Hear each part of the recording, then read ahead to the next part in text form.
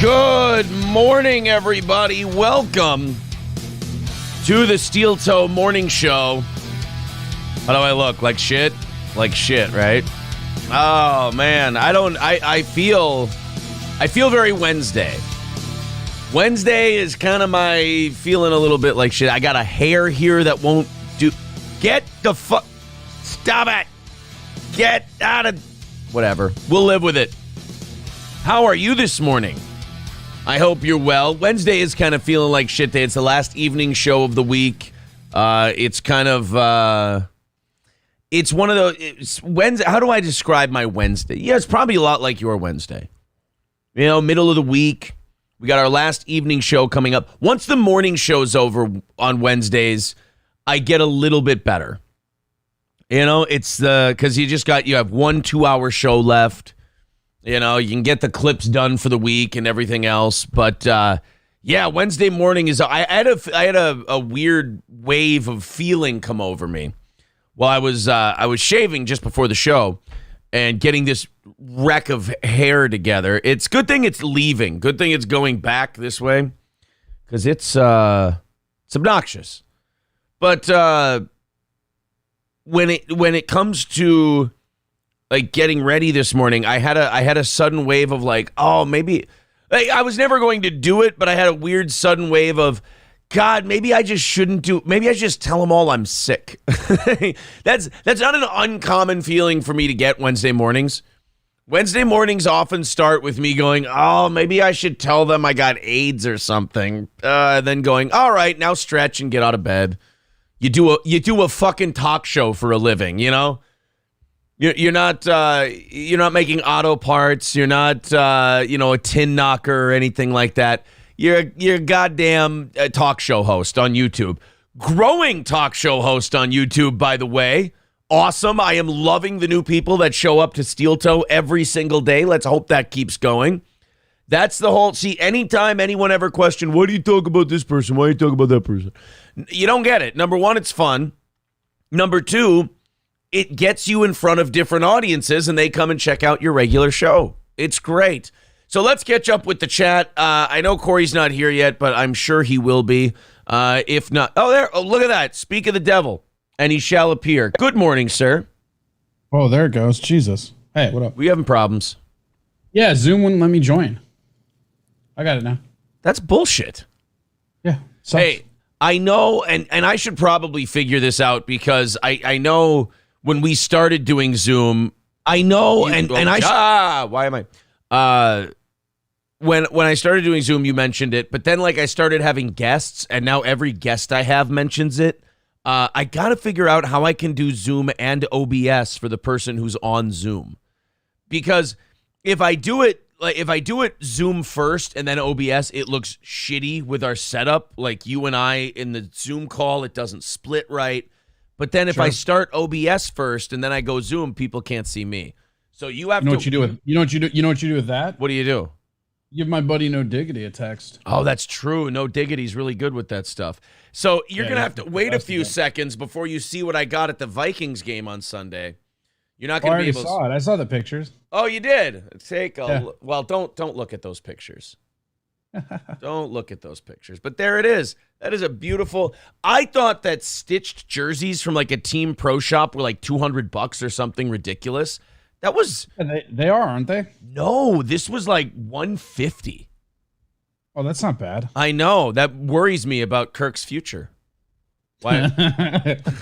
There's just old Ponder jerseys. Yeah, I don't like it. I don't like that they're knocking them down so far.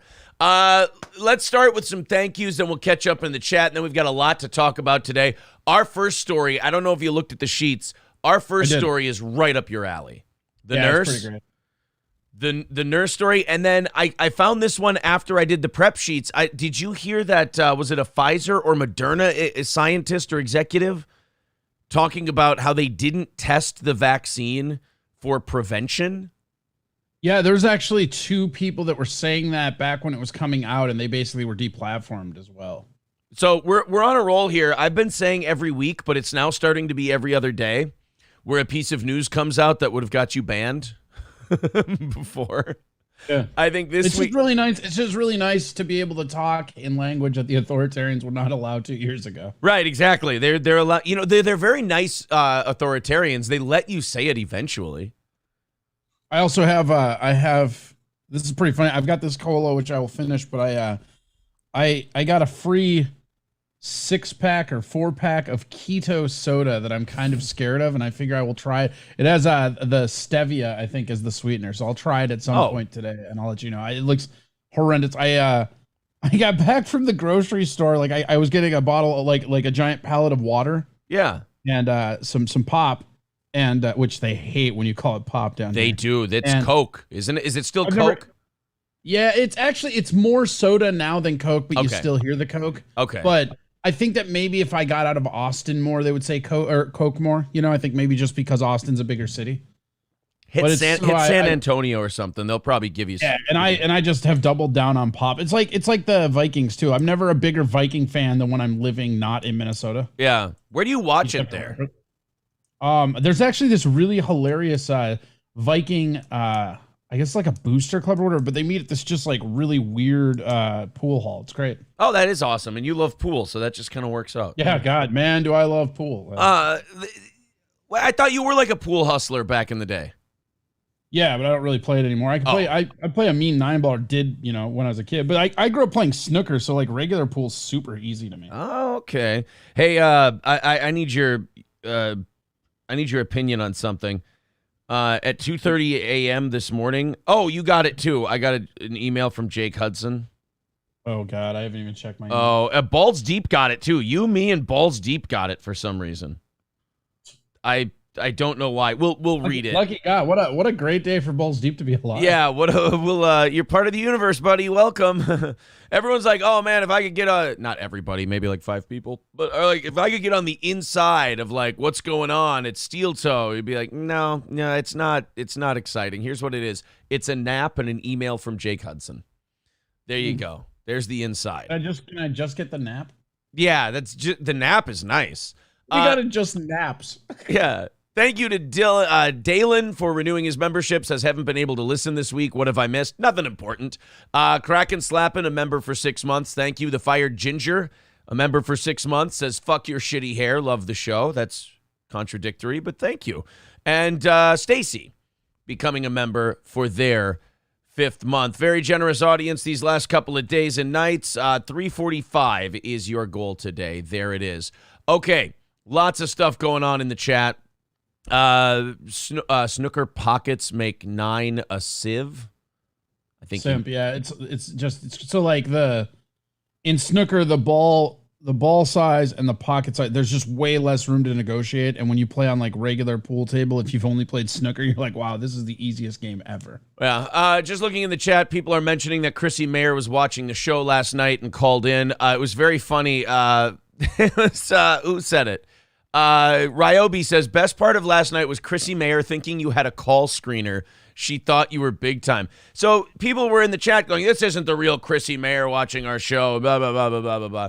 And then she goes, oh, no, it is. I go, you know what? Call in. Here's the number. And first of all, Mikey Two Milks called in doing the worst girl voice I've ever heard. It was very funny. And then Chrissy Mayer calls in. We're like, hey, Chrissy, welcome to the show. We're like, oh, hi. Yeah, they told me to call in, so I decided to call in. And I go, we don't have a fucking call screener. Yeah, there's no screener here. Nobody, we don't have anybody checking on you before you come in. Thank you very much, Pumpkin Popsums, as well, for renewing for a 6th month. Thank you to everybody who renewed their membership. Very much appreciated. All right, so let's read this Jake Hudson email first. Then we can get to Vikings. Then we can get to the nurse. Then we can get to the executives. We got all kinds of stuff today. Wait, hold on. Let me just think about this before we read it. He hasn't contacted me in a while. I don't know if he set up you in a while. So I'm going to say this is going to be positive. It's going to be babyface, not heel. Yeah, I think the last time he tried to get in touch with me, he baby-faced it, and then I no-sold it, so then I was a fucking asshole piece of shit again. So he did like, it's like he turned heel, or he turned face, and then he turned heel, but none of it was ever televised. Like, he only did it at house shows. So there was no real difference there. And now I got another email, and I've only read like the first sentence of it. So this is what me, you, and Balls Deep got from Jake Hudson. If I had the money, I would buy Rockin' 101 and put Aaron M. Hole back on the show on the morning show and fire Johnny Rocket or Johnny Rock. I don't care who the fuck he is. Johnny Rock is a nobody trucker, is less millennium. Aaron and Corey are good people. Fuck Giggle Pickles. She's a fat little cunt. No one likes that fat cunt. Not even her daughter. Sorry for the language. I'm reading this because there's no punctuation. Sorry for the language when I'm calling someone a cunt. I'm calling GP. I feel guilty about it. I'm calling Giggle Pickles. I don't fucking care about that fat bitch. Crystal Allison and others in that fucking group are fucking cunts. Oh, damn, I'm ranting on a video. Fuck. All right, I'll talk to you later. I'm sorry for this damn rant. My bad. Hello?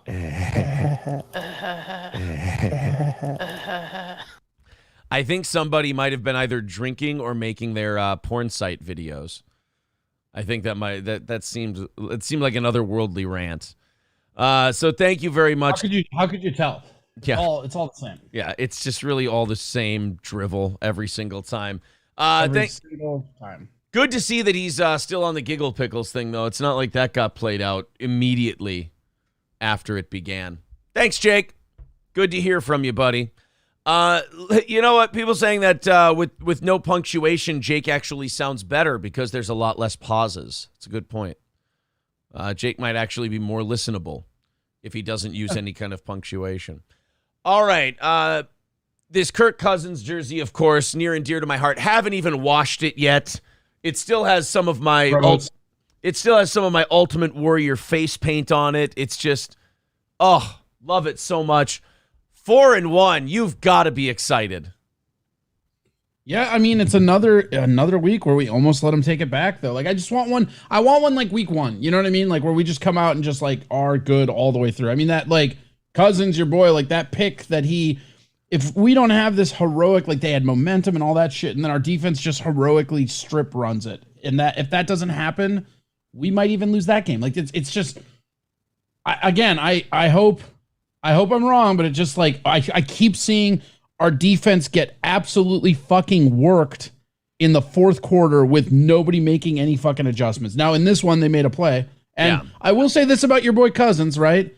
I love how he doesn't have any memory. Like, dude throws one of the just gross picks, And then the next possession, when he gets it back, leads him down. You know, it's a very short memory, which is good. That's what you need. Yeah. I read somewhere his record now is like 60-62 or something like that. Yeah, as a starter.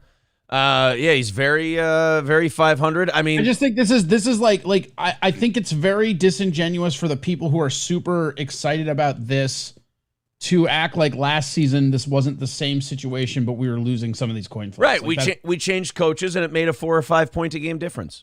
I don't think it's the coaches, man. When a game is as close as one possession, that's not coaching. Oh yeah, it's all coach. Well, it's either coaching or players making plays. It's either that or it's just Kirk Cousins being the clutch monster hero that he is. But he was the same guy last year, so it doesn't matter. He's just killing it, man. Unbelievable. That what? Yeah. How do you do? Not prime time. Oh, it's God damn it! How many times do I have to explain it to you people? Bedtime. As many as you're gonna come out here and act like he's fucking John Starbow, asshole. Who's John Starbow? Get fucked. He's Shane Falco, baby. Forget that Rose Bowl game. Whatever. I just can't wait for you to fucking flip-flop on him when he costs us games down the stretch. No, I cannot wait. If I haven't flip-flopped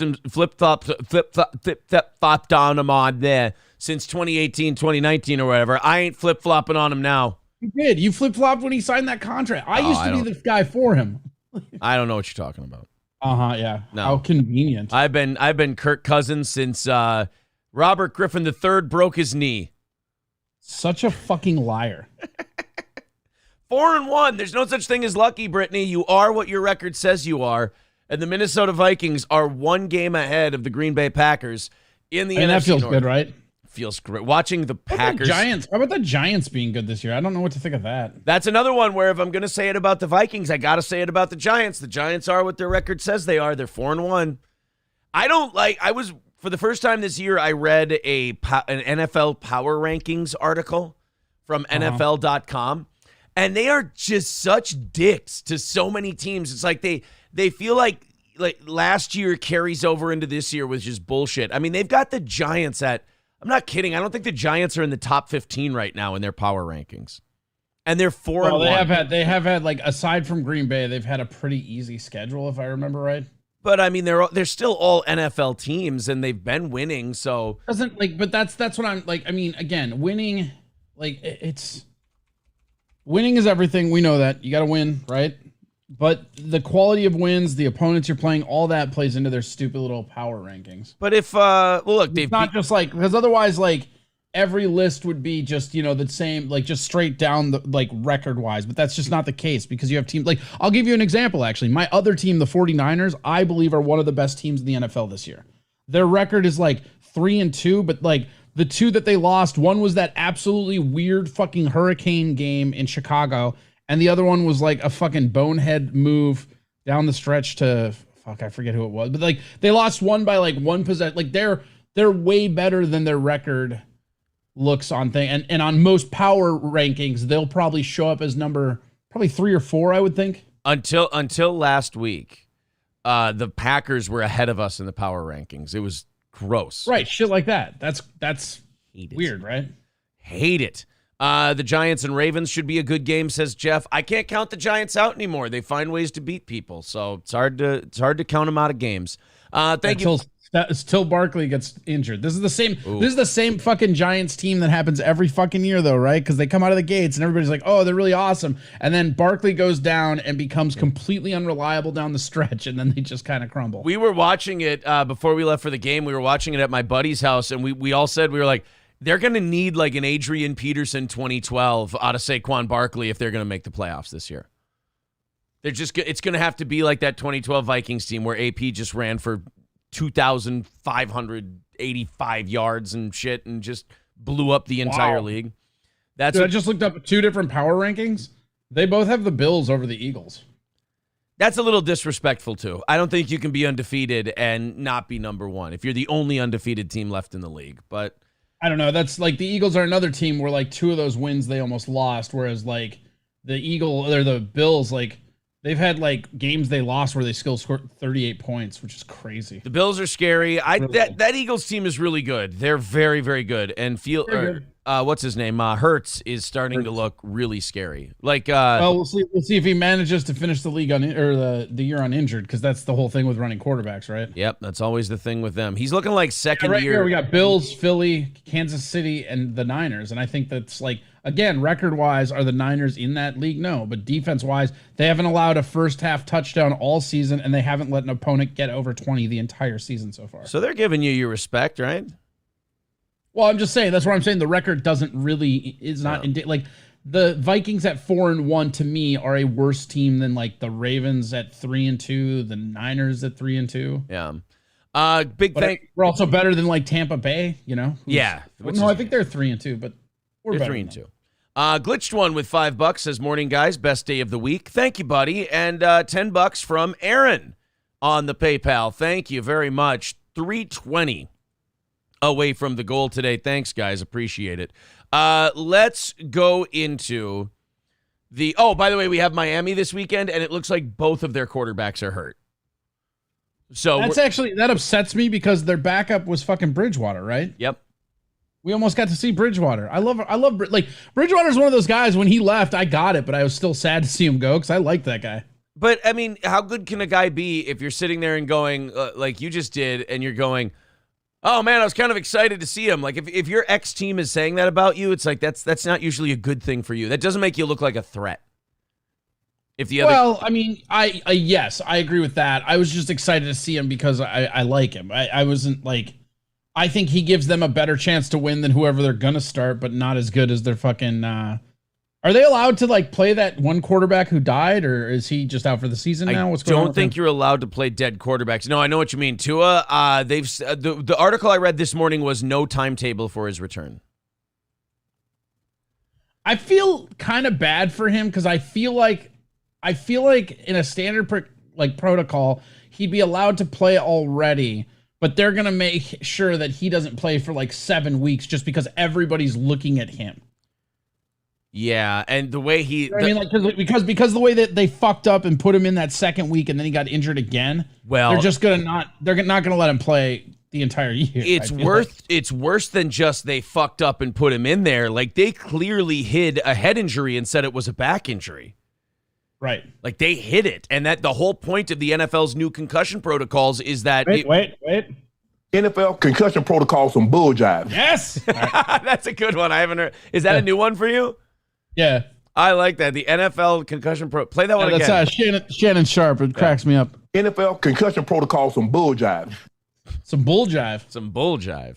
It's some bull jive. Thank you, Big Earn, for becoming a member for the 6th month. Appreciate that. So, we get to play. I heard the guy's name this morning when I was watching an NFL video. I can't remember it for the life of me. It is, if that's the guy they're going with. Oh, man. I was just looking for his, return date, and there's an article on Yahoo that says just say Tua. I want to say Tiavasa, because I want to shoot Tiavasa. He was not ready for quote-unquote football stuff. Ooh. So he won't be back this year.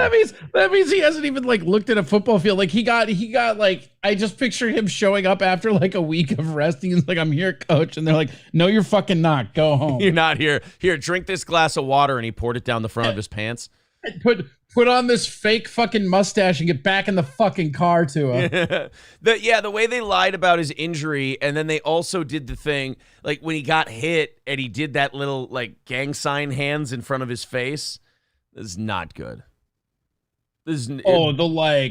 Fucking I eat my soup with a fork. Yes. Yeah, that where he just kind of went, I can tend the rabbits, George. A lot of people think that was nerve damage. I think he was just doing an impression of their mascot's hands. Right. I thought he had just watched What's Eating Gilbert Grape and just really liked Leonardo DiCaprio's performance. I thought he just had the palsy. Oh, maybe he was. Maybe he had gotten a particular shot the day before. Who knows? He is vaccinated, I bet. Yes. Imagine how much worse that concussion would have been, though, if he hadn't been.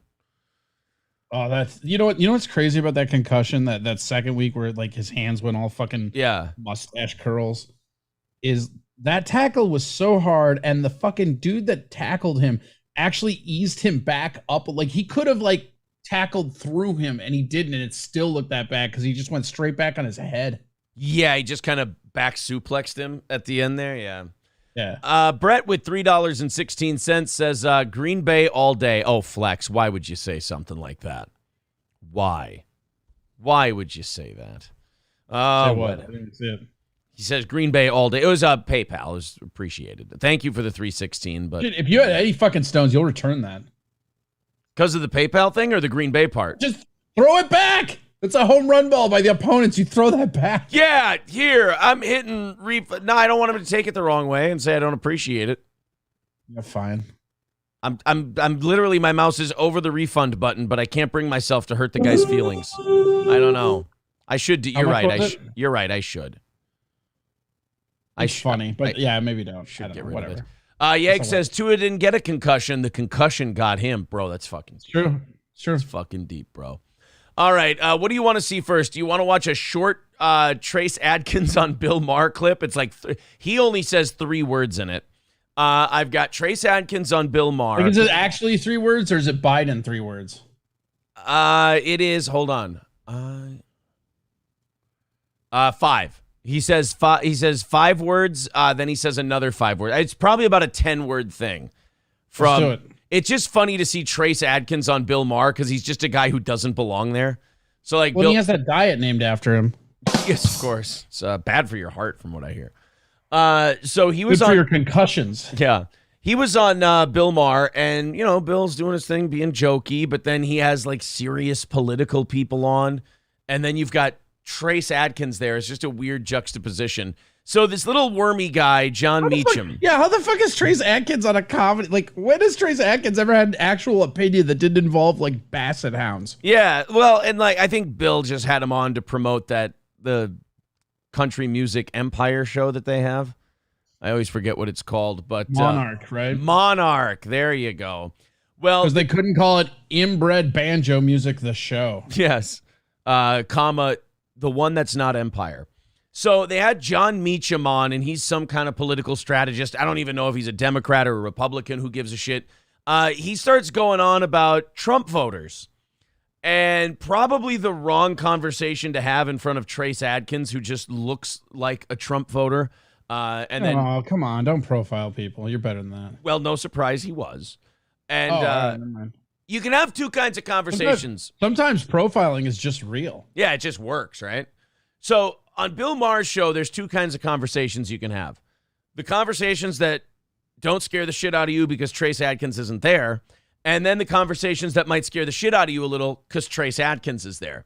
So this John Meacham decides to have a profound political take on Trump supporters, and Trace Adkins doesn't take very long to deliver his retort.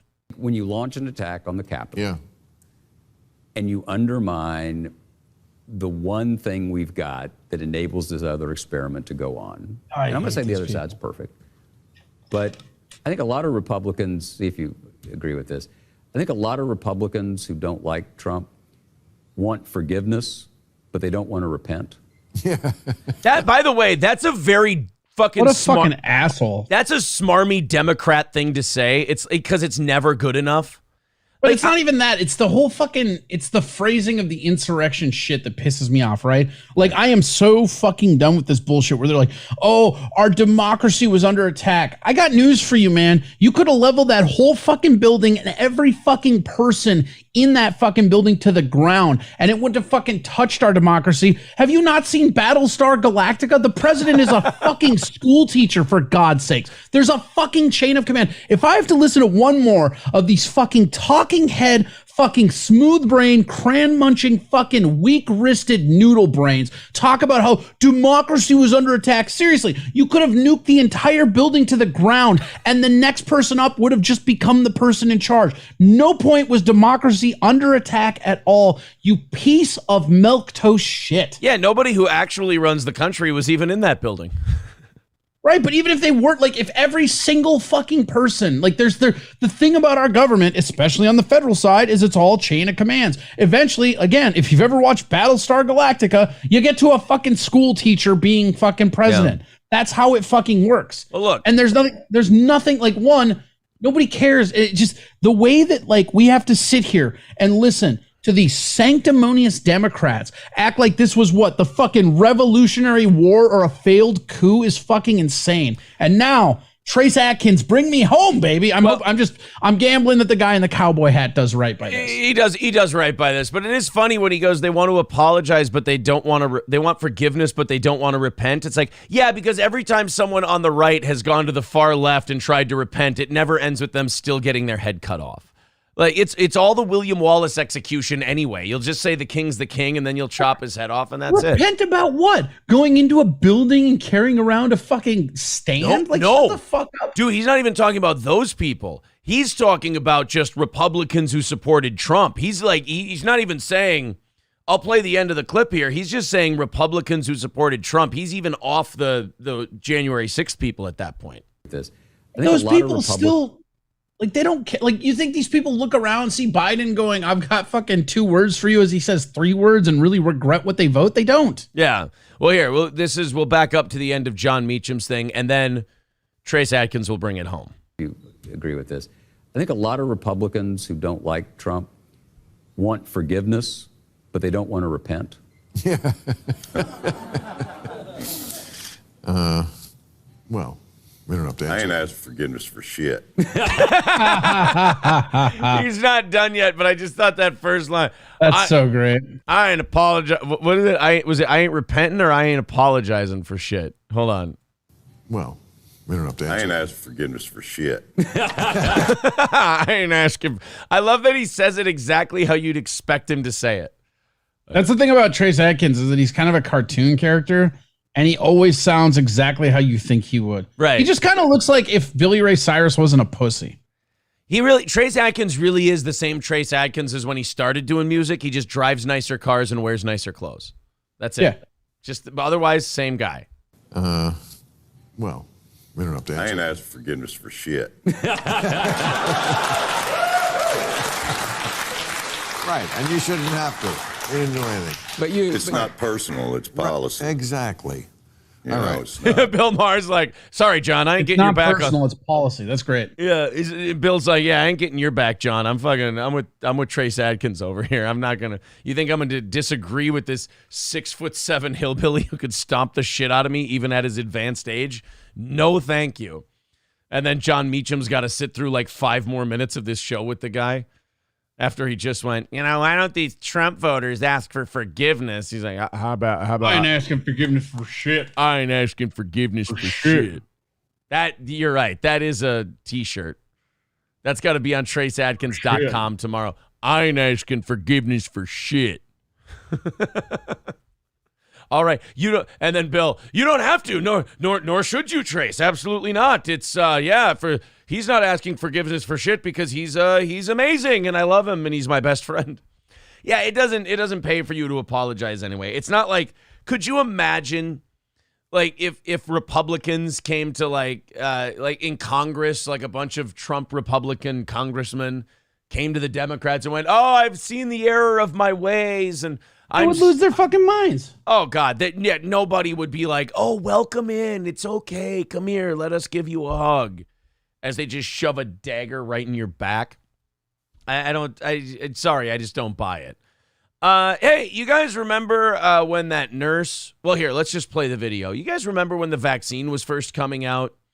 This was December 19th of 2020. So this was like peak vaccine. This was like when it was just being rolled out.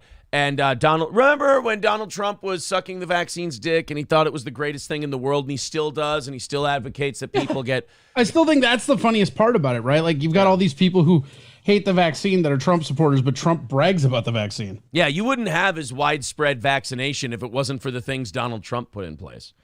And even when Biden tried to do it, like, they stopped what he was doing. They had to reinstitutionalize everything he was doing for that warp speed thing to get him out.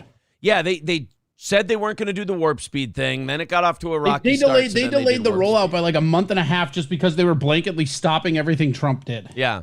So do you remember this nurse? Her name was Tiffany Dover. And I don't, but I did read the prep sheet. Yeah, so let's show you this to refresh your memory.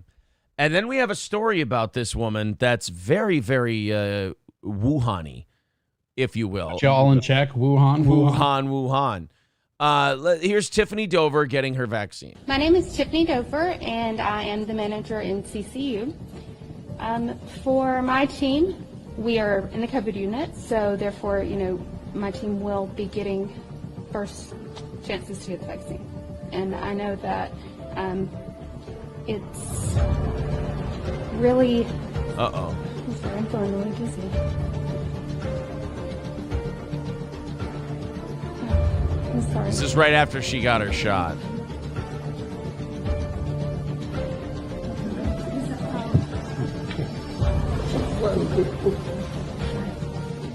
And then she went all two-handed. Well, she shouldn't have been there. She had a concussion last vaccine. Oh, and they disguised it as a back injury. That was the worst part. Trash. So that's Tiffany Dover. We all remember that. And I remember at the time thinking that was like, ha-ha, funny. And she got the vaccine and then she fainted. That's silly. But then now all the stuff that's been coming out since then, you're like, oh, shit, we should probably be worried about that chick. Like, I hope she's okay. Except the only problem is nobody's seen or heard from her in 650 days. What? Since the day that she fainted from that COVID, since the day she fainted after getting that COVID vaccine, for almost 2 years, Dover, a once prolific social media user on Instagram and elsewhere, has remained entirely off the grid. An unheard of phenomena for a millennial in 2022. The nurse manager has gone completely dark. Her whereabouts remain unknown, and her family has remained tight-lipped about the whole episode. Unsurprisingly, this has fueled more and more speculation about the status of Dover's health. NBC reporter Brad Zadrozny attempted this year to debunk the theories surrounding Dover's status, but they came up a little short. Unfortunately for Zadrozny and NBC, she and her crew were unable to debunk the conspiracy theorists. They never found Miss Dover, and they took pains to dismiss the leads that they did stumble upon that could lead to fulfilling answers. Zadrozny relied on statements from Dover's employer and her family to supposedly prove that Dover was alive and didn't suffer any injuries, but she never actually spoke with or saw Dover. Now, wait a minute. Was this NBC America or NBC China? I don't know. Both. Same thing. Okay, because I'm just thinking about, like, if a reporter goes, oh, yeah, I talked to all her friends and family and coworkers. They say she's doing fine, so I didn't really feel the need to talk to her or see her or anything like that. Relied on statements from Dover's employer and her family, but she never actually spoke with or saw Dover. Despite efforts to stake her out at her home and workplace, Zadrozny claimed to hear Tiffany Dover on the phone talking to a relative for a brief moment in time. But that was the most evidence that her team could conjure up. So the whole subject of your story is that you think you heard her in the background of a telephone call.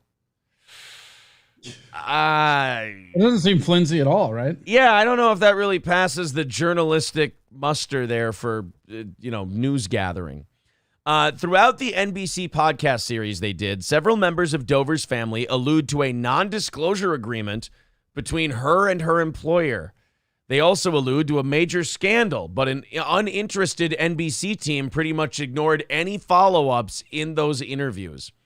In summation, in 2022, it's hard to blame, this is from NBC, it's hard to blame the masses for wondering if someone who has disappeared from the public spotlight for 2 long years could be anything other than deceased. But perhaps Dover has merely been pushed into silence by powerful forces that now control her destiny. Well, wait, that's not good either. Like, it would be less scary if she was dead. I love how they're going, well, just because she hasn't been heard from in 2 years doesn't mean she died after she got vaccinated. Maybe she's just been pushed into silence by powerful forces that control her destiny. It's not any better. Guys, I don't know how long you've been in this game, but that doesn't encourage people. It doesn't make them go, oh, so she's just being made to keep silent by a bunch of people who are secretly controlling her life. Oh, well, that's fine then. I mean, here I thought she just died. It's always weird, like, because again, if everything was on the level, why wouldn't she talk to them? Right. And yeah, people saying she's dead, her family got hush money. Yeah, why wouldn't you just talk to them then? I mean, just say, hey, I'm here, show up on camera for a little bit. Unless she's got fucking Tua hands and Bieber face. In which case you probably don't want her on camera. Well, I mean, you saw that Bieber is still having problems from when he had that Ramsey Hunt syndrome or whatever it is, and that he has completely rescheduled his entire tour. I did not see that. That's crazy. He says he's still having health problems, and he's going to have to push back everything he's got on his plate right now. And then he had Kanye yelling at him, so Justin Bieber's been having a rough go of it. I guess Haley, his wife, criticized Kanye's recent rants he's been on. And so Kanye made an Instagram post saying, hey, Justin, come out here and get your girl. Like basically saying, hey, why don't you keep your chick under control? And Justin Bieber had to make a statement to the regard of, I don't think I can be friends with Kanye anymore after that. And it's like, didn't want to say anything much more than that. Just, I don't think I can. Kanye would have beat his ass. Exactly. So it's a very funny time. But as far as that Tiffany Dover chick, I don't know. What do you think ended up happening to her? Like, is she alive? Is she dead? Are they telling her not to talk? What's the deal? I don't think she's dead. I feel like if she was dead, that would be easy to confirm just with obituaries, right? Yeah, like the family would. There's no way. It's very, very hard to keep a death away from public record. Right. So, if she's not dead, she's either fucked up from the vaccine, maybe she's crazy and hates it now, or maybe she's just too embarrassed to be the person that fainted. Maybe. Or mediocre personality. Maybe she's a man now. Oh, she could be a man. She's actually a kicker for the Miami Dolphins. Yeah. Apparently the laces were in. Oh, no. I didn't know she was Ray Finkel. Some people saying she's fucked in the head. Her gun was poking me. Oh, your gun is digging into my hip. Yeah, your gun is digging into my hip. Yeah, maybe she's just in need of the booster. Oh, do you think this Christmas time she'll be in line for the booster? Booster. Yeah, boosted. Booster. All right, 3:15 away from today's goal. And then there was the Moderna or Pfizer. I think it was Moderna, wasn't it? Was it a scientist or executive? I don't have the actual story. I think it was Moderna. Moderna executive test. Oh, not seeing. Hey, when you search Moderna executive test, look at that. You don't get any news coming out on Google. That's interesting. That means it was Pfizer. Not tested for prevention. I'll Google that. Here we go. Yep, it was Pfizer. So that means it was Pfizer because that story was all over the news. A senior Pfizer executive, Janine Small, has revealed that the Pfizer COVID-19 mRNA vaccine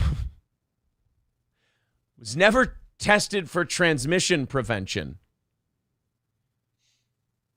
meaning it was never tested to see what. You can't even make that up. I mean, but wait a minute. I seem to remember, and maybe I'm having a Berenstain Bears moment, I seem to remember hearing that the Pfizer, what is that? What do they call it when they say you're not going to get it if you get this vaccine? The efficacy rate. I remember hearing that the efficacy rate for the Pfizer shot was like 92%. Yeah, they lied to us about everything. Do you remember when they were trying to tell us that like vaccine people like couldn't shed the disease at all, and then they were like, yeah, other people have if you get the booster, because like the thing that I remember specifically was that you wouldn't transmit it if you got the vaccine, right? Right. And then that immediately became, well, that's not really true, but you won't spread it if you get the booster. And that's when I was like, you guys are all full of shit. Yeah, you're just kind of you're just adding shots that hoping. Last fucking one of you, full of shit. During an EU parliamentary hearing on Monday, while being questioned by Dutch Member of Parliament Rob Roos, Janine Small, Pfizer's president of international development markets, revealed the shocking detail before the European Parliament's COVID-19 advisory board. Again, it's another day and another story where it's being admitted out loud, things that have gotten people's Twitters and Facebooks and Instagrams and YouTubes taken away. It's just another thing where if you would have said this just a month ago, you would have been flagged for disinformation and you maybe would have lost your account. And now the people that made the goddamn thing are telling us this. During a parliamentary hearing on Monday, while being questioned by Rob Roos, she revealed the shocking detail. Small appeared in Parliament on behalf of Dr. Albert Bourla, the CEO of Pfizer, who was called before the panel. I know. Then the CEO looked at her and he goes, "Hey, Janine, I need you to go in and say this for me because if I say it, they might beat the shit out of me with their shoes. Could you go in there as a woman with a nice smile on your face and just say this really awful thing?" Like, I guess that's what I'm paid for, right? Yeah, I guess that's what we're doing. Yeah. As per a media report, Roos asked, was the Pfizer COVID vaccine tested on stopping the transmission of the virus before it entered the market? If not, please say it clearly. If yes, are you willing to share the data with this committee? And I want a straight answer, yes or no, and I'm looking forward to it. You know, it makes me believe that this guy was tipped off by somebody, this EU Parliament guy, this Roos. Because why would you ask a question that specific and then be so confident that the answer is going to be no? I think like that could also be just like telling them what he wants to hear. Maybe. It just seems you like... know, you do that shit where you're like, hey, now, like with your kids, right? Like, did you do anything wrong? Like maybe with your friends, with the lunch boxes or, you know, whatever it is. Oh, he was fishing? Lead the kids into it. Yeah. Yeah, he was fishing a little bit. Small responded that Pfizer did not know the vaccine would prevent transmission before releasing it to the public. Dude, the minute they got that thing signed by the government where they couldn't be sued, they went, yep, here's a bottle of juice you can shoot into people. Yeah. What's this? It's air for your blood. Get it. Hey, does your vaccine prevent transmission? No. Then how is it a vaccine? Well, we put it on the bottle, and you guys said we couldn't be sued, so... It says vaccine right here. What are you talking about? That's a glass of orange juice. I know, we ran out of the vaccine, but we figured the orange juice would be pretty much just as effective. So, shoot it up. Regarding the question around, it's never good when they put your ums in quotes. Regarding the question around, did we know about stopping the immunization before it entered the market? No, she admitted. No. And in her, now this article says, and in her defense, stated that the company had to move at the speed of science. Wait, hold the fuck on. Science is really, really slow. Science is hypothesize. Not when it can't get sued. That's true. When science can't get sued, then apparently it's warp speed. Pardon the pun. But it's hypothesize, test, rehypothesize, test again, gather data, rehypothesize. It's a very slow process. But apparently the people who made the vaccine were moving at the speed of science, which apparently very fast, like Corey said, when you can't get sued anymore. Small went on to say that Dr. Bourla was well aware of the global need, and as a result, Pfizer spent $2 billion to research, develop, and manufacture at risk to ensure that the company was in a position to help with the pandemic. Roos, who is an opponent of COVID-19 passports, described the answer as scandalous via Twitter. Millions of people around the world felt compelled to get vaccinated due to the myth that you do it for others, he said in the video. Now, this turned out to be a cheap lie. This should be exposed. For others. Wow. Remember, I mean, that was the guilt thing where you're like, no, man, I'm young and it doesn't really, affect me that much. And I've had it before. Not even that. It was the people. It was the fucking people that had it. That was the one that fucking crushed me when they were trying to tell people like, oh yeah, natural immunity is different. It's like, that's not how science works, man. Yeah. Well, not only that, the speed of science, somebody pointing out in the chat here that it takes 5 to 10 years for a lot of these drugs to hit the market, and that's if nothing goes wrong. It takes 5 to 10 years. So I don't know what this speed of science shit you're talking about is. Yeg says we had to move at the speed of money. Yeah, pretty much. They moved at the speed of money. Mass ducats. Oh, my God. They just... I feel good for them, though. Keeps getting funnier and funnier. And, what a good racket for them, though. Yeah, good for the drug companies. Now they can... Isn't it nice that they can come out and admit it now? Well, and finally, the drug companies get a break, you know? Yeah, it's just nice to see those guys at the drug companies be able to clear their conscience because they're not used to dealing in all this dirt, you know? So it's just nice to see them be able to bare their soul and get rid of all the bad feeling that they must have. Brittany says they had to move at the speed of fucking the election up. Pretty much. H says, I'm going off to war, sweetie. We need to have sex because we may die. I don't know what that means in regards to this story. Pyramid says 3. Yeah, Pyramid 7 says 3 masks are better. See, now that's one I don't think we even need to dispel. That one's it's right on its face. Thank you very much to Gavin for the $15. Appreciate that. And Brian J. renewing his membership for a 5th month. Thank you guys very much for your generosity. $2.95 away from today's goal. Of course, we hit that goal. We do overtime. You guys are making great pace today. Thank you. Stevie J theorizing that when Corey turns his camera off, he's doing a bump. I mean, that's just, if he is, that's just common. I wish. That's just common courtesy for our channel. I mean, I wish. It's a really nice thing the guy's doing for us. I don't think you need to point it out. Why do I podcast? What? Why do I podcast says maybe now my sister won't hate me for not getting the vaccine. Yes, she will, because she doesn't really hate you for not getting the vaccine. She just used that as the reason. So I think she's still going to hate you. She just hates you. Yeah, she just doesn't like you. There's a lot of long-standing resentment from how the both of you were disciplined as children. She felt that the parents were a lot easier on you. It's very Chuck and Jimmy McGill, you know, your guys' relationship. Sorry about that. I didn't mean to burst your bubble, but yeah, she didn't give a fuck. Sorry, I feel bad telling you. You know, we talked about this guy before, and we both kind of felt bad for him, and we both just kind of used him as an example of how soulless and blood-sucking and evil these political parties are.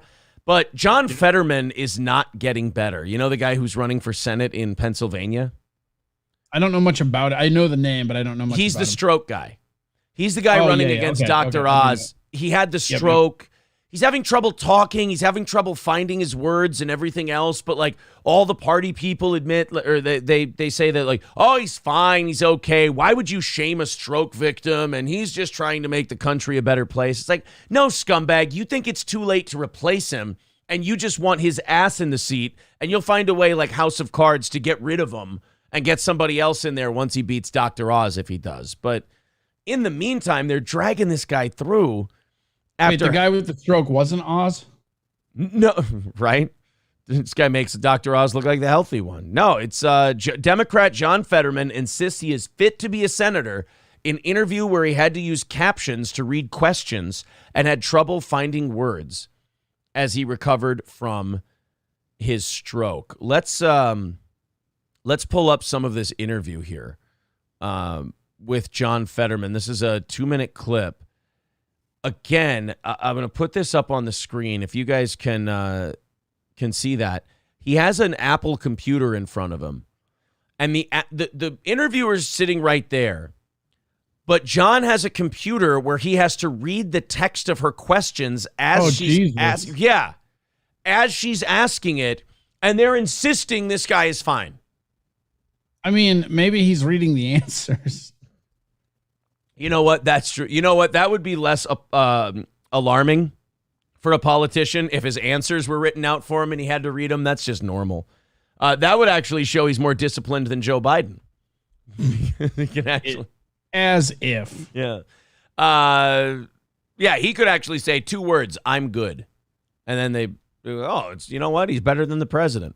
So let's watch this clip from the NBC interview. First of all, just the captions on the computer do not make me feel like he's ready to go. And second of all, I haven't heard this yet, but I've heard from others that the speech is not good. You've been on this road of recovery. I'm sure it hasn't been easy. This is a serious health condition. This is a serious health issue that you experienced. What? You keep saying experience like it's past tense. The dude can't even look at you because he has to read what you're saying on a computer. This is, like, again, I'm not shitting on this guy. I feel bad for this guy. He shouldn't be there. It just, like, at some point, I don't understand how these parties work like that. Wouldn't you wouldn't you want to not run this guy? Like, you know what I mean? Like you're just giving it to Oz at some point. That's Well, the maybe thing. with our country's history of electing mentally ill presidents, that's what they're thinking. I just don't get it. Right. Maybe they think he's due. It's like, hey, now is the time of the stroke victim. I think, you got Justin Bieber showing up looking like Jim Ross. Maybe people are into that now. I don't know. You experienced. What has that recovery process been like? How has it changed your day-to-day experience? Oh, I don't know. I have to read what you're saying to me on a computer because I can't feel my toes. Yeah. Wait, before I answer your question, do you smell almonds? Oh, no. John, lie down. Lie down, John. Just lie down for a little bit. You guys. Why do my hands look like I play for the Dolphins? Oh, no, you shouldn't. Oh, those are rival gang signs, John. Put those away. Hey, John, what do you think? What do you think of this campaign? I don't know, but I think I left the toaster on. Do you guys smell that toast burning? I don't. It really doesn't smell very good. I am an apricot. What? Experience. It's everything. It changes everything. Yeah. Everything about it has changed. Basically, having a conversation with your wife to having a conversation with your children, just things, especially early after the stroke, the ability to really understand exactly what I'm being. I haven't been able to uncross my legs in years. It's going as he's talking. I'm telling you, they're telling him what to say. That is kind of weird, isn't it? Because she's not. Oh, you know what? That computer might just be captioning everything everyone in the room is saying. So he's got it for her, but it also shows up for him too. Exactly what I'm being heard but it gets much better where I take in a lot. But to be precise, I use captioning, so that's really the major challenge. And every now and then I'll miss a word. Every now and then. Or sometimes I'll. That's okay. Our president, vice president do that all the time. You're fine. Maybe you're right, Corey. Maybe they think that now is the time for a guy like this. You can just sneak him in. Nobody will notice. We mush two words together. But as soon as I have captioning, I'm able to understand exactly what's being asked. But even after the stroke, immediately after that, I was able to read everything and I haven't lost any memories or anything like that. It's just really the lingering issue that I have. Yeah, I mean, I know before this you've admitted you hadn't really thought about your health very much. You hadn't taken great care of yourself. What's it like now for you? Is there some frustration in having to face this, every day? It's not frustration. It's just a challenge, actually. And I always thought I was pretty empathetic. Emphatic. I think I was very, empathetic. Jesus Christ. God damn. Yeah, that's bad. Yeah. Like you watch him, he just short circuits. It's not just he's picking the wrong word. His brain it's buffering. Basically, this guy's still buffering. And I don't know. He talks like it's an Oz day. Ironically, he's running against Dr. Oz. That was the joke I made earlier that you ran past. Oh, I thought you were meant Dr. Oz. I know you did by your response. I thought I did. Oz, Dr. Oz. It's confusing. He's running against Dr. Oz. Oz was here yesterday. Makes it a double entendre. Oz had a stroke. Well, don't. That's your fault. You told me a quick joke. Yeah, you should know better. I'm a little Fetterman-y this time of morning.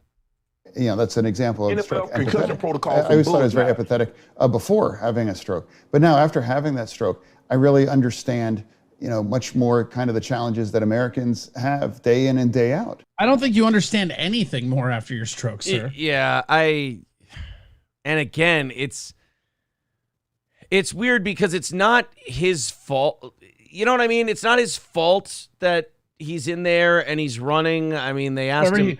It's his fault. He could have had some bone broth. That's right. Goddamn, if you'd have some alpha brain and some bone broth, then goddamn it, we'd never be in this position. They'd have a better, stronger candidate in there. One that doesn't have a strokey face. Actually, Alex Jones says that John Fetterman's stroke was actually never real. It was all John Fetterman's a crisis actor, according to Alex. I've thought that for a while now. Absolutely.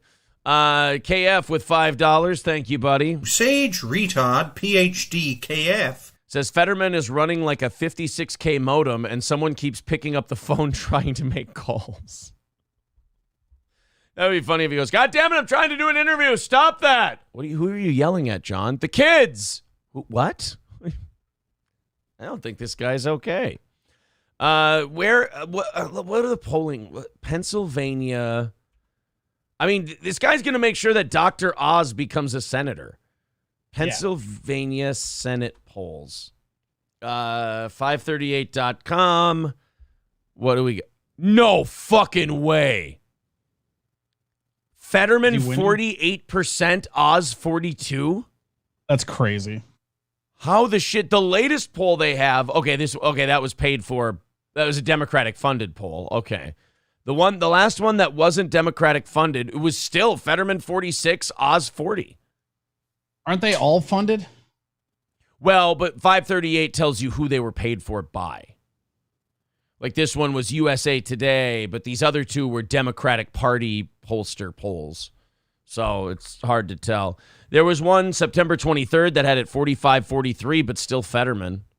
Those polls are always fucked, though. That is weird. They're going to put that is how you know that this country has become way, way too politicized. Like everybody's either left or right. Like in a country where people may vote Republican or they may vote Democrat, but they still listen to the guys.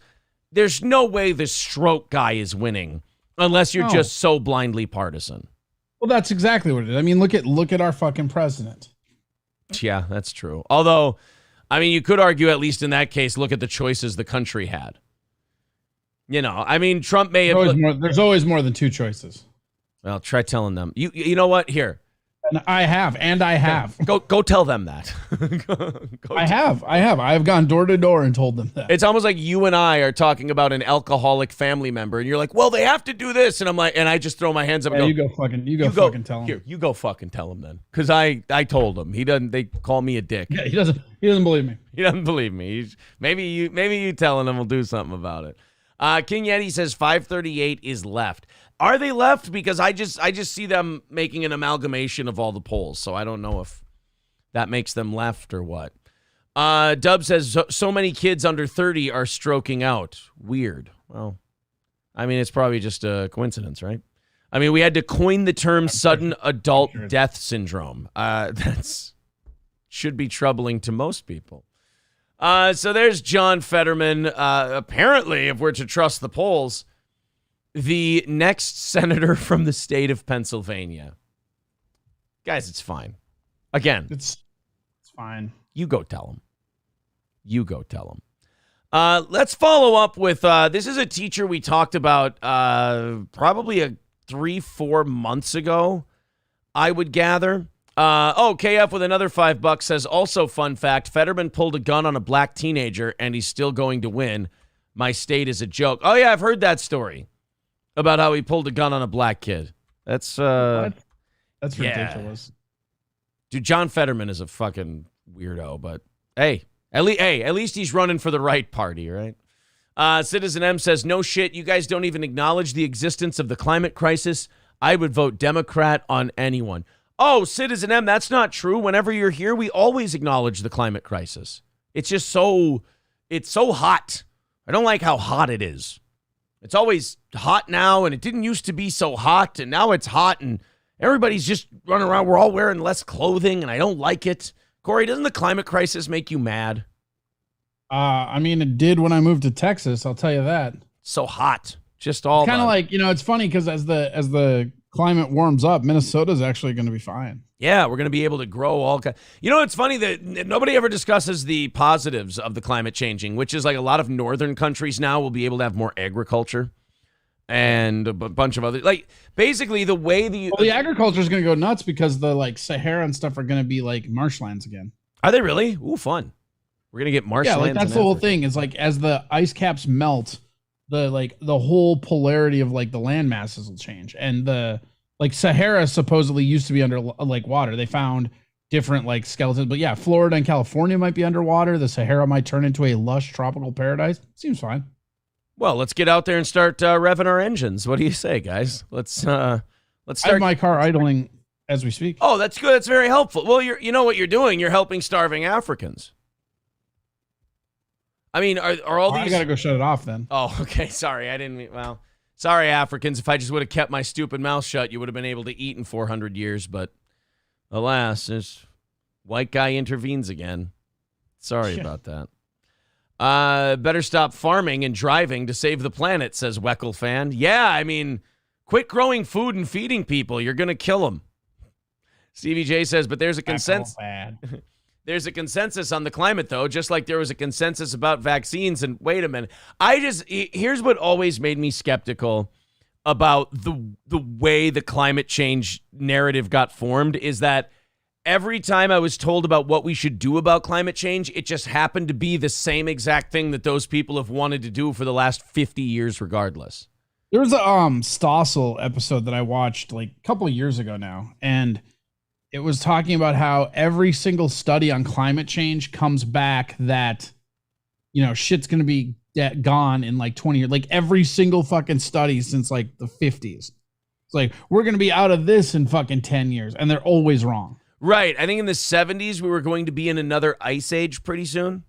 Yeah, he broke them all down. I forget what they all are, but they were all like global crisis looming in 10 years bullshit, and none of them came to pass. None of them? So it was like, wait, so it was like the pastor who predicts the end of the world? Or like, what is it? Moldova was be underwater. That's the big one. They keep like, there's been 3 different eras of study now that said like the fucking, or the Balkans, whatever, the islands that like, they're going to be underwater and they still just aren't. Oh man, that's too bad. I had a Vegas bet on that. Shit. Well, I've got until 2032. All Care Towing, 320-253-5203 for All Care Towing of St. Cloud. Of course, if you live in central Minnesota where this show is based out of, and you go and you go in the ditch, you get in an accident, the car won't go, use our friends at All Care Towing, 320-253-5203 for All Care Towing of St. Cloud. And Stoney's Bar in downtown Rockville tomorrow night. It is the last biker night of the season. That's Stoney's Bar in downtown Rockville, Minnesota. Great place to go watch the Vikings game, grab a Bloody Mary, grab a pizza, have a few drinks, and watch the Vikings go to 5-1 this weekend, probably in really heart-wrenching fashion, too. So it'll be exciting. I don't know. If they're on their 3rd quarterback, I feel like we got this. Remember Cooper Rush last year? I mean, Cooper Rush should be the starter of the Cowboys. It's not the same thing. I mean, it's kind of hard to argue when you're 4-1, right? That the guy shouldn't be your starter. He's won. Yeah, and he's won. What? He's lost one. No, he hasn't even lost a game yet, right? No, because I think the first one they lost was the one that Prescott started. Yeah. Yeah. So there you go. And he didn't lose. He played 2 games last year and didn't lose either. One of them was to us. Triple N says, did you cover the St. Cloud cop getting thrown incident? No, I did not. St. Cloud cop, if I go to news. Oh, my God, you're right. Watch St. Cloud police release body cam of 15-year-old attacking school resource officer. Oh, I think that's St. Cloud, Florida. Oh, I thought that was St. Cloud here. I mean, I'll still check it out. But I don't, that's not St. Cloud us. That's St. Cloud somewhere else. Don't worry, it's a common mistake. St. Cloud, Florida. Yeah, St. Cloud, Florida. It's a different thing, but that's all right. So anyway, Stoney's Bar, downtown Rockville. Check them out. Let's do this teachers OnlyFans story, then we'll do the St. Cloud resource officer story. So we talked about this woman a few months ago. Her name's Amy Cups. She's a former teacher. She's got a name made for an OnlyFans account. Amy Cups is a former teacher in Charlotte, North Carolina. She used to teach history. They found out about her moonlighting as an OnlyFans model, and I guess they call her like that. You kind of have to, right? Yeah. Once OnlyFans came around, she was kind of being pulled into a magnetic force field of OnlyFans content. They describe her OnlyFans content as erotic, and now, so how do I set this whole thing up? Was a teacher, became a porno OnlyFans chick. School finds out about it. She was making a ton of money anyway, so she just stepped aside from the school. She got knocked up with her former student's baby. The former student knocked her up, and now she wants to auction off her womb. Basically, she wants to be a surrogate for people who can't have kids, but she wants them to basically bid on her uterus, essentially, and she In her words, the reason she's auctioning off her body for surrogacy is to, quote, mass produce pretty babies. What a humble gal, huh? Jesus. She basically wants to turn herself into a eugenics machine. She's just, yeah, take a bunch of money, I'll make you a pretty kid. What do you say? And she'll probably also say, oh, tell your husband we can do it the old-fashioned way. I don't mind. We'll put it on OnlyFans. It'll be... God. I mean, you got to give her this. She's not shy. The 33-year-old Cups is off to a good start. She already has 2 children, presumably with ex-husband Theodore. Never good when they have to say presumably. Presumably for kids, yeah. Yeah, and she is expecting a new baby soon, this time with a former student of hers. Though she reportedly met the... Presumably. Yeah. Yet she reportedly met the unnamed former student while he was still a minor. He is now 22 years old. Oh, good. Now it's not so weird. Over the summer, the 2 reconnected at a bar and had a one-night stand. Dude, do you know how fucking pumped that kid was, though? He's 21. He's hanging out at a bar. Sees his former teacher, and he fucks her. God damn. The 2 reconnected at a bar and had a one-night stand, and Cups became pregnant as a result. When she told the man the news, Cups informed him that she could raise the child on her own, and he allegedly agreed to that arrangement. Oh, that kid is... I bet he fucking did. Oh, what a fucking Chad, huh? She didn't want to share... Well, it was kind of mutual because he didn't want to have a kid at 21, and she didn't want to share her OnlyFans money. So it's kind of a win-win for everybody. But now, Cups, an apparent advocate of positive eugenics, believes that she can continue this line of work to help improve the aesthetics of the gene pool. She said, I think the world would be a better place if people were better looking and had my genes. Jesus. I will definitely pass down my amazing high eyes, hair, strong facial features, high metabolism, and intelligence. Jesus Christ. Jesus, if Stefan Malinu had tits, this chick is so into herself. What's her name? Amy Cups, Kupps. Of course, that's the porn spelling. Cups claimed that she regularly receives requests from men, married and single alike, to carry their child. And so, armed with confidence, she has determined to put her body up for auction and offer it to the highest bidder. Cups has put some thought into this business model. She believes that she could conceive and carry up to 25 children. I want to carry lots of babies, but no more than 25 in total. That would be my limit, she said, but it would get the ball rolling.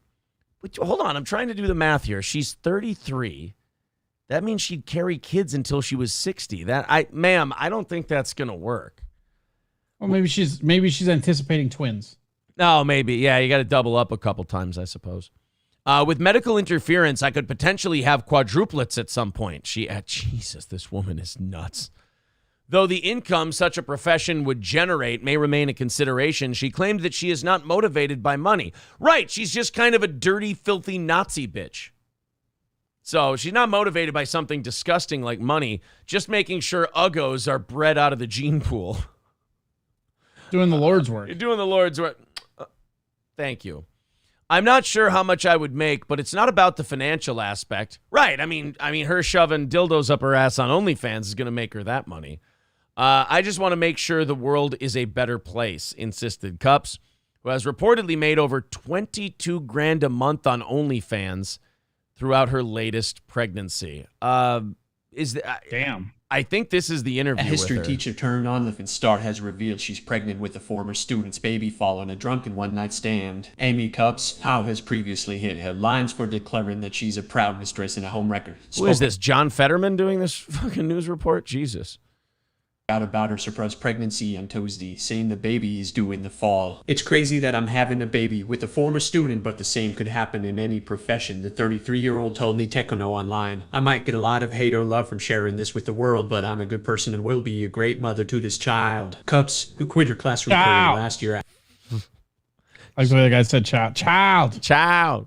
After her raunchy OnlyFans account was uncovered by officials at her North Carolina middle school. First met the named former student back in 2016 when he was 16 years old. The man is now 22 years old and in college. The erotic ex-educator says she was out with friends at a nightclub late last year when she noticed a younger man giving her the eye, but had no idea it was one of her old students. The pair went home together, and it wasn't until the next morning when the man referred to her as Miss Cups that she realized. Oh, he fucked her, and then they woke up in the morning. He said, "Bye, Miss Cups."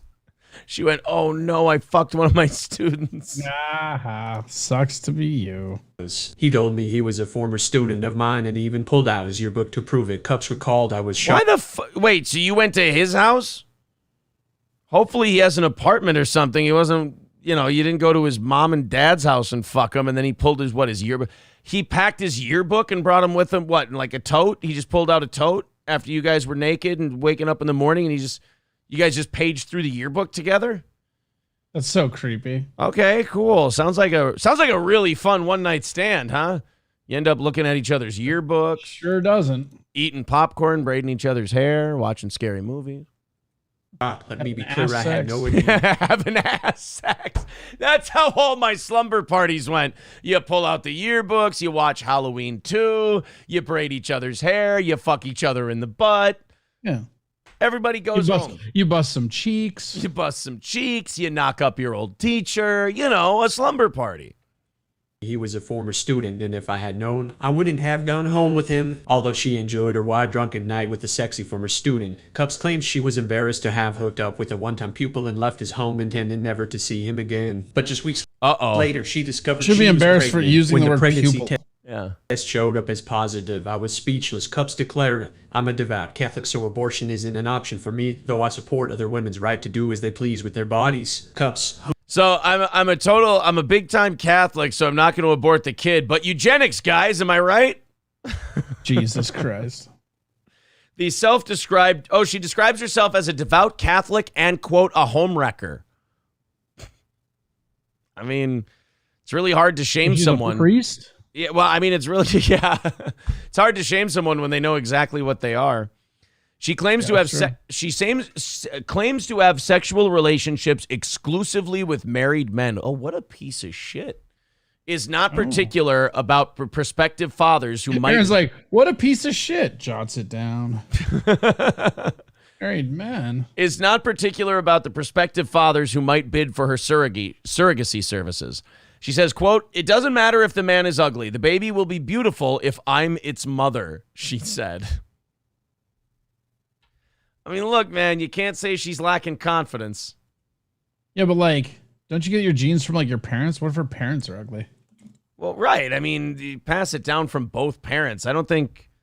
I'm just saying, I think she's kind of an amateur eugenicist. Seems like. Yeah, people are saying that's not how this works. Well, look. She says it is. Curly Adams says, so she'll be filing for child support in about 10 years when that OnlyFans well starts drying up. Yeah, I mean, she doesn't need, like Corey says, she doesn't need a man. She needs thousands of them on OnlyFans. Ron says, I hope she passes down. I don't need a man.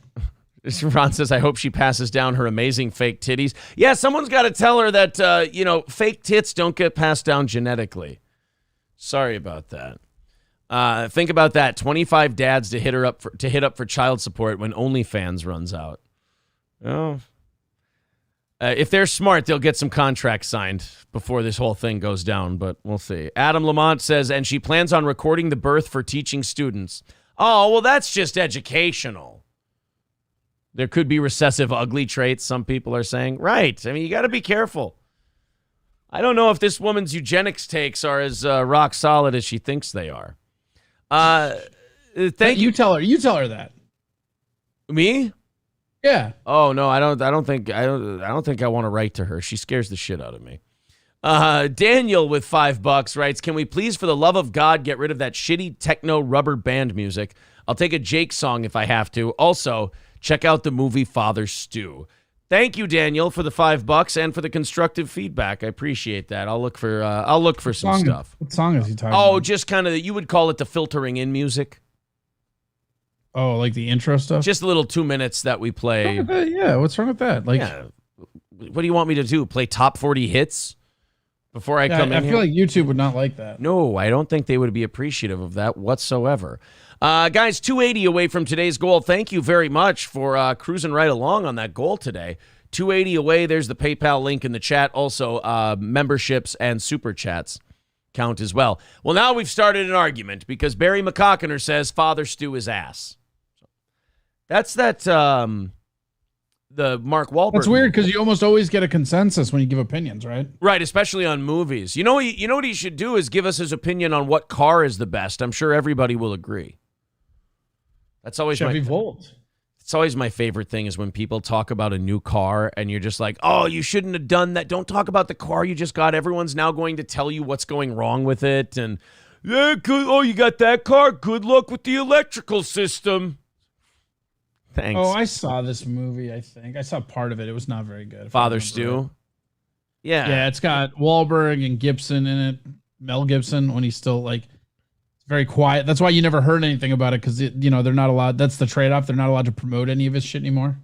Oh, you can't promote Mel Gibson's I mean the Jews that run Hollywood. That's from his mouth, not mine. Oh, okay. You were just quoting. Right. Yes. You were just talking about Kanye. Citizen M says... Mel Gibson. Aaron, the white Kanye. The white Kanye. The OG Kanye would be... And I love how you said they can't promote it, and then you just pause for a second. They being the Jews that run Hollywood. In case none of us knew. That was just nice for you to inform us. Citizen M says, Aaron changed the Steel Toe intro song to that background track from Tony Michaels' drive-through vids. Oh, fucking Tony Michaels. I cannot. Do you want to see a Tony Michaels video? I don't even know who that is. So, as we've dove in. Is that the guy you were watching yesterday? Oh God, yeah. Okay, because I watched I was driving to comedy last night and I watched it's so funny. I'll tell you that this is really hilarious to me. Is because I'm out doing these fucking shitty open mics, right? Yeah. And so a lot of the times I'll put on because you guys are just going live on the evening show when I'm driving from one to the other. You know? And with the way that the evening show is kind of morphed into reaction videos. It's really funny because I'll pop into the middle of it, not know what you're talking about at all. And I'm just like, who the fuck is this asshole? The guy that was because yesterday I was laughing so hard at one of his fucking, the Dahmer thing when he was like, yeah, I'm really this and that. And I did see Dahmer. Fucking shut up. Oh, was that Tony Michaels? I don't know. No, that was Ms. Kiff. That was Ms. Kiff. That was a news story on a bunch of Twitch people who are accused of covering up sexual assault. And one of them came back recently, and we were talking about that story.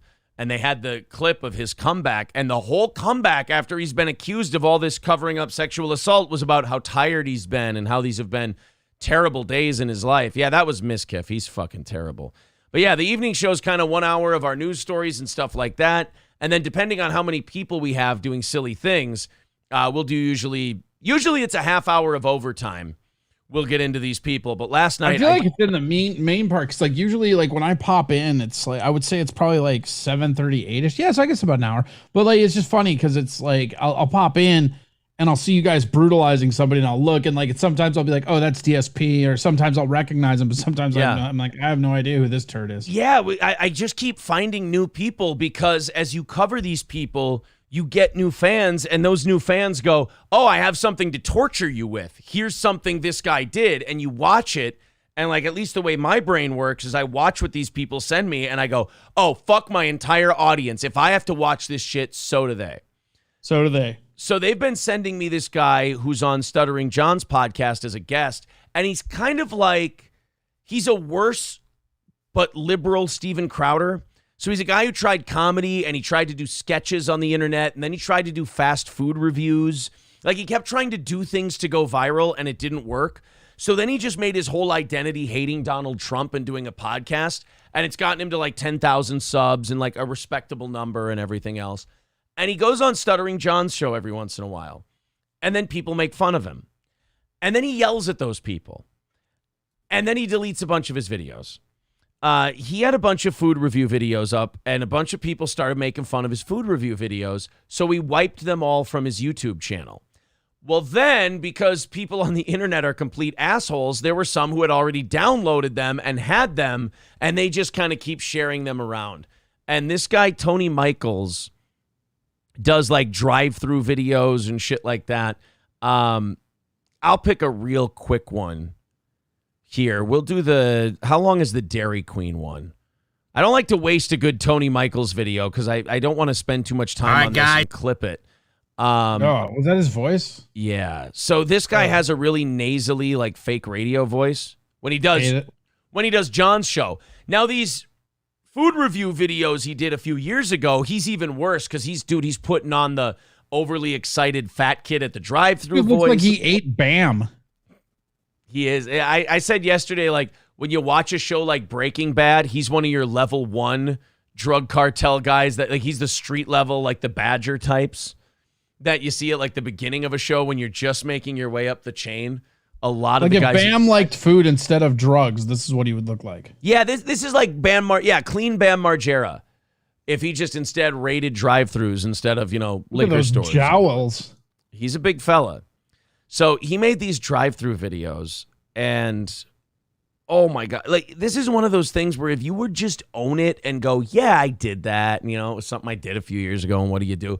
But this guy gets mad and calls everybody fucking idiots, and you guys are pieces of shit. And then he was on Stuttering John's show, and he said, and you know what then? If you guys want to watch them and they're still out there, go ahead and watch them. And I went, okay, I'll watch them.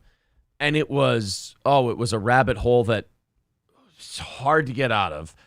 Here, I'll show you. Let's introduce Corey to Tony Michaels. Did not plan on doing this. All right, guys.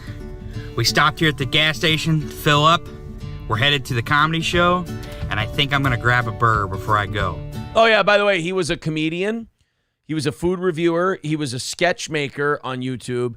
And then all of that bombed, so he basically did what Crowder did when he failed at comedy. He became a political commentator. So now he's like a super lefty but Crowder type guy where he tries to be funny, but also DeSantis is a fascist and Trump's a Nazi. Sure. And he's obsessed with January 6th and all that stuff now. And there's a McDonald's close, so let's get going. All right, guys. I thought I was going to McDonald's, but someone who's with me does not want to go to McDonald's. They want to go to DQ, which I hope they're holding you at gunpoint. Gross. Okay. Easily the worst fast food is Dairy Queen. Dairy Queen is pretty bad. Dairy Queen ice cream is fine, but like the chicken tenders are eatable and they come with gravy, which is cool. But man, those burgers are fucking shit. Yeah, they're the frozen delivery burgers. You can taste the like gristle as you like chew on them. Yeah. Let's get to the menu and let's get some ordering. Thanks.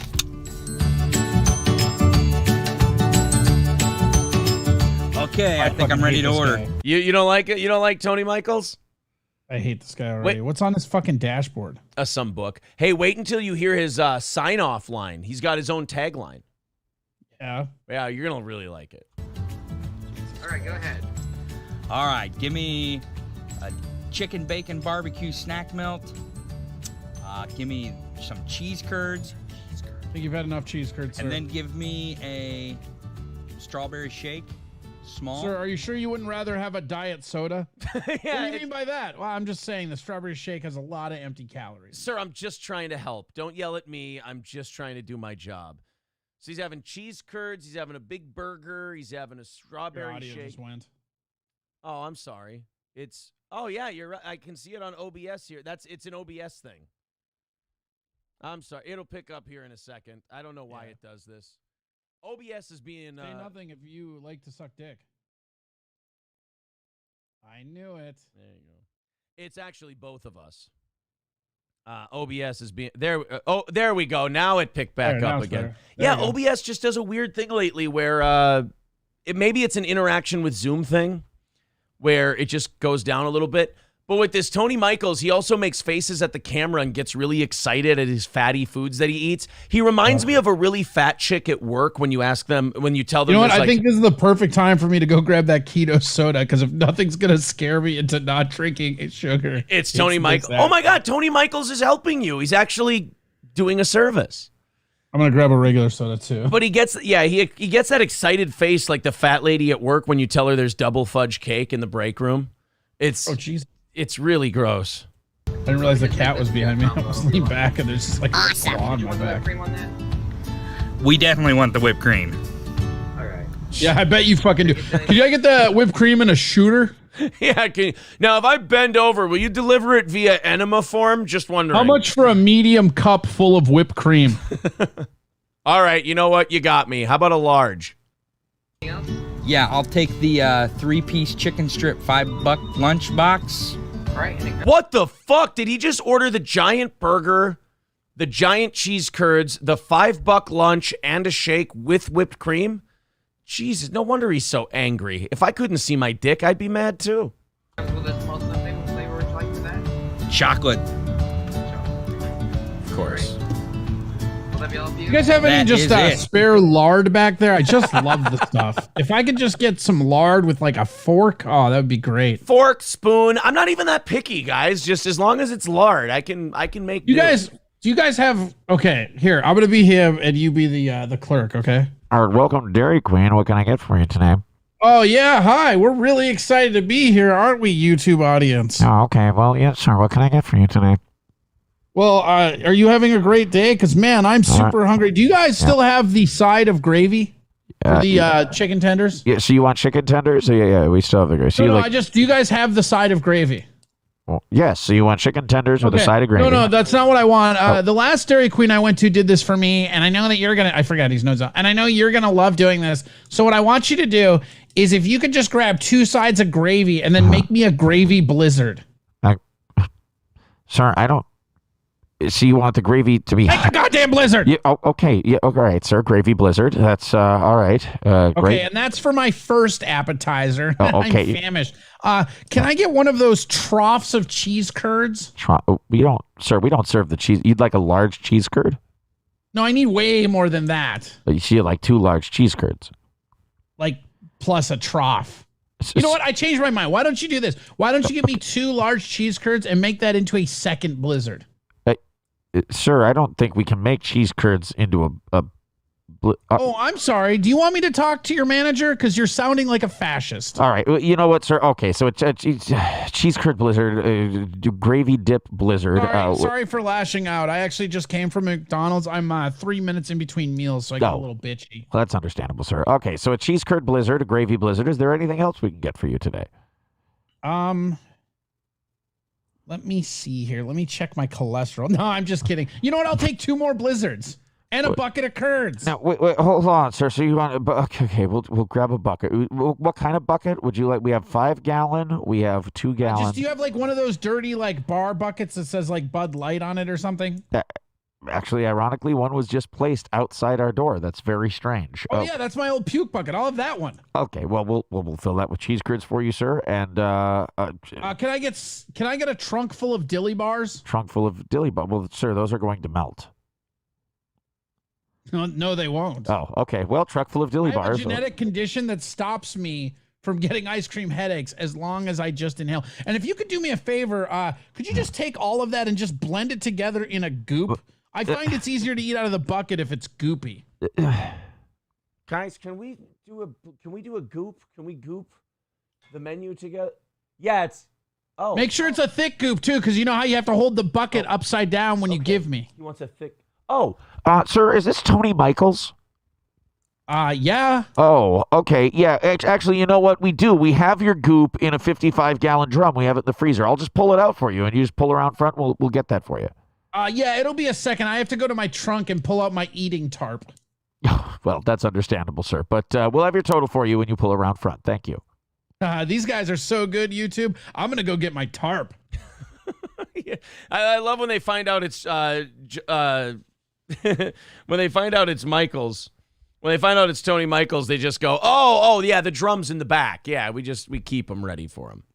All right, so it'll be $13 even at the window. Thank you. Thank you. Oh, we're going to get a sundae. Chocolate sundae. Woohoo! I wish I would have watched this part first. I would have been like, ooh, we're going to get the bucket of curds. This guy is a walking scream for desperation for viral videos. Oh my God. And the best part about this is, Corey, he won't admit that he's ashamed of being fat, but yet he will not eat on camera. So he'll eat his food and then he'll talk to you about his food afterwards. He thinks all this setup and his playfulness at the drive-thru is the thing that makes the video. Of course he does. This is a guy who, like, if he has a video that blames himself. You know what? I'm about to lower my own just self-esteem. Yeah. I'm gonna look up his YouTube. The Tony Michaels show. It's all politics now. He deleted all of these from his YouTube. It's like that Tony Michaels never existed. Now it's just the politics guy. What a cuck. Yeah. She didn't want to be on film, but she's taking a picture of me. Yeah, she's taking a picture of you to go, hey, look at this asshole that came and bothered me at work today and made a video. She's an art student and she wants to try out her new wide lens. We're gonna get some cheese curds. It's so cheesy. You like the voice mod? No, I don't. As a matter of fact, you don't think that that's a good YouTube video? Is this Cowpote's kid? It might be Cowpote's boy. This is like I think this guy. Look at that face, dude. This guy looks like Cowpote impregnated Jake Hudson. Oh my God, he is like a Cowpote Jake cross. Yes, if they had his teeth. Oh, those are disgusting filed down choppers. What is he? Is he one of the immortals in the 300? Jesus, look at those. I feel guilty about it. Hello? I would rather watch a Cowpote food review because Cowpote actually eats and it's all dripping on his face and he's just wiping. And I find a Cowpote food review far more entertaining. I feel like this guy's going to slop all over himself too, or does he not eat? No, he will. Corey, he will not eat on camera. Of course not, because he doesn't eat. He fucking grazes. I love fried cheese. You know how awkward it would be for him if the camera caught him like fucking pulling up his fucking eating bucket on his eating tarp and just going fucking ham like the little sow piglet he is. Wait, you just missed the another voice mod. I wouldn't say I was missing it, Pops. It's so cheesy. I love fried cheese. I didn't get a cheeseburger.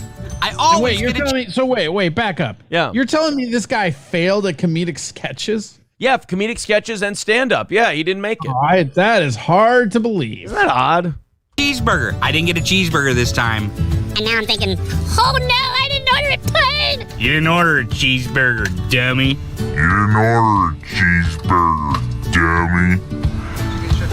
This All is right. remarkably Chicken strips, bad. not a cheeseburger. Chicken strips. I don't know. All right, thanks for feeding us. Worse. This guy. Yes. I got chicken strips instead of a cheeseburger. The man has the palate of a toddler. This is how you sound with your football takes. Is this really? Oh, every time I talk about Kirk Cousins, I sound like this. Yeah, you're like, I didn't get a Cousins burger. My Cousins burger. I love my Kirk Cousins jersey. Didn't even remember. All right, guys, I'm about halfway through the meal.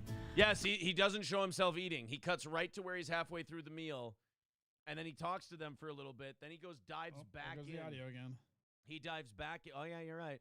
He dives back into Gray's after that, and then he goes after he dives back into Gray's. He gives us another update on his meal. I'm gonna start on the ice. I'll say this about Cowpote, as disgusting of a human being as that guy can.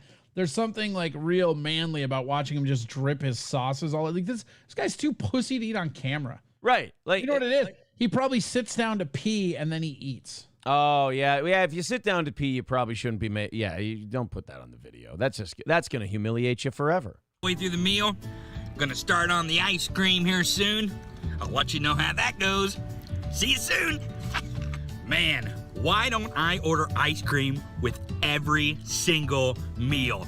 Awesome, yeah. He really is not only desperate for virility. Man, I didn't realize how dead on my impression was. It's really good. It's almost even. Your impression is almost more spot on when he goes high pitched.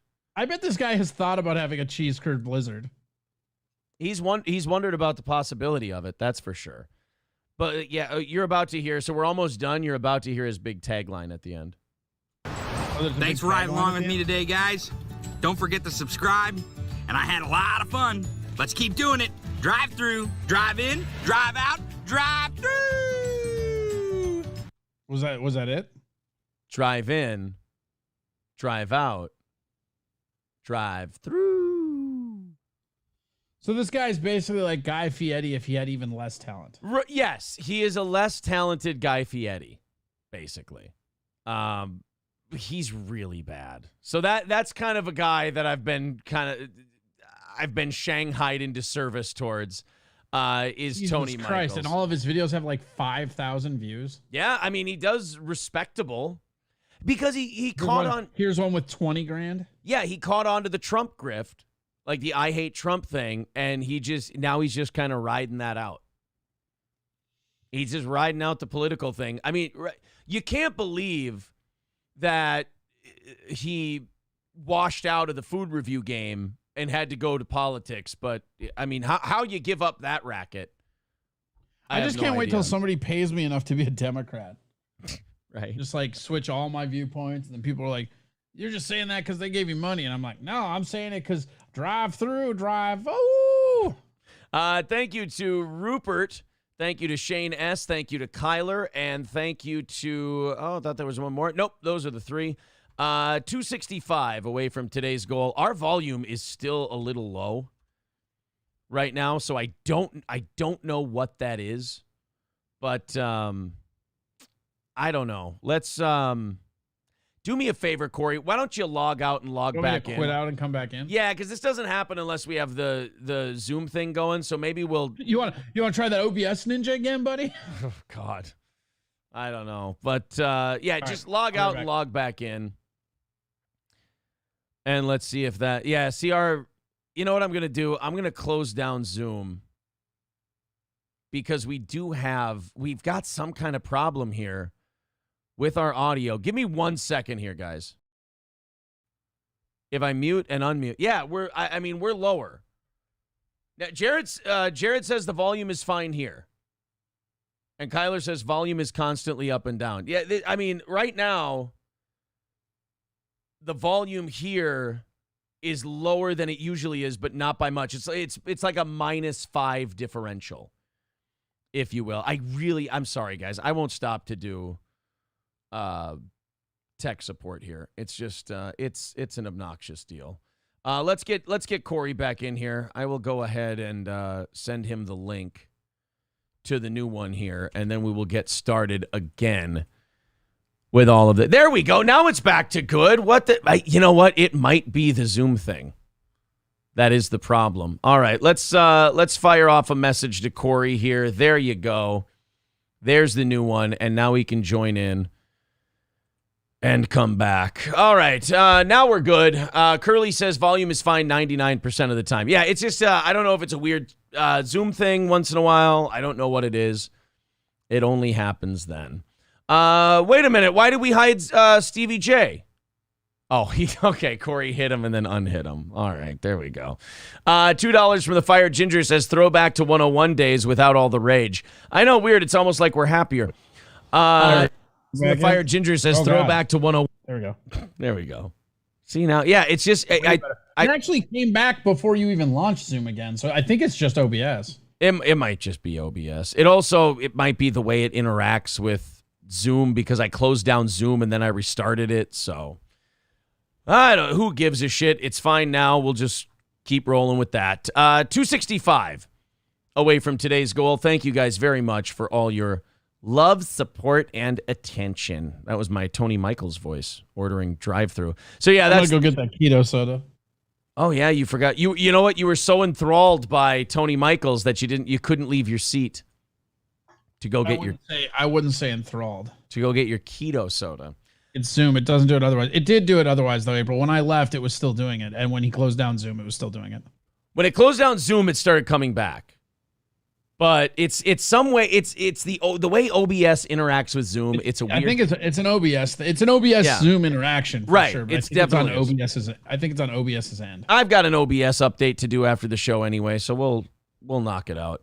All right, let's continue on here. Let's do fuck it. Let's do this St. Cloud story that somebody sent to us. This is a school resource officer being attacked by a 15-year-old high school student. These resource officers, I don't remember when they started. They started when I was in school. When I started, there were no resource officers. And then by the time I was like in late middle school, early high school, there were resource officers. Was it a Columbine thing? I don't know. There were resource officers my entire it was a junior high thing. Like I remember moving from like middle school to junior high, and the junior high had it. Because I switched school districts. So like I got that sweet moment of like fucking in 8th grade or whatever it was. You're like, yeah, I'm going to high school now. Fuck you guys. And then we moved. I'm like, or I'm still in fucking junior high. Yeah, for me, middle school was 6th, 7th, and 8th grade. Yeah, so I went to a middle school that was 6th, 7th, and 8th. And then I transferred to a junior high system, which was 7th, 8th, 9th. So I basically got to be the big dog 2 years in a row. Nice. Hey, way to go, big dog. Hey, just big dogging it, dude. Took out my eating tarp, did whatever the fuck I want, beat the fuck out of some elementary school kids. That's right.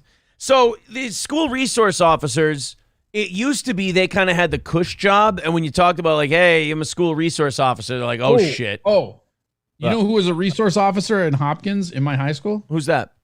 Ragnar. Really? The Viking Ragnar? The Ragnar? Yeah, he was a giant prick. I fucking hated him.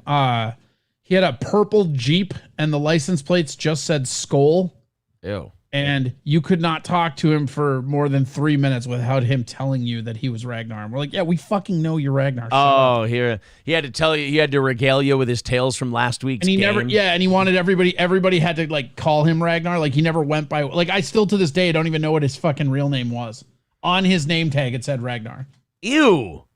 Yeah. So, dude, the guy was the biggest fucking prick ever. And I told him, I wonder how many Packer fans you're making just by being here. So Ragnar was a Ragnar mark. He was a dick, dude. He was like, he's such a like just small dick energy, dude. It's ridiculous. He lived the gimmick. Yes, absolutely. He's like what I imagine Tugboat would be in real life, right? Like just has this one claim to fame that nobody gives a fuck about. Because again, everybody likes the Vikings, that's fine, but like, who do you really give a shit about? Ragnar on the bike? No, we all know Victor. Nobody gives a shit about Ragnar. Oh really. Shit!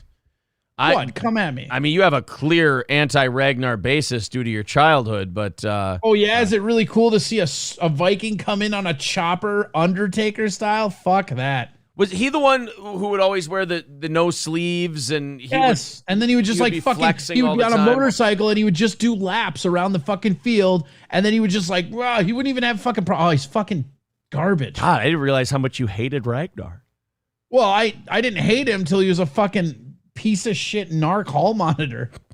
I'm not even gonna call him a resource officer. He was a narc ass hall monitor. So the resource officer gig, if we could unscar Corey here quickly. No, fuck him. The resource officer gig used to be the one on the police force where you were like, oh shit, this guy like beat up a guy they were running after and he's in trouble and he has to go be the resource officer. Now like he has to cool his heels at the school. Now being the resource officer is like you're the guy who's being thrown in the shit now. Like you're being put into a hot LZ because shit like this happens more often. Dramatic new video of a student slamming a police officer to the ground at an Osceola County. Nice change of pace, huh? Good to see the dynamic shift a little bit once in a while. Oh, look, it's a student slamming a cop to the ground instead of vice versa. How ironic. Yeah. High school. Tonight, that officer is receiving praise for what happened next. News 6's Lauren Cervantes has where he shot the student right in the head. Like, wow, you guys are praising him for that? Seems a little extreme. The story new at 11. St. Cloud police say one of their school resource officers was breaking up a fight when another student grabbed the officer, slamming him into the ground. All of it caught on video. Video given to us from the St. Cloud Police Department shows a student slamming a school resource officer to the ground. Oh, pretty nice. You know, you'll see it in a second here, but I feel like that student really turned his hips on that throw and he was able that was to... That was a good little hip toss there. That was not bad. He twisted his hips a little bit. Hips in tight and then rotate around. I feel like that was a messy, like yellow belt judo-esque attempt, but that's not bad. Like it's got some potential. Maybe a little yellow belt judo mixed with some Scott Steiner belly to belly action. You know, just kind of.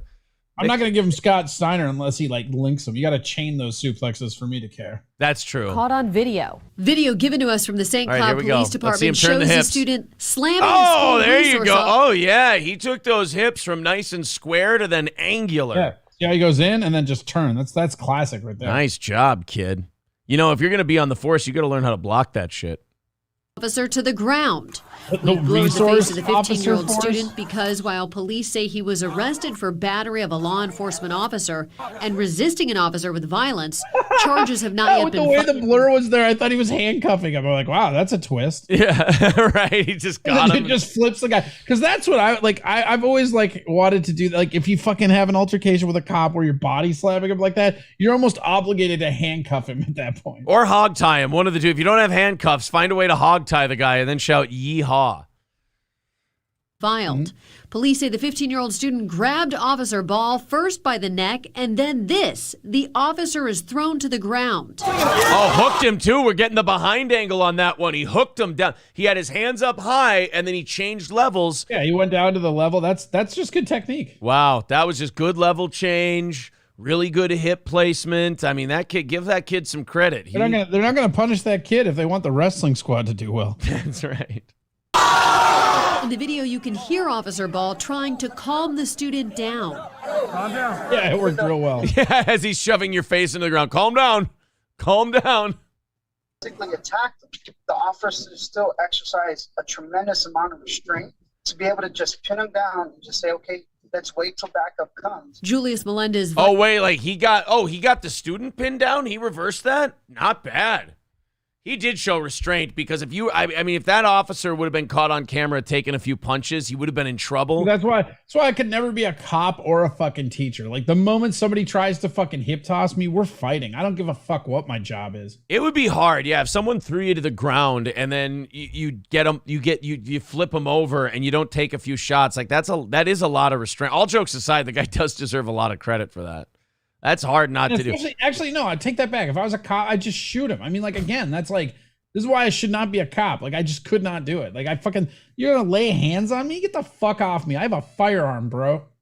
Is that why you're a libertarian? Is because you want nobody to have a lot of power because you know what you would do with it? No, I'm a libertarian because fuck you, I'll govern myself. Oh, it's more out of selfishness.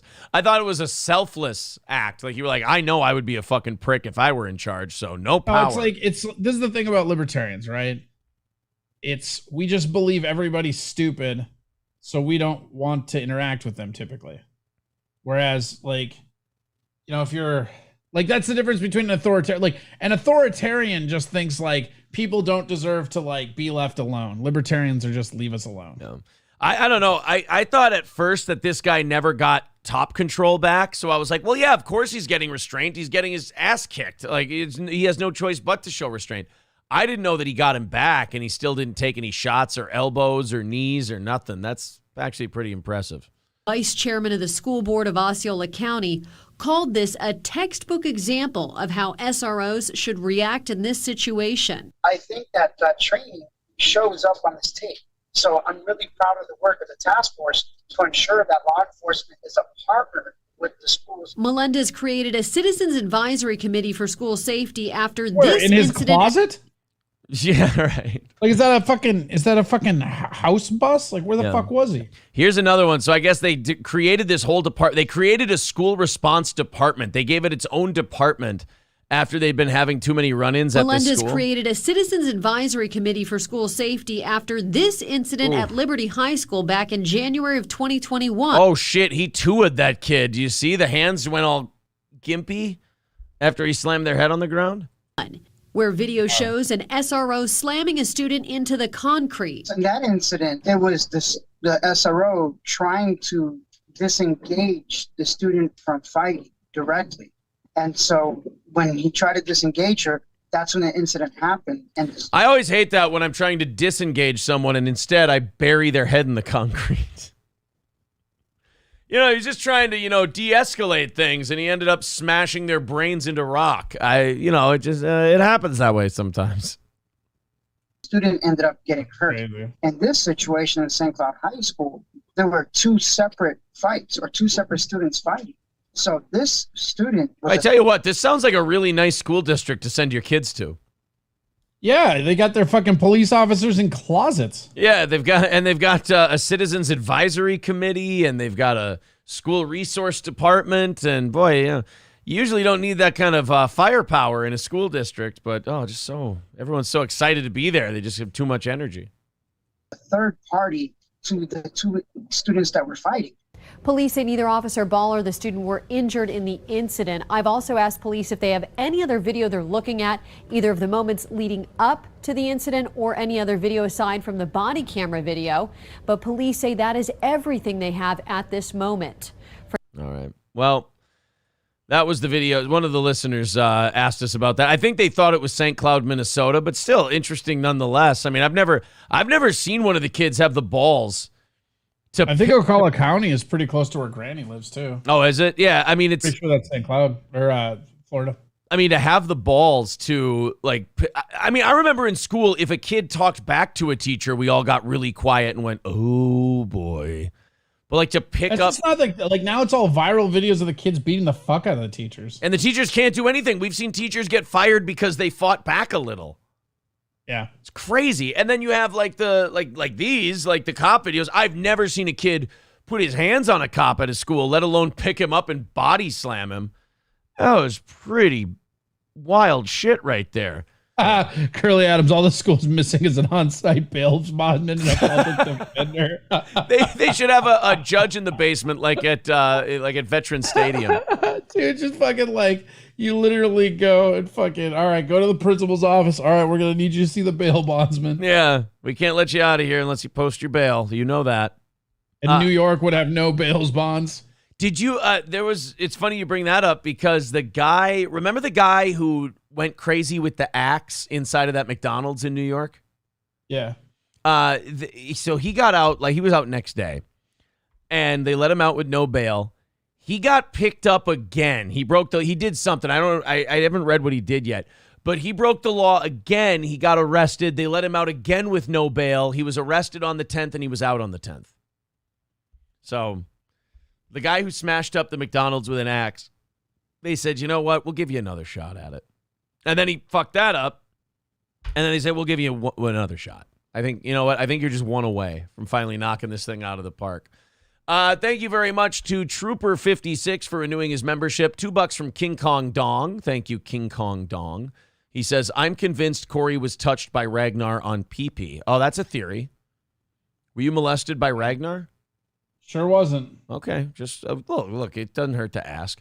Elias with $5 says, my God, King, that man has a family. Thank you very much, sir. And Amy renewing her membership for a 6 month. I will say it's weird how whenever anybody says they're angry at something, King Kong Don goes right to talking about molestation. Right. So I think maybe he's trying to hide something. You're right to getting butt fucked. That is I guess that could be a little telling. Like anytime anybody's upset about anything, Kong's like, I think you touched him on the pee-pee. Just because that's how your family worked when you were a kid doesn't mean that's how the real world works. Kong, that he does raise an interesting point there. You can get angry at somebody without them having molested you. It's possible. Not all angry people were molested, but all molested people are angry. No, some of them are just sad. That's true. Some of them just don't feel good. And some of them are happy. Some of them have... those are the fucked up ones. Yeah, some of them have a hurt tummy. Thank you very much to James... We've been busting them cheeks and rearranging them guts. Thank you to James Turner and Bandit of 71 for renewing your memberships for a 6th month. 240 away from today's goal. Thank you guys very, very much. There's the PayPal link in the chat. 240 away from our goal. Thanks again. Appreciate it. He smashed the McDonald's with an axe after watching a Tony's Michaels video. Oh, well, that's, you know what? That's why they let him go. Because they were, I understand. I get it. Omega Dreads Gaming Channel says, it's just sorrow. You do unto others what has been done unto me. Okay, this just got heavy. Onto you? Whoa, Yeah, that's kind of weird. Just got you know what? Once again, this show just got a little too heavy into the... I think this is an apt moment for me to cheer myself up by going to grab a tasty keto beverage. Yeah, you know what? I think once again, this show got a little too deep in the molestation. It's a common thread with this program. My fault.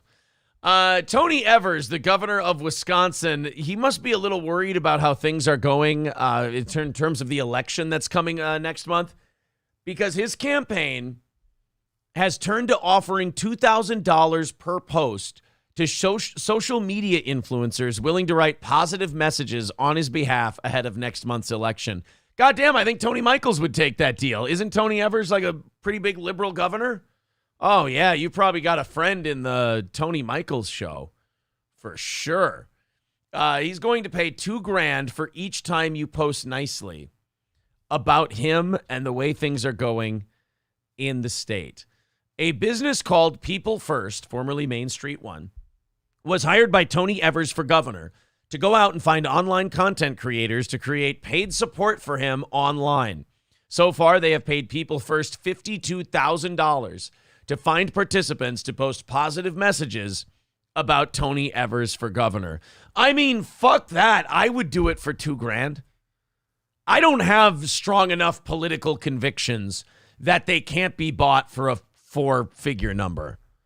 I mean, if somebody said, hey, all you got to do is you got to go on Twitter and you got to say, hey, I think this Tony Evers guy is pretty cool.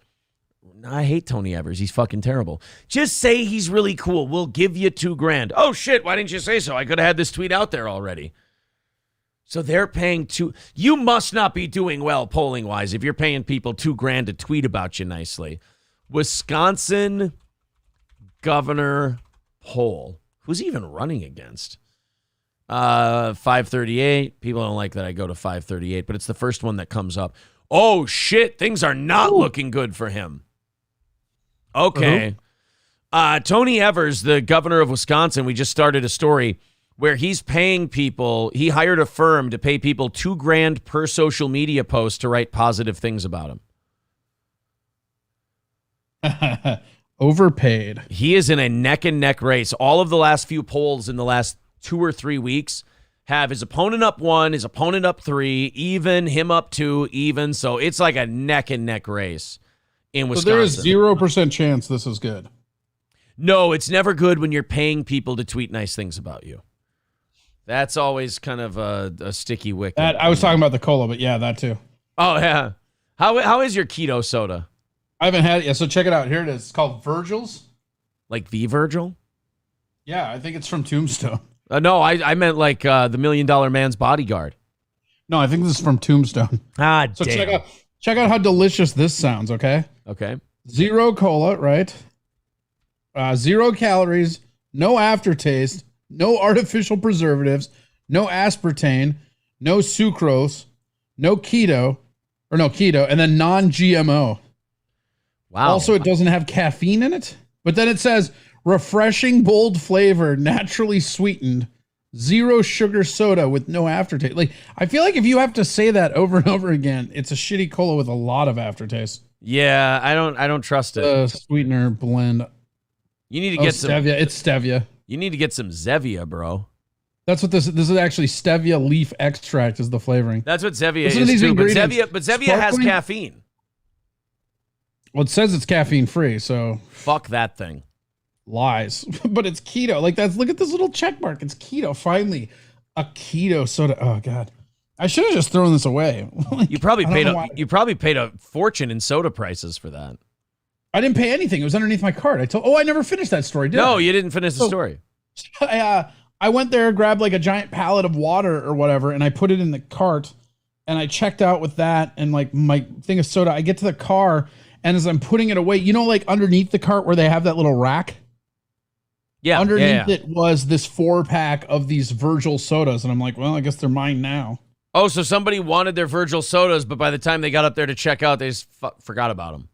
No, it was in the fucking cart, which means like somebody like left it in their cart. That's what I mean. Oh, you mean like they paid for it, bought it, and then didn't? Yeah. Oh. And like somebody brought it from the cart return. It's really weird. Well, get in there. Drink? What? Why? I don't know. Drink it up. Yeah, Come on. Let's hear how the keto soda is. By the way, so I just cracked the can. It sounds like a normal soda. All right. Thank you to Elias for the $12. Says Ice-T needs to step in on the governor's race. All right. Well, the $2,000 per post thing. And I got news for you. That means you're gay. There you go. All right. That's awesome. How does it taste? First, I'm gonna smell it. Oh God, you fucking wine connoisseur over here. Hey man, not all of us drink pussy plant juice like you. All right, let me enjoy this. I like my pussy plant juice. I drink Diet Mountain Dew. I know you do. All right, here we go. Oh, that's terrible. Drive in, drive out, drive through. It's like, you know what it tastes like? If you've ever had like a fountain beverage where all the ice melts and like that last sip that's like kind of cola flavored water. Yeah. That's kind of what it tastes like. But then it definitely has an aftertaste. They definitely lied about that. Oh, it's bottom of the cup melted ice soda. Oh, nice slurp. Oh, good God. People buy this shit? Dude, how much do you think this is too? I bet this is really expensive. Like people pay. Here. Virgil's soda. And you go to shopping. Zero cola. Naturally bold. $4.98 for a 6-pack of 12-pack cans. That's not bad. Oh, that ain't bad. No. That's pretty that's fucking pretty terrible. That's pretty solid. Wait a minute. Hold on. I'm seeing 12-ounce 12-pack cans for $28.99. So I don't know where that 6-pack these are 12-ounce cans and it's a 4-pack. The one I have. Okay, here's a 6-pack of 12-ounce cans on Amazon for $14.88. Oh, geez, you can't charge that price. What are you doing, Virgil's? White supremacist soda. White supremacist soda. They're charging $14.88. Nazi soda. Don't buy Virgil's. And if that's the price on Amazon, you know it's more expensive. Oh my God, look at these gross-ass flavors. What are the flavors? I haven't seen the flavors yet. They've got raspberry. Ew. Like, who the fuck wants a raspberry? Grapefruit? No. Like, it's just like seltzer. Dude, ginger ale. They have a ginger ale. They have lemon lime, fine. Cola, fine. Cream soda, fine. So I guess it's just those two. Like raspberry seems like that would be fucking terrible. Ew. I can't even imagine what the like other ones taste like with like the zero. I mean, this is fucking terrible. Keep drinking it. Oh. You know what I'm going to do? You're I'm going to wash it down with some real sugar cola. You're sucking down that soda the way Macaulay Culkin's cousin does in Home Alone. Oh, that's way better. You're drinking like Fuller. Here's the email from People First, the firm that Tony Evers, the governor of Wisconsin, hired to pay people to write nice things about him on Twitter. The email states, "Hi, my name is blank, and I am a lead digital relational organizer with People First." That's a real job. "I wanted to introduce myself to you personally and explain a bit about a project I'm working on that I believe some of your talent might be a good fit for. We are currently offering $2,000 plus for a single social media post by qualified creators. At People First, our team specializes in finding individuals to participate in political advocacy work online for the causes and candidates they care about. We're currently working on a new project in Wisconsin ahead of the election in support of the incumbent Governor Tony Evers. This is a steadfast opportunity for creators based in Wisconsin who would like to make a difference in an important election. Governor Evers has shown a steadfast commitment to protecting women's rights and promoting Wisconsin values. To get involved, reply to this message, or you can sign up directly via our creator platform, where you will also be able to apply for our other projects." So they're offering you the $2,000 per post. They have you apply for that, but then they basically have a catch-all site where you can go in and apply for like more. Hey, yeah, I'll shill myself. Basically, you can be a shill for a living during election season.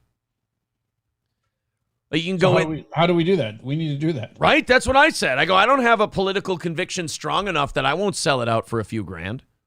I'm a capitalist. Yeah. I mean, I don't think my 1,400 followers on Twitter are enough to, get me the 2,000, but I'll settle for a $500 spot.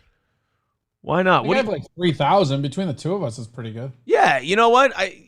What do you need us to say about Tony Evers? Like he loves when women kill babies? That sounds I'm in. Let's do it. Let's fucking make a good baby killing spot. So do I. I think he's great on the baby killing issue. Let's get Tony some votes, huh?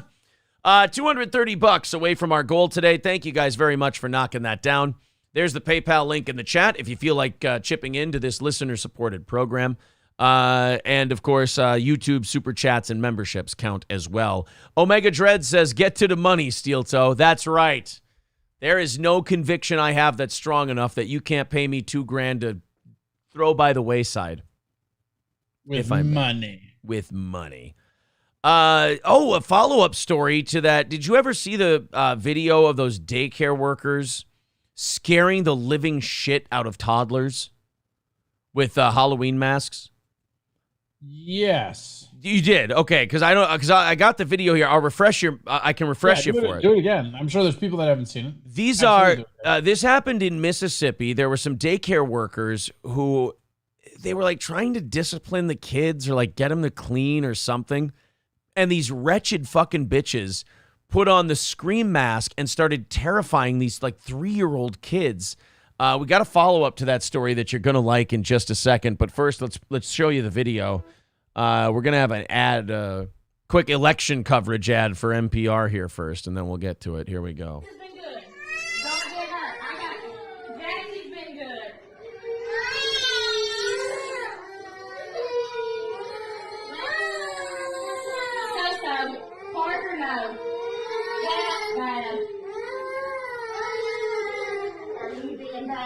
So they get right in their face with the...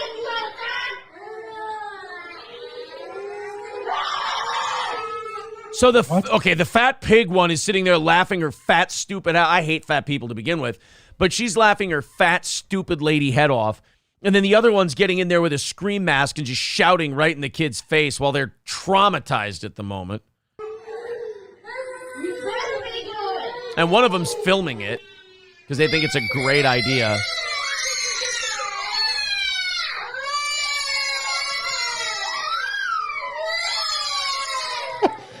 It looks like a horror movie the way they just open that door. Right, yeah. So now she just opens the door and is scaring the shit out of some kids in a room. I mean, you're not allowed to like hit the kids anymore, so what are you supposed to fucking do? I guess traumatize them works, right? I fucking hate these ladies because those kids are just screaming their heads off. And it's all because, and she's like, y'all are supposed to be cleaning up. Yeah, you know what's not going to make them clean up? Freezing them in fear, you dumb bitch. Yeah, you're really getting a lot of blocks picked up right now, you cunt.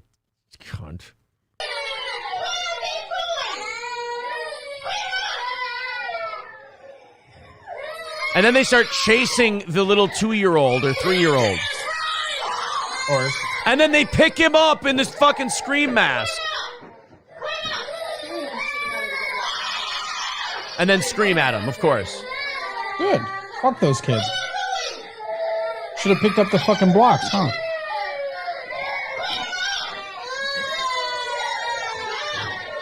So there's about another minute of that, and that's... I wish she did a header off the fucking table. Fuck those kids, dude. Fuck that lady. And then they pass the mask around, and they all put their fat lady sweat into it and just pass it around. Would you drink it? Oh, yeah. For $2,000 in a Tony Evers post. Yeah, for sure. Absolutely. Riz Digga says, Corey Adam doesn't have children, so he thinks it's okay to treat them this way. I think if Corey did have kids, he'd oddly still enjoy this. I think he'd still like it. Callie, thank you very much for renewing your membership for a 6th month. I hope that happens to your kids, Riz Digga. Oh, shit. You want Riz Digga's kids to be yelled at in a scream mask by a stranger? I do. Well, this was one of the ladies did a 6-minute video trying to explain herself, which, by the way, in no way comes off as her trying to save her ass. We have a couple social media posts from these chicks. They're actually updating people on what they were doing, what they meant, and it totally doesn't come off as them trying to save their job. Let's watch. I'm sure we'll get a quick ad here first. Oh, my God, we got to do the whole 30 seconds. Sorry about that, guys. In the meantime, then, Midland Armory in downtown Foley. MidlandArmory.com. Our friends at Midland Armory have a great selection of firearms, gear, tactical gear, knives, optics, parts, suppressors, you name it. Make an order. They'll have it delivered right to where you live. That's Midland Armory in downtown Foley, Minnesota, or online at MidlandArmory.com. Use the promo code SteelToe when you order. So here's one of the for my life. And I know most of you will have no empathy. Correct. Continue. Or understanding.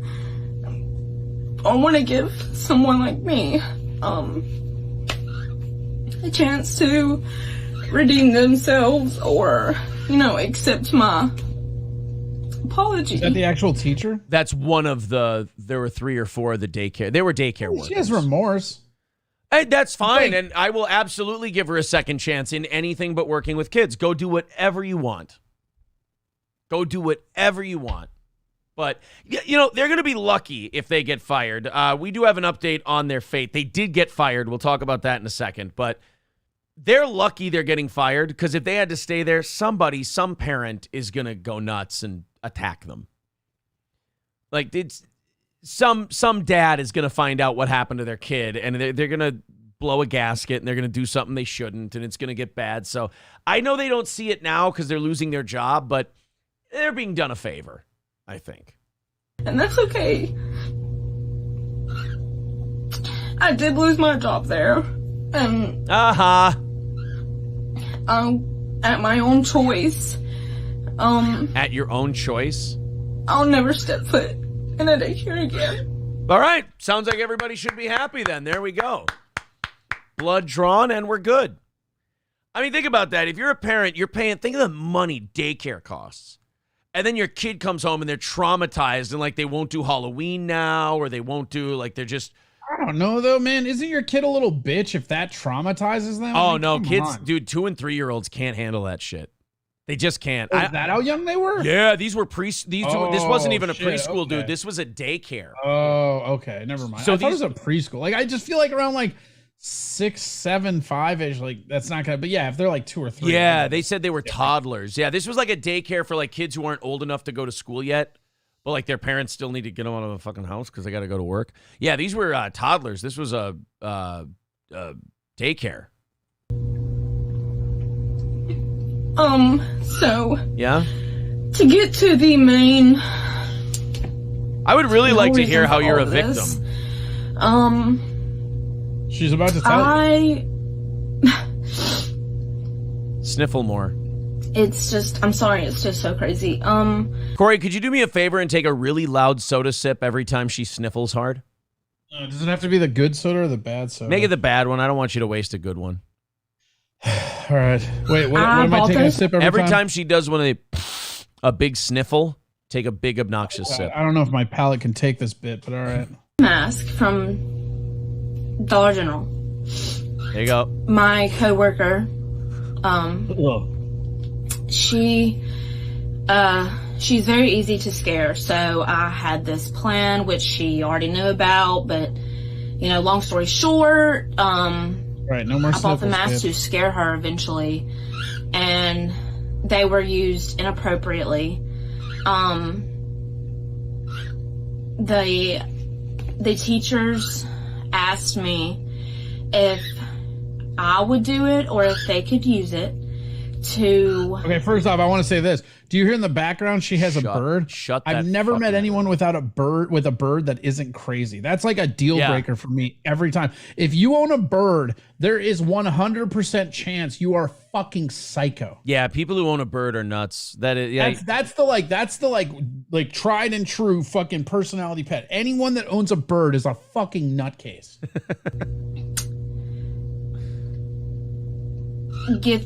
Get their class to listen or to clean up, whatever it was at the time.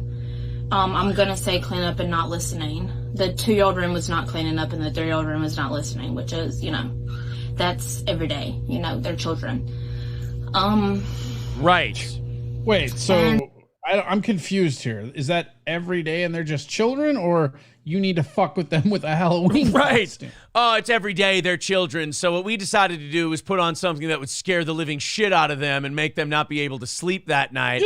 I'm so sorry. We didn't mean to scare those kids. Originally, we were going to chemically castrate them, but they told us not to. Right. What are the punishments they decided against before they went to the traumatizing them? To piss on an electric fence. And so, whatever they say, that is on them. I am facing my truth, and this is what happened. Oh, God, she has a bird. She says my truth. She won't take responsibility for what they did. At least, hey, I kind of like her, though, because she stopped fucking doing the little sniffle thing the moment you gave the fucking rules. She didn't. She felt bad for you retroactively. She didn't want anybody to have to drink a Virgil soda on her account. That is considerate. That's the most considerate she's been in this whole thing.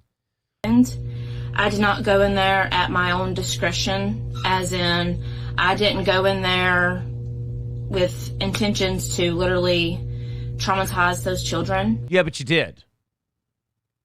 I mean, yeah, I walked in with a machine gun and I held the trigger down, but I didn't mean to kill anybody. I mean, God, I was just having some fun. But I didn't mean to go in with that scary ass Halloween mask with a room full of toddlers and scare the shit out of them. I'm just a really bad judgment call maker. That's almost worse. Like if you go, yeah, I wanted to scare the shit out of those little fuckers so they pick up their blocks. That's one thing. But if you go, oh, I wore this really scary mask, but I didn't mean to scare anybody, well, then you're just an idiot. But I will say this. Like, I don't know. Like, here's something really fucked up. Hot take that I'm sure everybody will fucking hate, right? It's almost easier to defend that spur of the moment if you fucking hit the kid. Like, you got so mad that you hit a kid, right? I'm not saying, obviously, don't hit kids, right? Right. I know what you mean. But you're saying they thought about this. There's like a level of like premeditation that went into this that like you don't get to just be like it was a whim thing. Right. Like if you backhand a kid because you're just frustrated or something. Yeah. That's a terrible thing to do, but at least it was spur of the moment. You just went wham. Right, and you didn't have to like get props and shit, you know? Yeah, you went and got a mask. You went, ha ha ha, this will be so funny. Watch this. And you know they were laughing about it. And you know they were like, we're going to scare the shit out of them. And I'll tell you why you totally meant to scare the shit out of those kids and you're a lying crazy bitch. Is because once those kids were terrified and screaming and crying, you kept doing it and you started screaming at them with the mask on. So don't tell me you didn't mean to scare the shit out of the kids. You were getting off on it. You lying crazy bird owner, you. I don't care what any of you say. Yes, you do. All of those kids, I mean, they're children, so they're going to have the reaction that they had. Right. You know, some laughed at me, and some didn't like it, and some had no reaction, you know? So, you know, I expected them to react the way they reacted when I did it. Dennis Erfield says tough guys only hit women. Did you hear that? So the woman who says, I didn't expect to scare them. I didn't go in there trying to scare anybody. Then in the next breath says, so some of them really didn't like it, and I knew that was going to happen. So I know you guys don't like my take of not really caring about this, but man, the moment that she's like trying to get herself off the hook, that's when I started hating. Like yeah. The incident itself is whatever to me, right? I get that like parents are going to have a visceral reaction to that. I understand that shit. Like, that being said, I mean, I grew up in Hibbing, Minnesota, man. Like, they're fucking, they chased you around with a mask. Cry me a fucking river, dude. Well, like, they did cry you a river.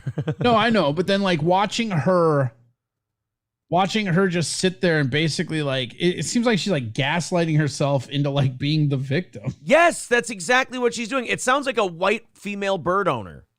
Yeah, it does. It does sound like it sounds like a bird owner. Well, yeah. Which tend to Seriously, be white. Like, I'm dead serious. Like any single person. Do you notice how there was no pushback in the chat about that? Any single person in here, doesn't matter who you are, in your mind, just think of somebody you remember that owned a bird. And I guarantee you that's the craziest motherfucker in your life, or was. Yeah.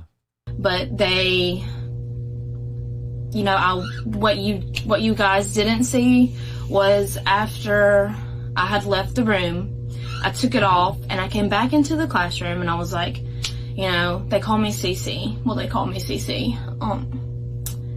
I said, Cece got the monster, you know, monster. It's not coming back, you know, whatever I said. You're right, Corey. She is totally trying to make herself the good guy and all. Oh my God, she's trying to do a babyface turn on this. After I scared the shit out of the kids and traumatized them, I went, oh, I totally got the monster. Oh, well, geez, what are we even talking about Fuck here? This then? bitch. I don't remember my exact words, you know, and they would hug me. And, you know, I've known those kids their whole lives, as long as they've been there. You're fucking 3. Like, what are you? They're not even a person yet. And you're sitting there going, I've known these kids their whole lives. They started in the baby room. They made it to my room, and then the 2-year-old room, and the 3-year-old room. But fucking groomer. No, I'm just kidding. I'm truly sorry to the whole Hamilton community. Dude, she's got 3 more minutes. It's been really, really hard. It's been really hard. It wasn't meant to harm anybody, and it wasn't ill-intentioned. When it comes to daycare, a daycare setting, there's only so much we can do, You cannot terrorize children, you fucking what we weirdo. do, what we're supposed to do in a daycare setting, in a school setting, is positive reinforcement. And so you just missed it by that much. Oh, we're supposed to do positive. I don't know. I still like. I'm not a parent, but I just don't like. Oh no, they scared your kid. Like fucking kids get scared. I think it's also the fact that you're not paying $1,000 a month or whatever it is to have your kid coming home traumatized. That would piss me off. That would upset me greatly. I guess that's right. But here's the counter to that too, right? Aren't they super resilient at that age? Like that's not gonna like. Oh, I'm not saying they're gonna carry it with them till they're like 10 and shit. That's what I'm saying. So your kid got freaked out for a day. It's not like I agree. Fire these people, right? I'm not saying like first off, like even though I don't think this is that big of a deal, it was clearly done to be malicious, right? Yeah, they were being dicks to 3-year-olds and 2-year-olds. But yeah, I mean, if you pay a shitload of money and then your kid comes back and you're dealing with that for probably 2 or 3 days at least, you're going to be a little pissed off and you're going to be getting some complaints. And if you run that daycare center, you ain't trying to hear your phone ringing off the hook all fucking day over this thing. So you're like, listen, you dumb bitches, you're out of here. And, sometimes it doesn't work. And we're not allowed to do timeout. And obviously, no corporal punishment, which has never been a thing there. I love this. She's trying to defend herself by going, what am I supposed to do? I mean, I can't beat the shit out of them. I mean, everyone knows I'd like to. Or I would have already. Yeah, exactly. I would have never had that mask if you would let me punch your 2.5-year-old in the face. So technically, this is y'all's fault. By the way, here's why I know that people with birds are crazy, and you're right. Dude, they're so crazy. No human being can listen to that noise over and over and not crack. No, and it's not an animal that gives you anything back. Right. You can make it say fuck. That's about it. That novelty of that's got to wear off in like half a day. There's no form for a parent You to can only sign. make a few of them say fuck. Yeah, only a select few. Most of them just Not make even all that birds. noise. To give us permission to do that, even if it was an option, but it's not an option. I can't. I know it seems the way that it does, but it wasn't meant to be that way. So like, I remember. I know it seems the way it was, but it wasn't meant to be that way. Wow. I hate this woman so much. This is a really, really great self-defense video. I know it was the way it was, but that's not how it was supposed to be. Thanks, Yogi Berra. Last Christmas, there was these kids taking Christmas pictures, and they would have the Grinch like hiding in the bush over there or whatever, and they would come out and scare the kids, and they would run. And people thought that was funny. Essentially, it's the same thing. It is the same thing. I'm sure afterwards, just like you guys didn't see what happened after the whole, the Grinch scaring the kids during Christmas time. After they probably took off their suit and showed it was a human. It was a real person. But you didn't do that. You left the room and came back. Right, exactly. Not only that, the kids know the Grinch. The kids don't know the Scream villain. Here's where it's really funny to me, right? Is that I even, like, to the heat of people in the chat, I wasn't really mad about this when I saw it. I think I'm more angry after watching this video. Watching her defend herself, you hate them more. Like just say, oh yeah, we fucked up, fucking, I guess I'm fired, whatever. No big deal. Right. And again, I think all the parents in here are overreact. Like, if your kid is such a fucking milquetoast that being scared by a mask, it scars them forever, like fucking, your kid was always going to have a rough go of it. Sorry. Yeah, when we're doing stories like this and I've got it maximized, I don't see the chat anyway, so I don't know what they're saying, but they just went after me when I was like saying like, yeah, what's the big deal? I certainly don't think that this woman's doing a very good job of pleading her case. No, again, I was semi on their side until this video. Now I hate her. Yeah, but she's very easy to hate. I don't know what I hate more, the words out of her mouth or the fact she owns a bird. Yeah, the bird thing is troubling. The same thing. It's the same thing with me.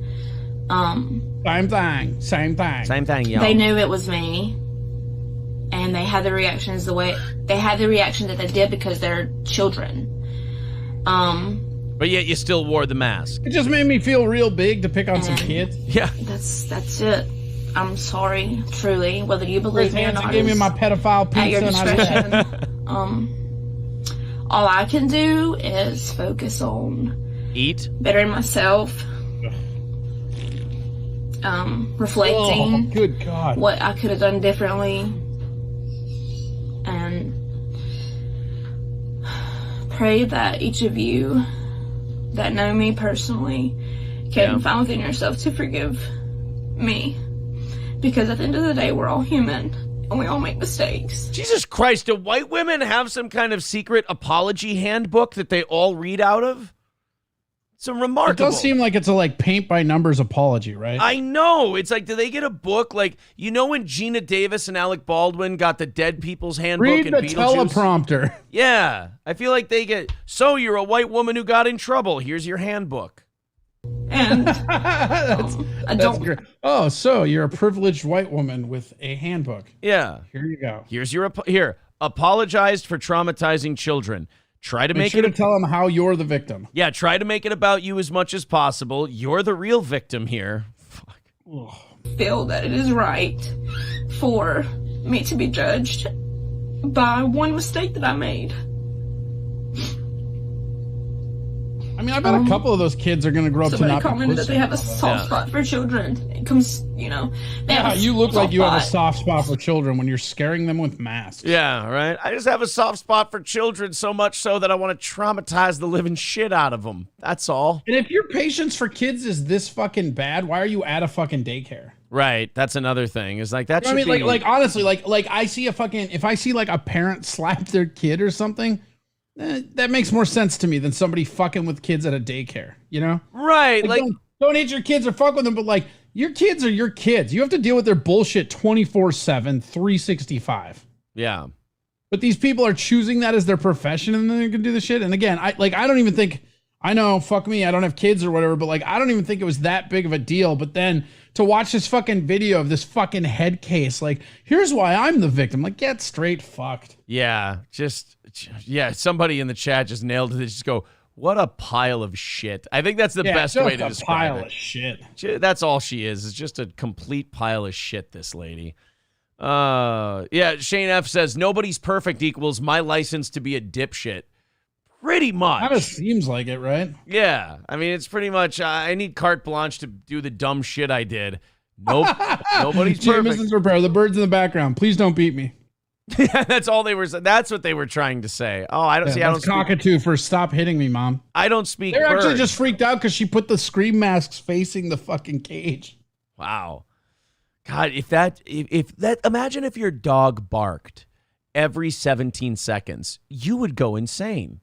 But these people, I would put down that dog. Right. These people who own birds hear that tweeting noise all day and they don't react. No, birds, I'm telling you, I don't like, I wish that I was like in a college getting my master's degree. I would write a fucking thesis on this shit, man. Right. Like there is a link between bird owners and how crazy they are. And I bet if you go even deeper down the rabbit hole, there's probably correlation between the type of bird and how crazy.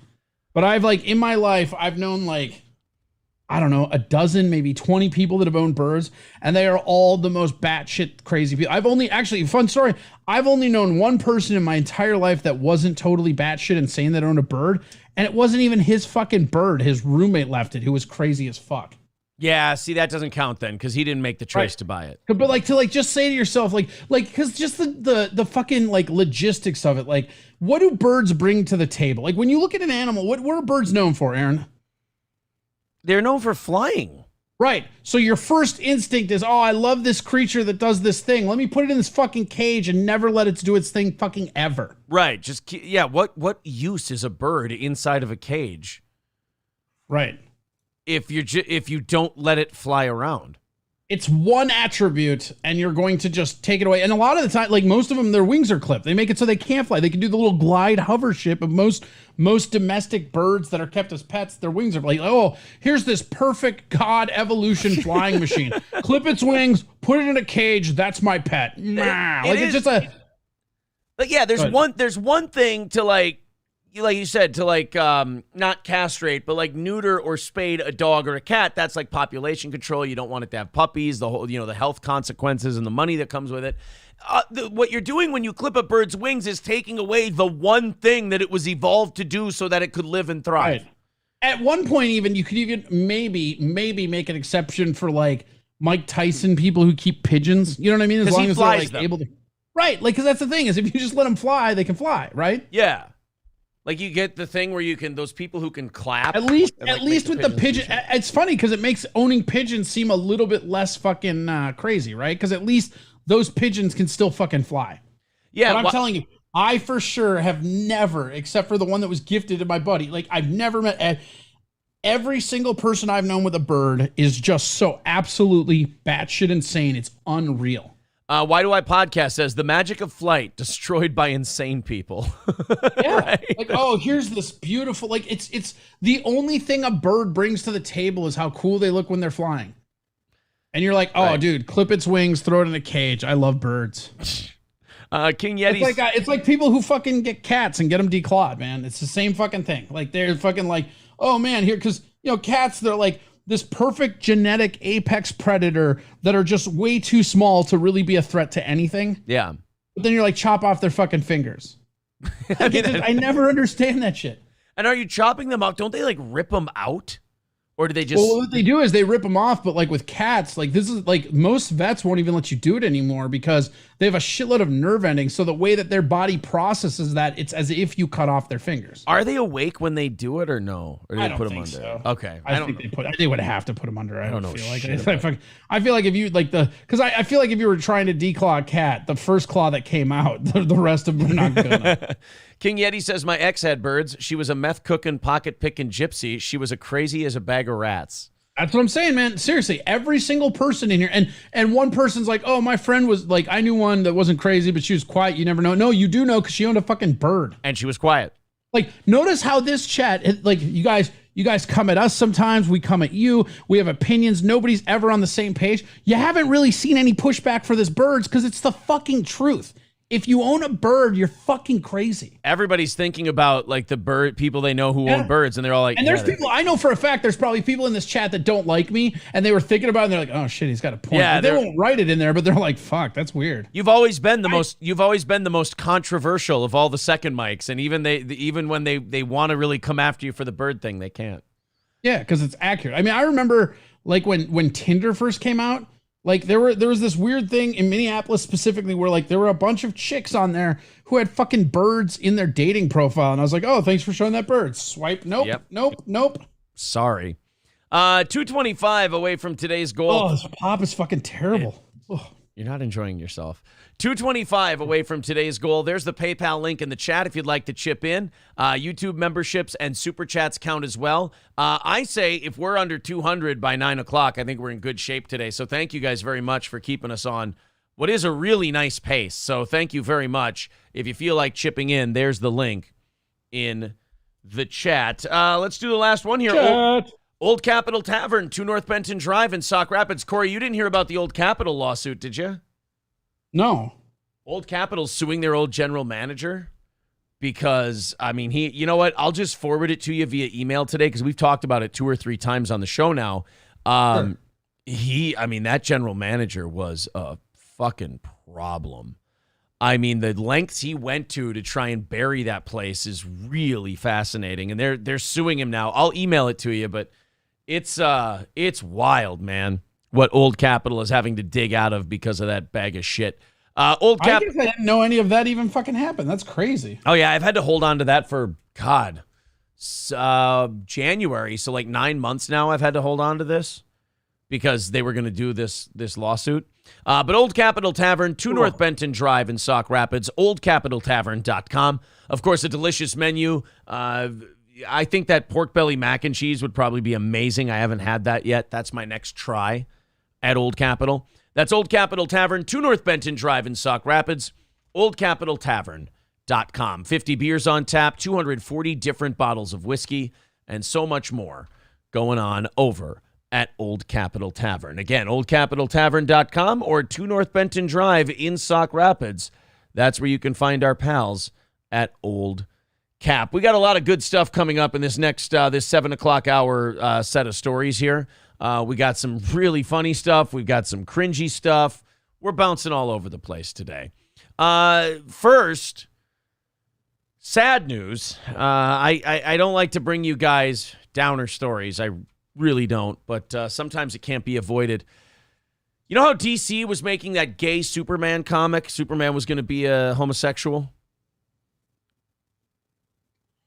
No. Okay. I remember the Marvel one that had the trans twins and all that shit. Yeah, well, they were making Clark Kent have a boyfriend, and he was going to be gay and the whole deal.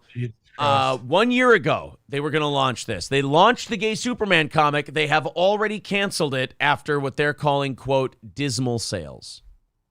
Who could have saw it coming? I mean, how many times you got to say it? There's even a catchphrase for it. Go woke, go broke.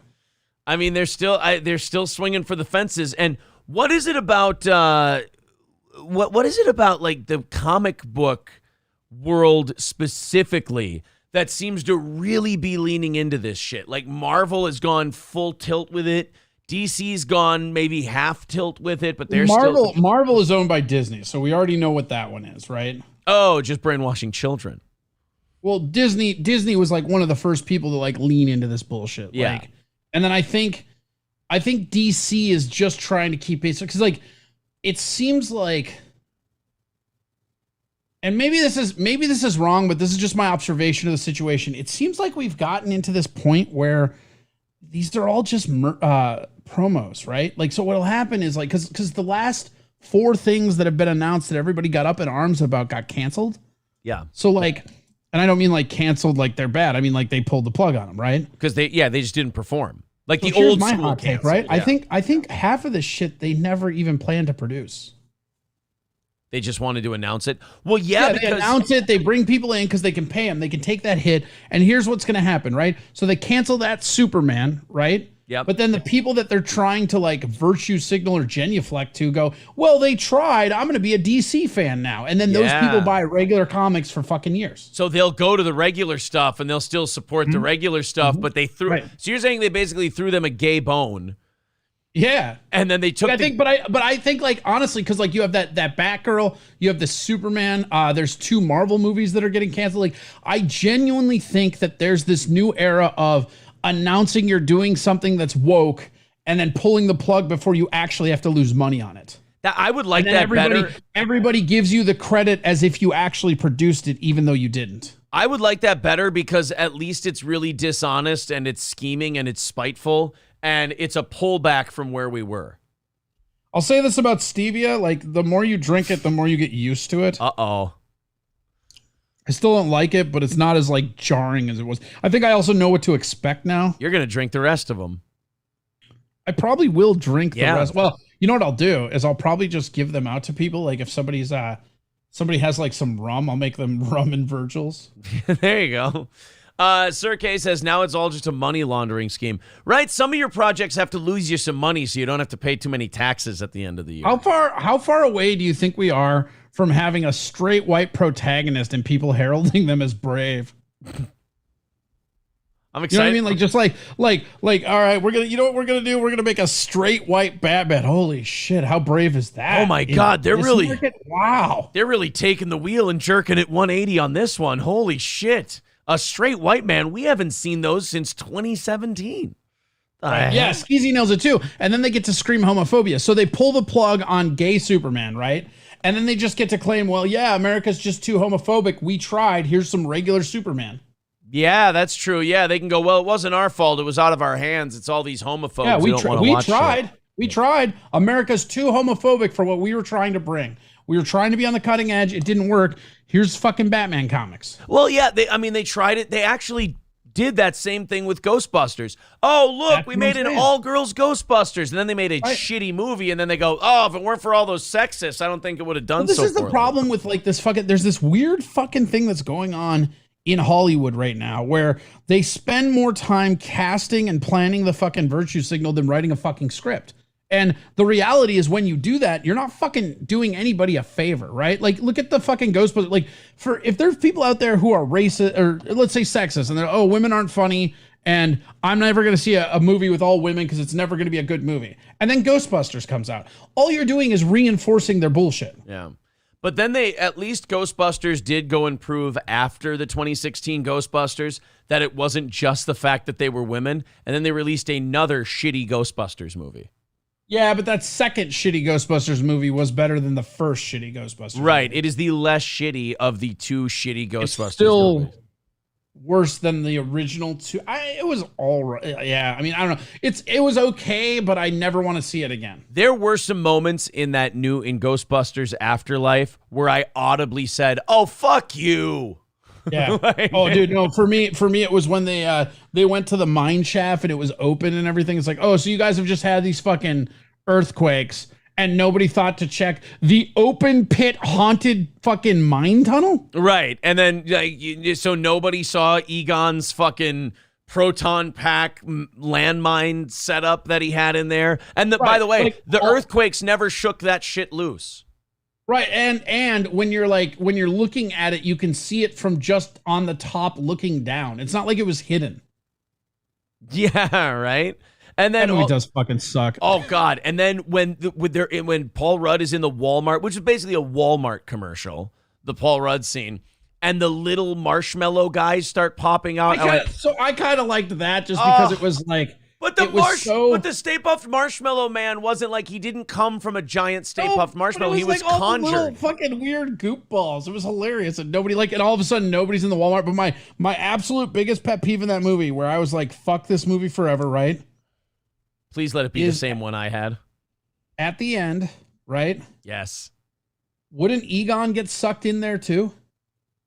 Oh, that's not even the part specifically that did that. The whole thing is that he you're set right. up a whole fucking field of traps. Guess what he was? A fucking ghost. So now these traps know his ghost specifically? Yeah, the traps. He set a thing in the trap, though, that made it not. He would have got sucked into that trap. He would have got sucked into the trap. But 100%. Also, there was a fuck you moment.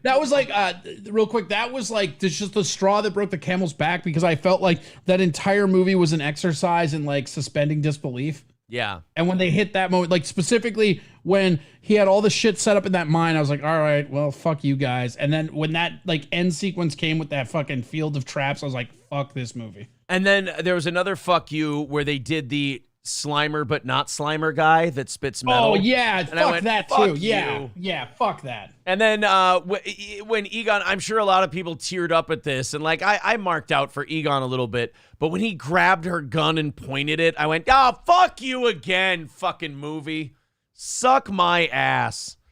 And then when I saw Bill Murray in his outfit, I was like, "Fuck you too, Bill. You're the reason that this got done so late. You sack of I don't know, man. You can't just put that on Bill Murray. The other dude was a prick too. Oh, Harold Ramis?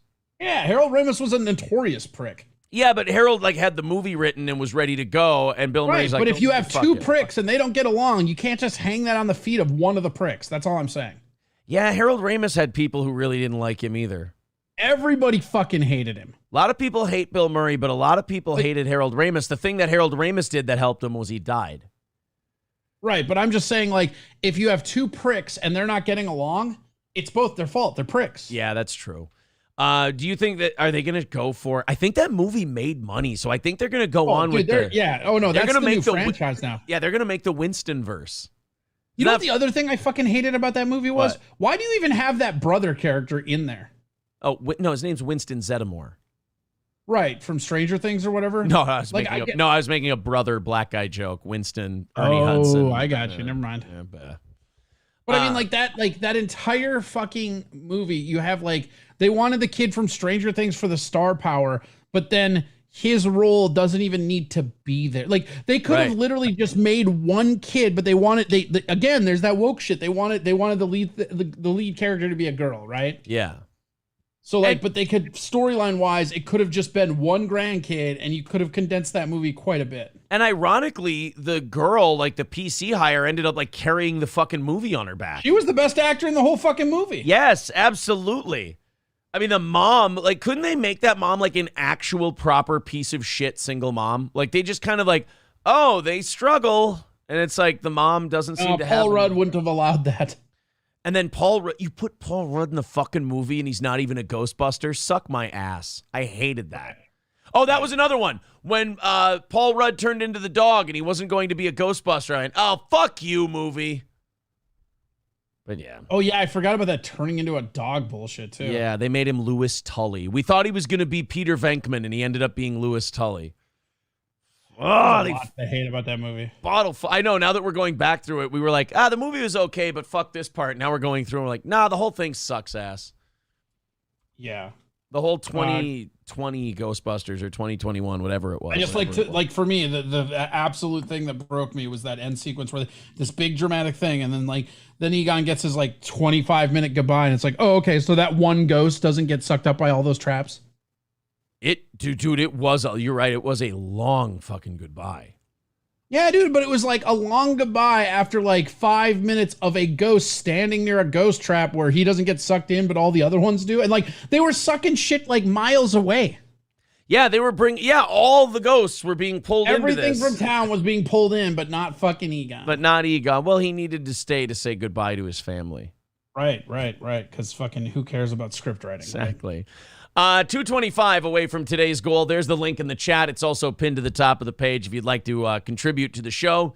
Knock out that goal. If we knock that goal out, we add 30 minutes to the end of today's show, and we go until 10:30 instead of 10 o'clock. Corey, we've been ringing this bell. I think even maybe more so you than me. We've been saying, as the lefties and the school boards and these politicians they try to embrace LGBTQ plus people and Muslim immigrants at the same time, and we've both been saying good luck with that. Yeah, we've both been saying for a while, like, dude, something's got to give there. Well, it's starting. It's like when I watch all these like liberal wine moms really try to defend Islam, and it's like, you don't want to know what would happen if you were in a place with Sharia law. Well, it's funny because this is the same thing that's costing the politically left people all their Hispanic votes. Because the Hispanics are predominantly like serious, like take it seriously, letter of the law Catholics. Yeah. Well, that's what I never understood about the fucking Republicans, dude. The Republicans are always the one that like bitch and moan about fucking like, oh, these immigrants are going to take our job. And then they turn around, these like, you motherfuckers, if you would open that fucking border and get all of those Hispanic and like Central America people in here, like they would all be voting Republican immediately.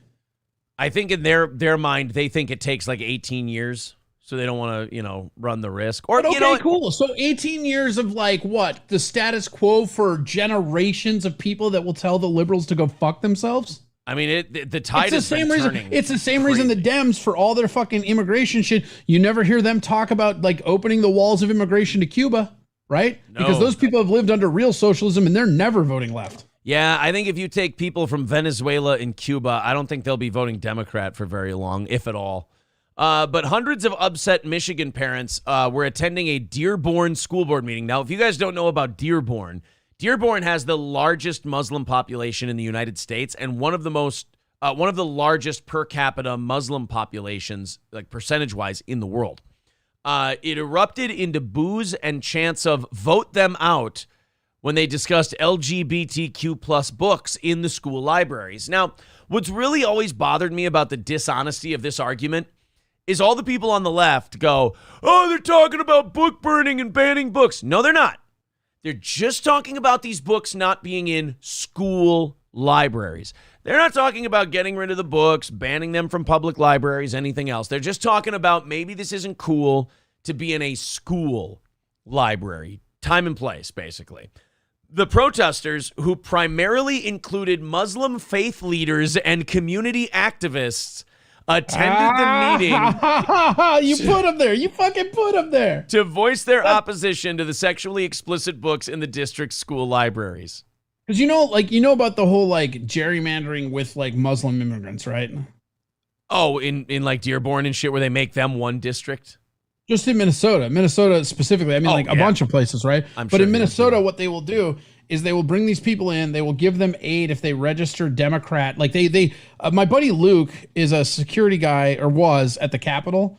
And these people come in and take their citizenship test, right? Yeah. And these fucking assholes, they have all these organizations that are like ambulance chasers. The moment they walk out of there with their fucking citizenship, they're like, hey, do you want a fucking car? Do you want a fucking phone? Do you want a fucking place to live? All you have to do is register Dem. And then they go there. And then what happens is that these people who have come from a different country, they just identify one party as the party that was helping them out. They don't really pay attention to the politics of it at all, but they go out and vote because they're told they have to. And then they're going to vote for the people that help them. And then what Minnesota did is they took those people, did that same racket, and then just put them to where the predominantly red areas is. St. Cloud got some. Hibbing actually is getting a shitload of them recently.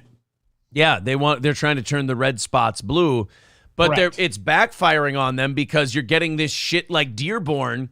And I love that, like, they had all this big problem, and like the pat answer is always to go, oh, it's all these white suburban people who are bitching about gays and this and that. It's like, nope, not this time. And get used to this, because you start pushing that in these areas, you're going to see more and more like Muslims, Latinos, black people. I mean, the dirty little secret about all this LGBTQ plus stuff is like, you're going to find that white people are usually, even if they don't like it, are the most tolerant about how they don't like it. I mean, because we've been told for how many years we don't get an opinion now. Right, we've been shamed and kind of guilted out of it. Like black people don't play that, Muslims don't play that, Latinos don't play that game. You're historically racist, so we hate you based on the color of your skin, but we're not the racist. Right, exactly. Citizen M, they're saying that you're just spewing conspiracy theories. Am I just spewing conspiracy theories? Citizen M is just a real piece of shit. Not a good comment ever typed by that person. I will say this, when you come... Fucking red van bullshit. When you come to this country, like I live in St. Cloud, and the Catholic charities and the Lutheran charities originally that brought them here, there was a lot of, shall we say... Let me say it in a more... I'll put it in a political correct fashion.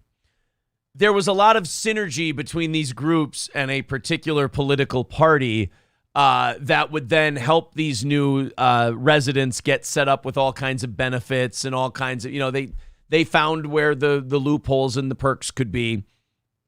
And they made sure that those people knew who helped get them those things.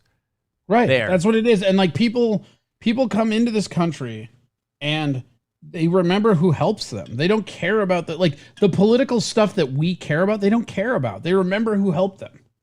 So they want to go out and help those people. That's how it works. Jared said buying cars and apartments for registering. That's nonsense. I don't think you didn't mean that, did you? Because that's not what they do. I mean, you get tax breaks and tax credits and all kinds of benefits when you get here if you're a refugee, for transportation, for lodging and stuff like that. But the people who help you set them up tend to be Democrats, and they do let you know about it. Biggles says, I'm out. Amazing censorship on this channel. You people with the blue wrench are totally out of control. See y'all. What happened, buddy? I haven't been watching the chat very much today. We've had a lot of stories to cover and stuff to do. What's the problem, Biggles? Relax, buddy. Calm down. Whose blue wrench is bothering you? Who's wrenching you? I want to talk to Biggles here. We are not a censorship kind of place. What happened to you, buddy? I don't think anybody censored him. I don't even see it. I would see it as an admin. I don't think I've ever seen Biggles in the chat, quite frankly. This is the first time I'm seeing you, pal. James says, Corey, did you think this fat, lonely white woman would have any other explanation other than... Oh, you're behind in the chat, buddy. Sorry. I did not, for the record. Yes. Now people are saying fuck Biggles. They're saying well bye and all that shit. Sorry, Biggles. I don't know what the hell happened between you and whoever the hell, but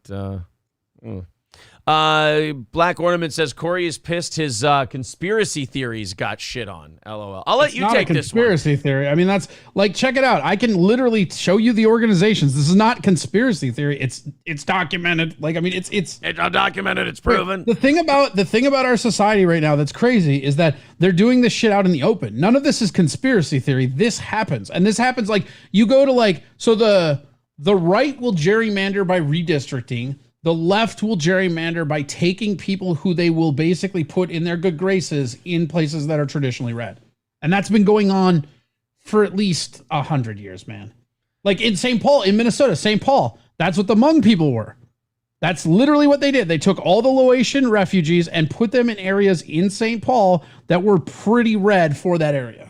And I think they have... And like in Texas, fucking Austin and San Antonio are in the same congressional voting district. They're the distance as St. Cloud and Minneapolis. Chris Weaver says, green card kid myself, came over with family, never got a government handout. There is a difference in benefits that we give refugees. We do give them a little bit of an extra hand up. Oh yeah, refugees get way more benefits than immigrants. Yeah, there are some tax credits and some things like that, and some help with housing and things of that nature to get you on your feet when you're here. Baggio says, no mods, let it be like the Wild West. No, thank you. We may have a few more mods than we need just because we like to, hand out mods every once in a while as a gag. But, no Wild West for me. I got a show to do. I'm not going to sit here and be policeman, too. I got people to entertain. April's Parents Hobby Farm says, don't forget Catholic Charities got $800 per head from the government. That's true. These organizations would get credits from the government for each person they sponsored to come over. That is true. I mean, these are not like, none of this is like, I don't know. This is what I'm talking about with Citizen M. Like literally every time Citizen M types something, it's the stupidest comment I've ever seen. The guy's just trying to fight climate change. That's all. Yeah. It's just, he's just sitting here being a fucking like red bar stand. It's really funny. He's trying to solve climate change, and he's worried the world's going to end. Yeah, no, I get it. He's got a lot of worries on his little brow there. He's scared for the planet. I mean, imagine if you were scared for the planet. How would you be? Nah, it'd be great. I'm trying to find this one. So Neat VR says a lot of Hmong people vote red. My girlfriend is Hmong and her whole family is. Yeah, I was going to say they're starting to turn. And that's the irony. That's the irony of what they do, because those people they bring in who they like basically are trying to make sure they vote blue. That only lasts for like one generation, because then their kids grow up here and then they make up their own mind. And guess what? If you are a pretty devout Muslim, aside from voting for someone else who is like in Minneapolis, if they ran a Somalian Republican against a white Democrat, they would vote for the Somalian. Like that's just what would happen. I think that's how Omar got in. Yeah, I think you're right. And so like it's funny because they do that shit, but it just doesn't matter because they pop in and within a year or within a generation, the kids are making up their own mind.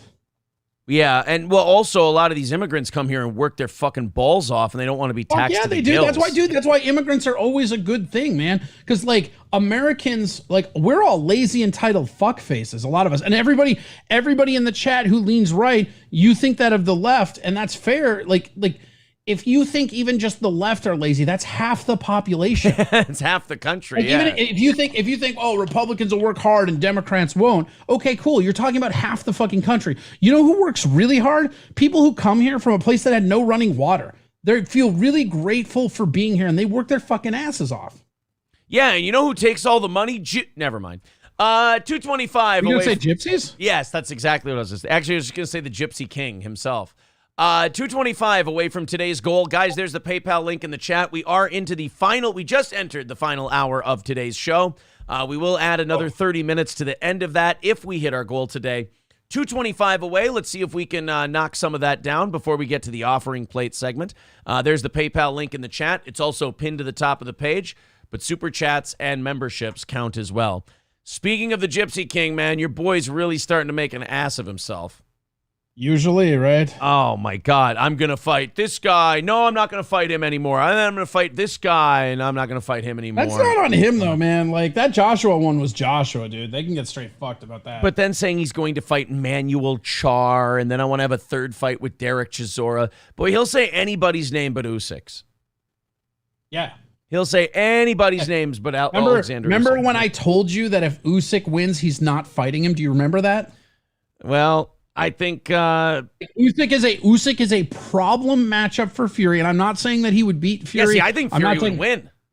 I don't know who would win, but I think Usyk has a better chance of beating him than almost anybody he's ever fought, save maybe Klitschko, right? That's like, just because, again, like, styles make fights, right? Yeah. It's fucking the Ali Frazier thing. Like, Usyk is going to be able to get inside on him. And when he starts doing that leaning shit, Usyk will crush his fucking ribs, and he knows it. I think since we're not getting this Joshua Fury fight, that's fine. Wilder can beat Helenius this weekend, and we can get Wilder Joshua. That's a fun one anyway. We'll get that, and they'll both make some nice money, and the winner can get right back into the title business. Oh, God damn it, Citizen M. So Citizen M just now wrote a very good comment. So way to prove me wrong. I take it back. Citizen M says, my only father figure died when I was 5 because the government didn't protect him from contracting lung cancer. Oil companies are doing this to the entire planet. That's pretty accurate. Well, don't you feel like a silly goose? No, I still, like... I stand by most of his comments prior to that one, but that one was a good one. Hey, I give credit where credit's due, man. You and I talk about this all the time. Like, I'll fucking admit when I'm wrong. I'll change my mind. Don't matter. You want to watch a crazy guy who's mad at his chick for breaking up with him? Does he own a bird? No, but he showed up at her house and her security cameras caught and heard everything. And whoa, holy shit. Okay, whoa. What happened? After drinking that, like, weird non-sugar soda, then taking a swig out of the real one, it's like just tasted like pure sugar. It's like, ugh. So this guy, proving that the girl probably made the right call in breaking up with him, showed up at her house in the middle of the night and started banging on doors and criticizing her for breaking up with him. And guys, I don't know how you win women. That's how you get them back, right? Yeah, I was just going to say, I don't know how you guys win women back. But I don't usually think this is found to be sexy, masculine, alpha. I just show up at their work and threaten to kill them, right? Right, and then they kind of have to. Otherwise, you've kind of backed them into a corner. Well, here's the thing. They either can get back with me or I'll get them fired. So here's the guy coming back, and her either doorbell cameras or security cameras catching the whole thing. I gave you the best sex you've ever had. Okay, there's... I think that should be followed up by allegedly, but not if she's cheating on you, bro. Yeah, I mean, good start. Okay, gave you the best sex you ever had, which everyone knows is the only way to have a healthy relationship. That's all you need. Everything else can be abusive and terrible, and as long as it's the best sex you've ever had. Yeah, but like crazy people always have the best. Like the best sex. Right. Here's another bird truth. All right. Yeah. Not only is everyone that has birds crazy, but crazy people will always be the best sex you've ever had. Yeah, they're nuts. They're nuts. But also, I've got an update on the old Capitol lawsuit, by the way. Not only that, but also, like, a lot of people who have either been put in the hospital or killed by a significant other prefaced it with, it was the best sex of my life. So I don't know if this is really the way if this is the thing that's going to sway her, buddy. You've ever had. I made you feel loved. I made you feel appreciated. Well, of course you did. You're gay. I gave everything to you. Well, that's on you. Yeah, including your balls, apparently. I did everything that I could to make you happy, and it was never good enough. Well, then fucking dump the bitch. It sounds like maybe you should have been better then. Yeah, it sounds like she's a pain in the ass. Let her go then. I gave you everything, and it was never good enough. It would be funny if in the middle of this rant he goes, you know what, actually? I think I'm going to take off. I think this is going to work out. See you later. Sorry to bug you. You need therapy. Says the guy showing up at her house in the middle of the night, yelling at her through the door. Oh, that is classic. You need therapy. How would you know? Well, look at me. Mr. Approachable. It kind of sounds like she's the best sex he's ever had. Yeah, I mean, you don't see her going to his house and begging him for dick. It seems to be the tables have turned here, my friend. Now he goes up to her porch because she's not answering that door. So he goes up to... Why wouldn't she? Right. I mean, why wouldn't she open the door for such a reasonable fella?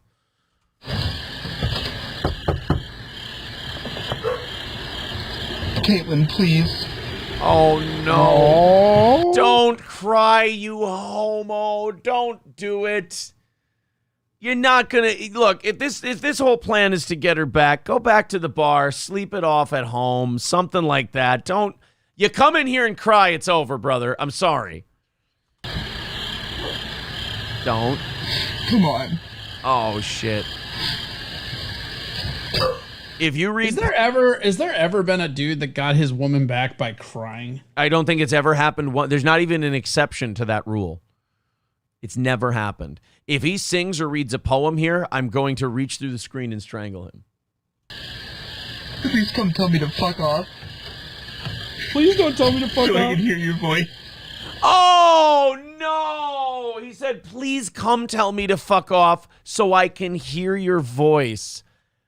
Oh, is that what he said? I thought he said, Yes. don't tell me to fuck off. And I got news for you. That means you're gay.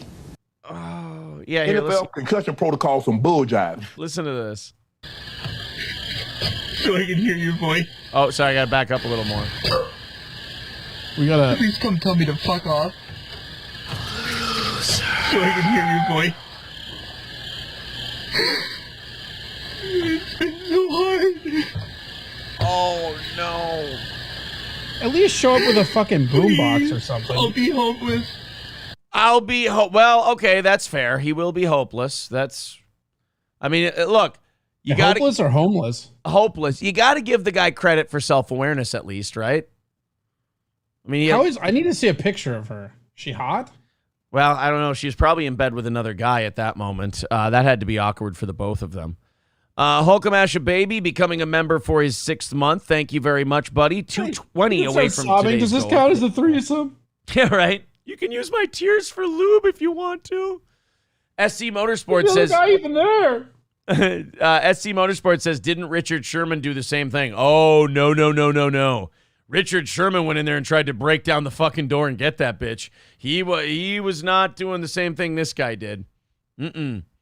Hulkamash says, best sex and feeling loved. Those don't go in the same sentence. Accurate. Potato Head said she's probably in there getting dicked. Yeah, and he's interrupting, and that's really, really rude, honestly.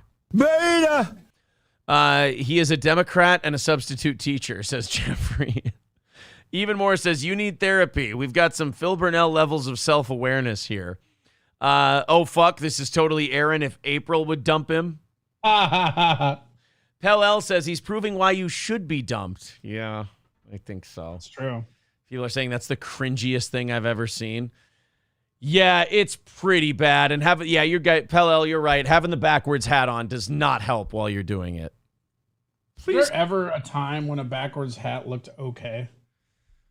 No, not that kind. Not the kind where you have the buckles on the front. Absolutely not. Mediocre person. That's just garbage anyways. If you're not doing if your hat's not fitted like this, you're fucking up. Yeah, you got to have a fitted hat. Thank you very much to spend the extra money. It's a hat. Thank you to Mediocre Personality for renewing their membership for 4 months. 215 away from today's goal. Thank you very much, guys. Let's see if we can knock that down here a little bit into the 100s. There's the PayPal link in the chat. Rizdiga says, you still fucking with PayPal? I mean, we're a listener-supported show. What do you want you me saw to what do? they did, right? I did. Yes, I saw it. We talked about it, the whole thing. Fuck me to death. I feel like you don't, based on your fucking trite little comment there, child. The 2,500 thing? Yeah. No, that's not what I'm fucking talking about. Now what did they do?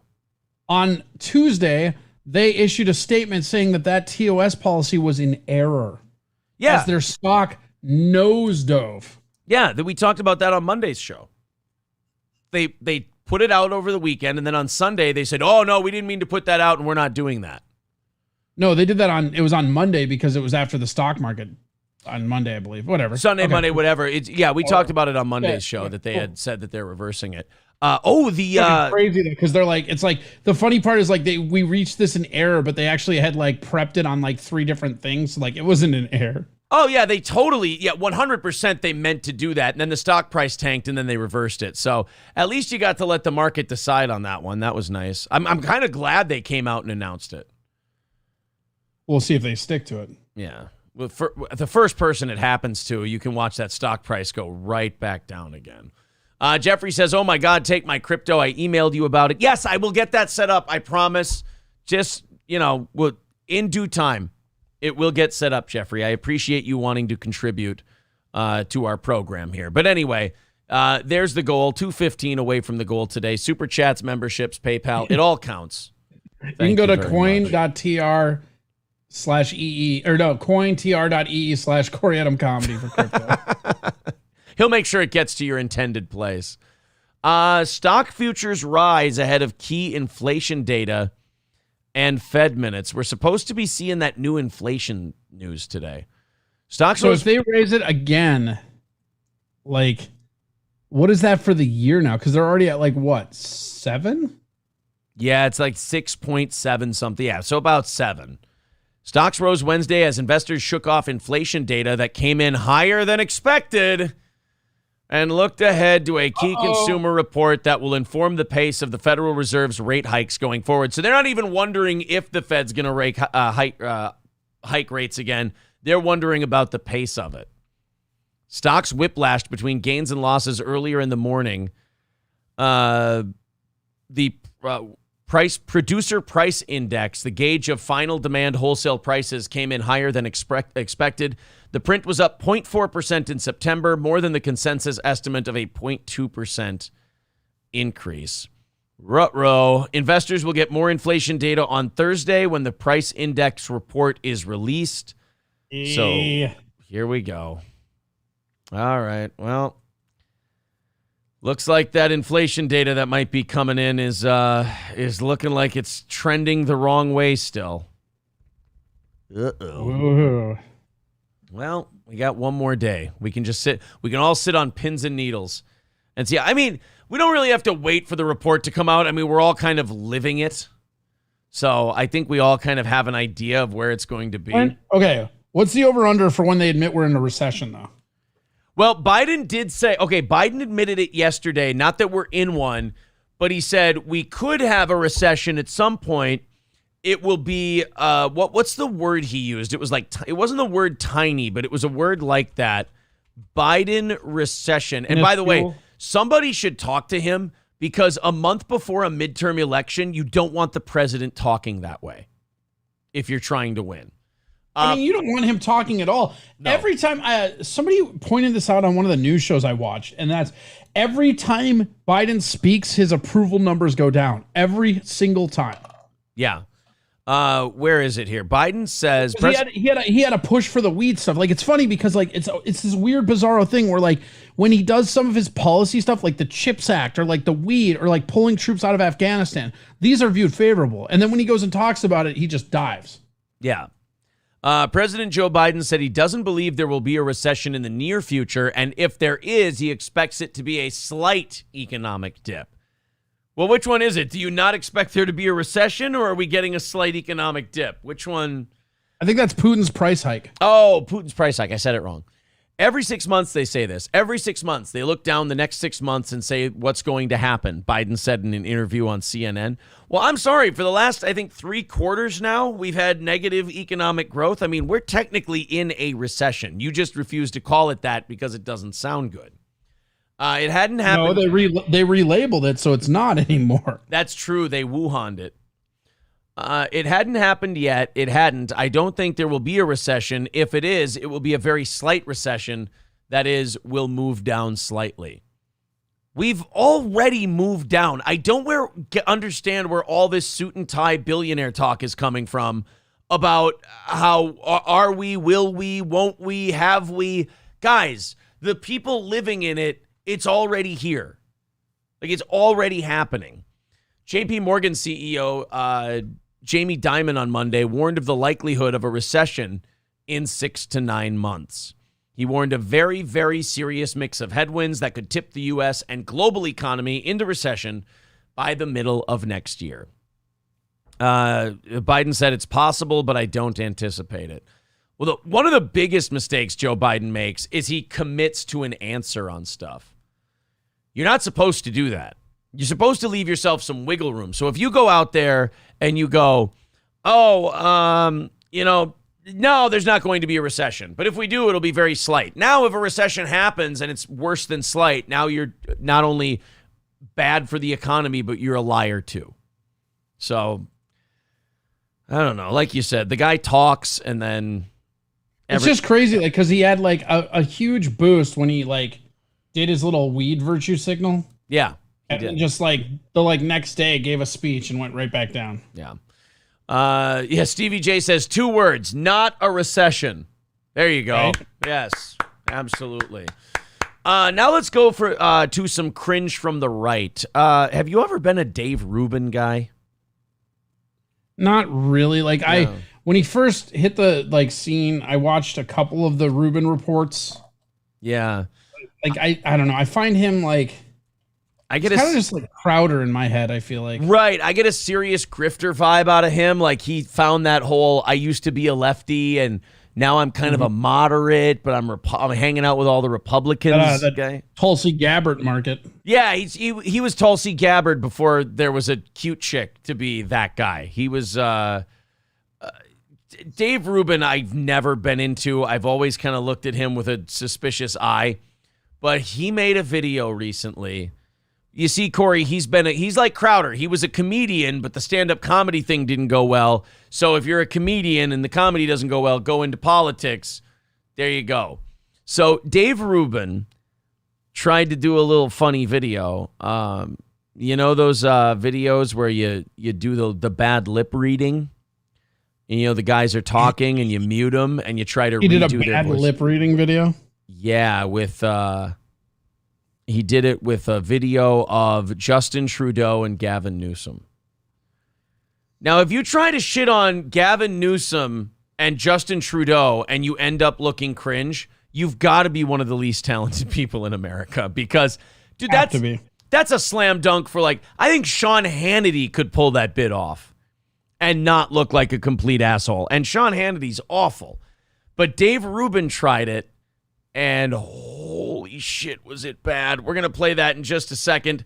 There's the link in the chat, you guys. $215 away from our goal today. Let's see if we can go on a little bit of a rally here. About 40 minutes until we launch the offering plate segment and see if we can knock that goal down. If we hit the goal, of course, we break even. We do 30 minutes of overtime. There's the PayPal link in the chat.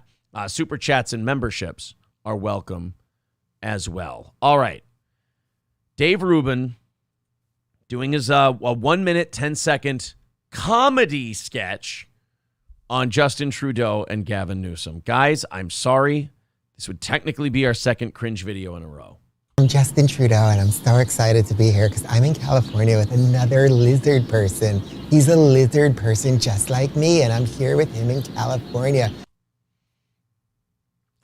You've made it 10 seconds of the 1 minute, 10 seconds. I mean, do these guys ever write anything down before they record this shit? Or do they think, you know what?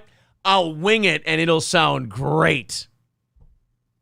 I think that one. Oh, God. I mean, Dave, no offense. Maybe your comedy chops just aren't as sharp. Maybe they've dulled a little since you've been doing politics. But just, maybe a few bullet points, perhaps. Which he's turned into a communist shithole, just like I'm trying to do to Canada. We're both World Economic Forum stooges, but we have really nice suits. Look at our suits. You couldn't do a second take on that? With your suit stumble? You couldn't? I think he's doing it live, bro. Stooges, but we have really nice suits. Look at our suits. And look at his hair. I just love him so much. Oh, look at him. Look at you. I'm Gavin Newsom. Look at me. I smile when I'm talking. So people think I'm a nice guy, but actually I eat babies. Yes. Oh my God, that sounds exactly like Gavin Newsom. Holy shit. This is why I think he's like Crowder. It's just not funny. This is, I keep seeing stuff like this, like Justin Michaels and Dave Rubin and these other people, and I watch it and I go, I'm getting scary close to having to apologize to Steven Crowder. And I don't want to be there. Because, well, you don't have to. Look, Crowder would do something similar to this, but it wouldn't be as bad. I'm not saying it would be hilarious or funny. I think it would be as bad. Like, really? Eat babies? That sounds like that came right out of Crowder's fucking mouth. I eat babies. That literally sounds like Crowder to me. Okay. So I don't owe Crowder an apology. Do we need to watch that fucking Tombstone trailer again so you're reminded who we're fucking talking about? Don't you fucking dare me to play the Tombstone trailer. Don't call my bluff. You don't have the guts. You don't have the fucking guts. Oh, I don't have the guts to play the Crowder Tombstone trailer? You don't have the fucking guts. I don't have the balls. You're a yellow belly fucking stoolie. Nobody, There's no way you and have I the mean backbone. nobody, calls me yellow.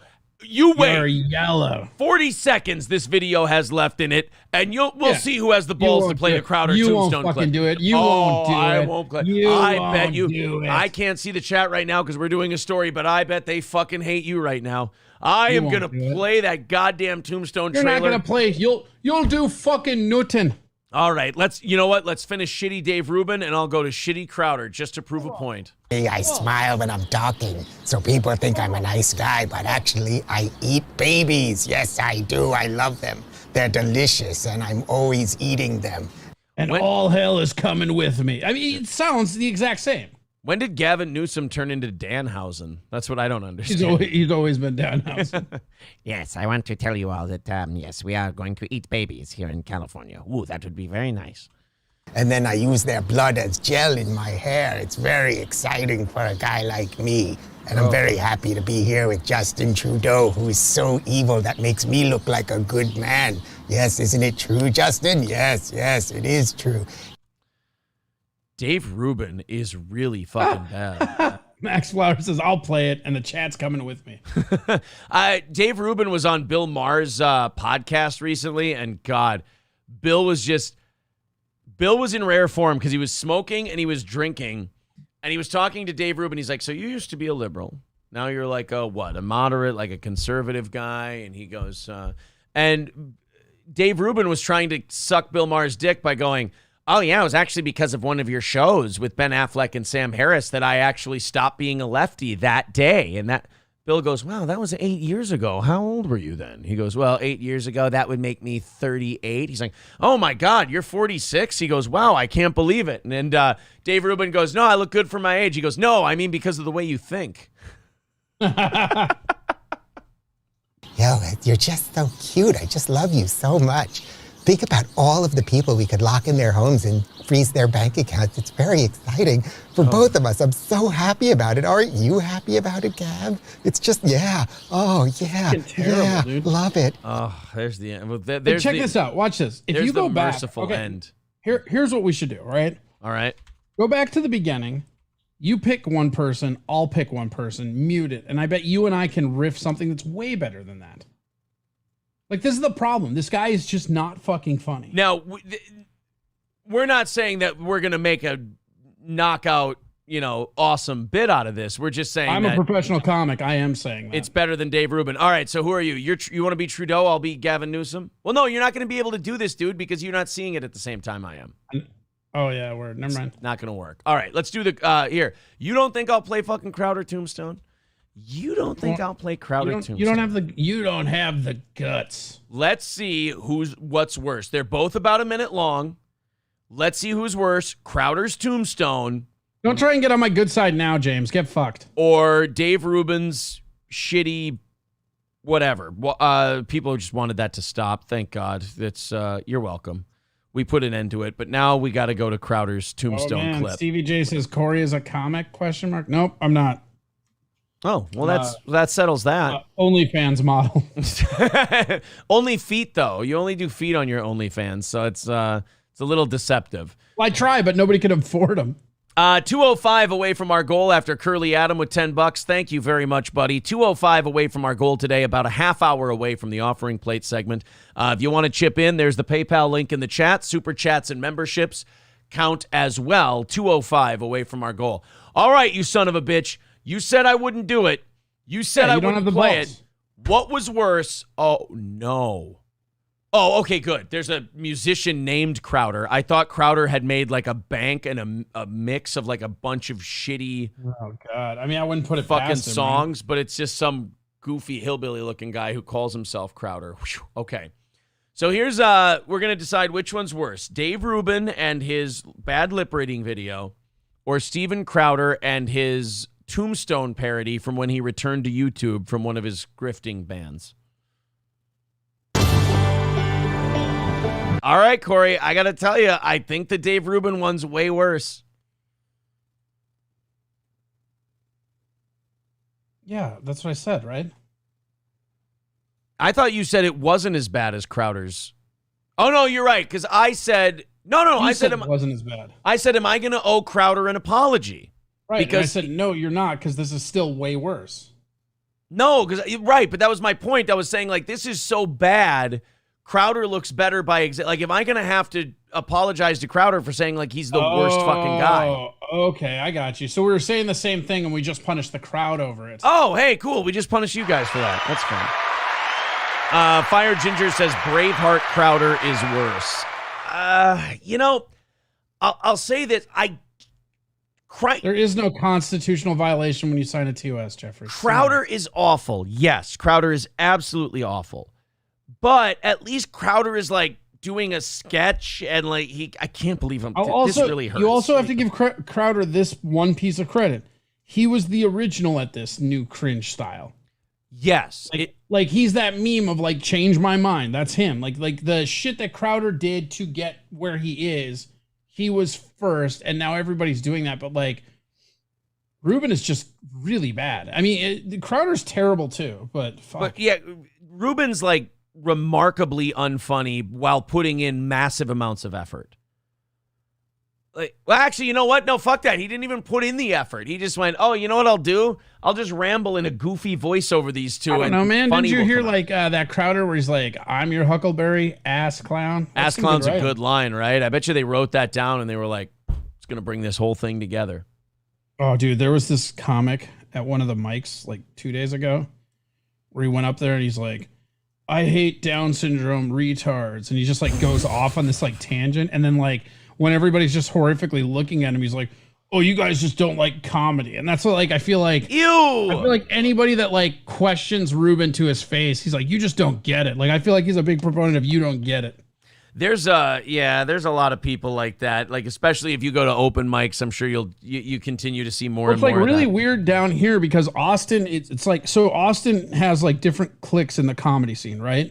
But one of the bigger like groups right now is like everybody's migrating down here for like that Tony Hinchcliffe and like Joe Rogan, like anti-counterculture shit. Yeah. So like they get up at the mics and they just say whatever the fuck they want. And it's just like, it reminds me of a Crowder video. It's just not funny. It's just stupid. Right. You're just trying to be edgy instead of funny. Like you're trying to just say wild shit. And then they think that like that makes them Bill Hicks or it makes them George Carlin. So right. That's exactly what it is. They go up there and they go, oh, haha, fuck retards. And then they're like, I'm the next Hicks. Like, shut the fuck up. I don't remember Hicks fuck retard bit. I don't remember it. I remember him right after he called that lady a cunt on Rant and E Minor. Yeah, I remember him killing Billy Ray Cyrus in one of his bits, but I don't remember him. It's just like I said, it's weird, and like down here right now, it's like, and then what's funny is that Austin is also the liberal hub of Texas, right? Yeah. So you have this whole other half of the comedy scene that's like overly sensitive and really not funny. It's a very funny, it's a very interesting mixture. Whereas like in Minneapolis, it was like a bunch of sensitive pussies, but they were all objectively pretty funny. Yeah, they were pretty decent. Like the Minneapolis comedy scene per capita, some of the funnier people is like if you look at the comics in Minneapolis, like 80% of them are funny, 20% are not. You come here and like 80% are not, 20% are. But then they're all just split down the middle because some of them are like the woke virtue signal and the others are like the fuck counterculture. So it like these open mics end up being fucking hilarious. It just really sucks that like it's all of this social and political shit has just permeated every little crack. And it just oozes. You know what's really funny? When you're out back trying to smoke a joint and you have to listen to one unfunny comic give tips to another unfunny comic who then tells that unfunny comic that they don't need their fucking tips and that person isn't funny. It's hilarious. Like there's so much like weird infighting. Yeah, the behind the scenes part of open mics are way better than the actual open mic. Oh, I agree with that 100%. Like if I had to go to open mics only to like watch the show, like I would never do it. Yeah, but if you could go like down here, it's like I'm just going to them like because that's how you network to get fucking showcase gigs, right? Because like I have an in at House of Comedy, and like it sounds like I might be in at Hyenas, but beyond that, it's like I don't really know anybody down here. So like if I want to work any of the bars or anything, I got to fucking get to know some of these. You got to keep going. Yeah, it's starting over when you go to a new scene. That's funny because I had one person tell me like I had this one guy tell me that he didn't like one of my jokes, and I was like, oh yeah, I've been trying to work with it, but it's not like that on the album or whatever because it was a joke that I like. So you record a joke And then if you keep doing it after you've recorded it, a lot of the times it changes. You add tags on, it gets different. Yeah. Like the timing. There are jokes that you'd hear now that if you heard on like my album, they're not the same, right? Sure. And so I was telling him, yeah, it just kind of changed since the album. The guy goes, "You don't have albums." I go, "Okay." Yeah, Whatever, fucker. dude. You don't have albums. Yeah, you don't have albums. I'm like, all right. Yeah, that's just something I come to open mics and lie about to flex. Yes. I mean, to be fair, there's probably are people that do that. Yeah, there's people who like film something on their phone and call it their special. Yeah, right. They film. Yeah, I've seen that. I've seen people like put. Like I've even seen comedians around here who will film stuff. And they go, "Yeah, I'm filming my special tonight," and I'm like, "No, you're not. You're putting something on your phone and then you're uploading it to YouTube. What part of that makes it a special? A special is like someone thinks you're really funny, so they give you an hour and they produce it and do everything else. Like that's what a special is." Cybernetic Husky says Corey has 0 albums and 0 bitches. Wow, that hurts. I mean, in fairness, he has 2 albums and three or 4 albums and 0 bitches. Dude, 3 albums released, 4 recorded, 2 in pre-production. I see you're not fighting the bitches. Comment. I didn't hear you. Cut out. Look, the guy 205 away from today's goal. There's the links in the chat if you want to chip in. We got about 20 minutes until we pass around the offering plate and see if we can knock out that goal and do an extra 30 minutes of overtime today. Whatever we don't hit goes into the rest of the week. Stevie J says Corey has bird ladies, which are legally distinct from bitches. It's actually true. A lot of chirping. A lot of chirping going on.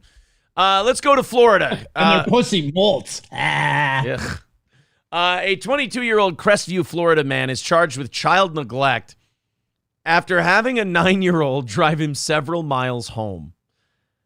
Alexander Barrios was arrested Monday and is being held in the Okaloosa County Jail without bond. The witness states that they spotted a car entering Oak Hill Road from a neighborhood around 8 a.m. Monday. So this fucking guy has a 9-year-old driving his drunk ass around. I assume he's drunk if he's got a 9-year-old driving at 8 a.m. 8 in the morning. The suspect probably safer than having him drive if he's loaded. Right? They suspected the driver was impaired due to the vehicle being all over the roadway.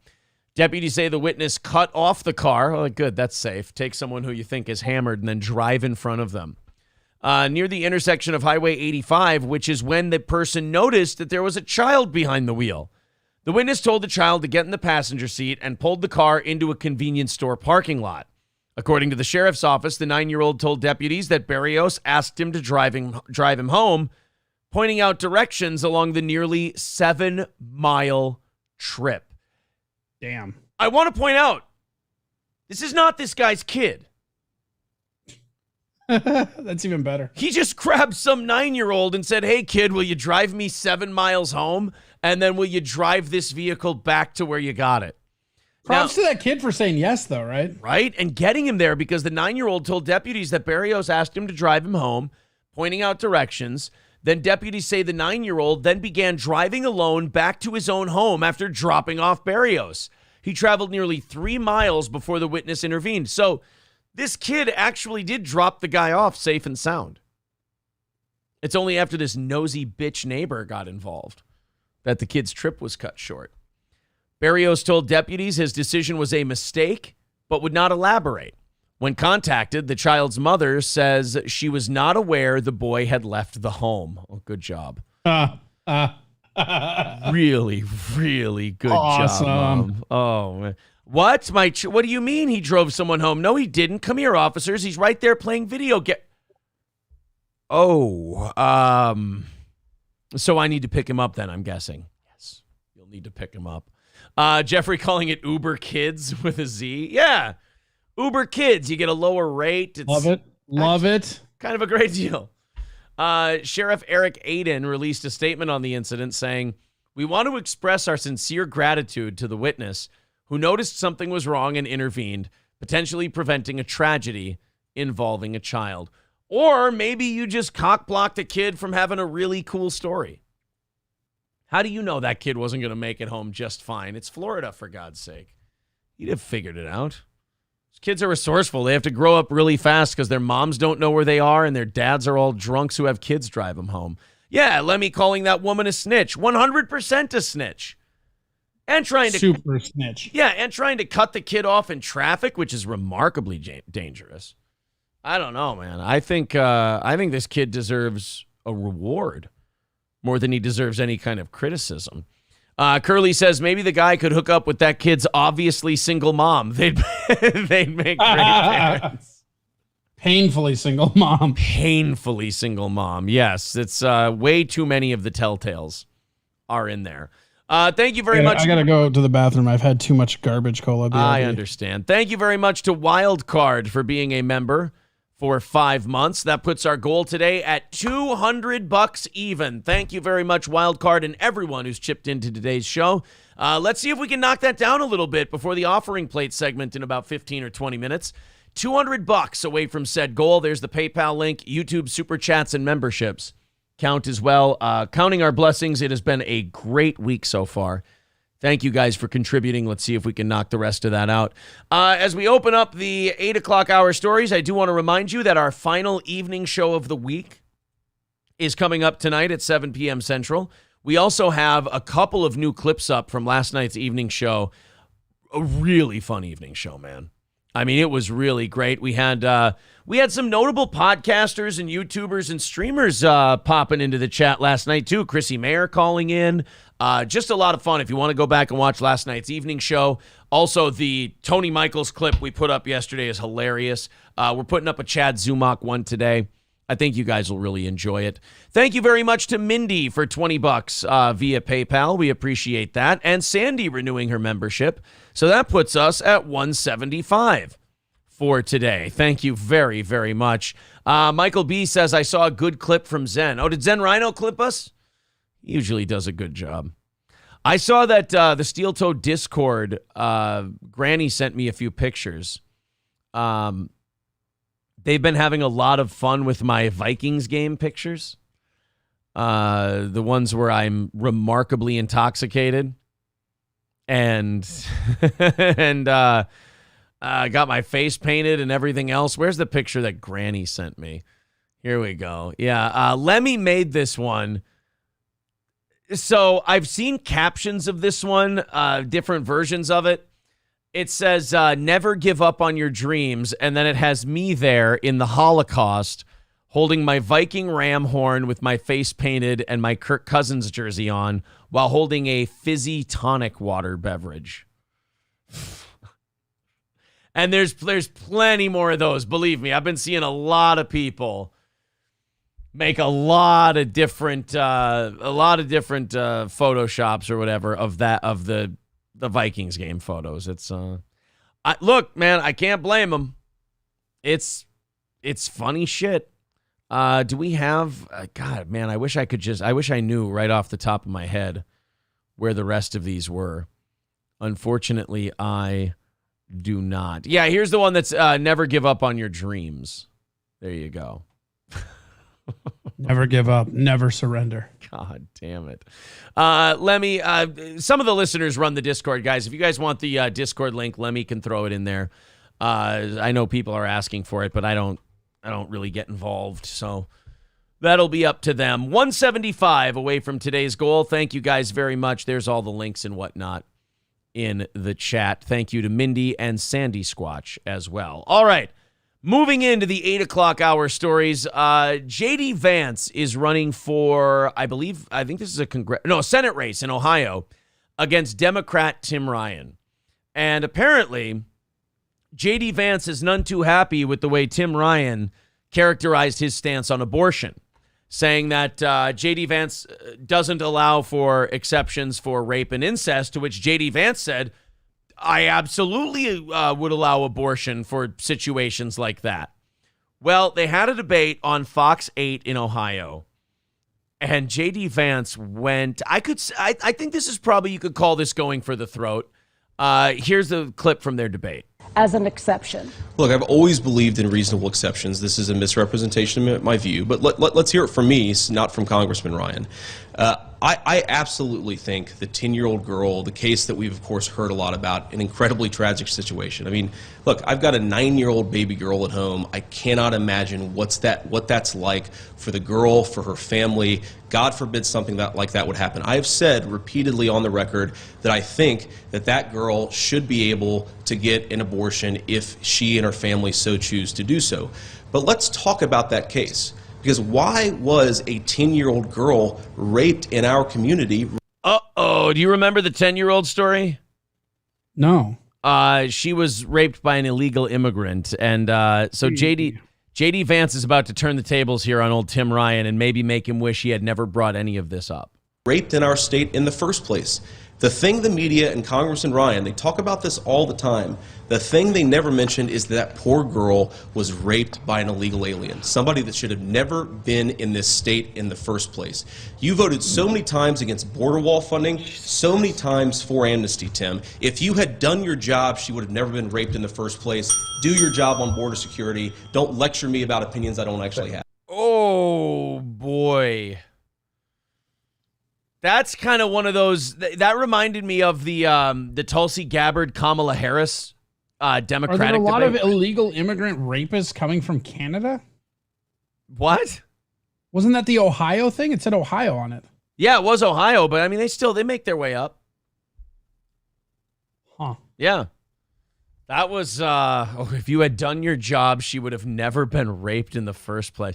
I mean, basically laying a rape at the feet of your opponent and him having to go, well, I think what Ohioans really care about is the economy. And let me talk about what I would do if I were elected senator. It's like, yeah. Inflation is like rape, huh? Yeah.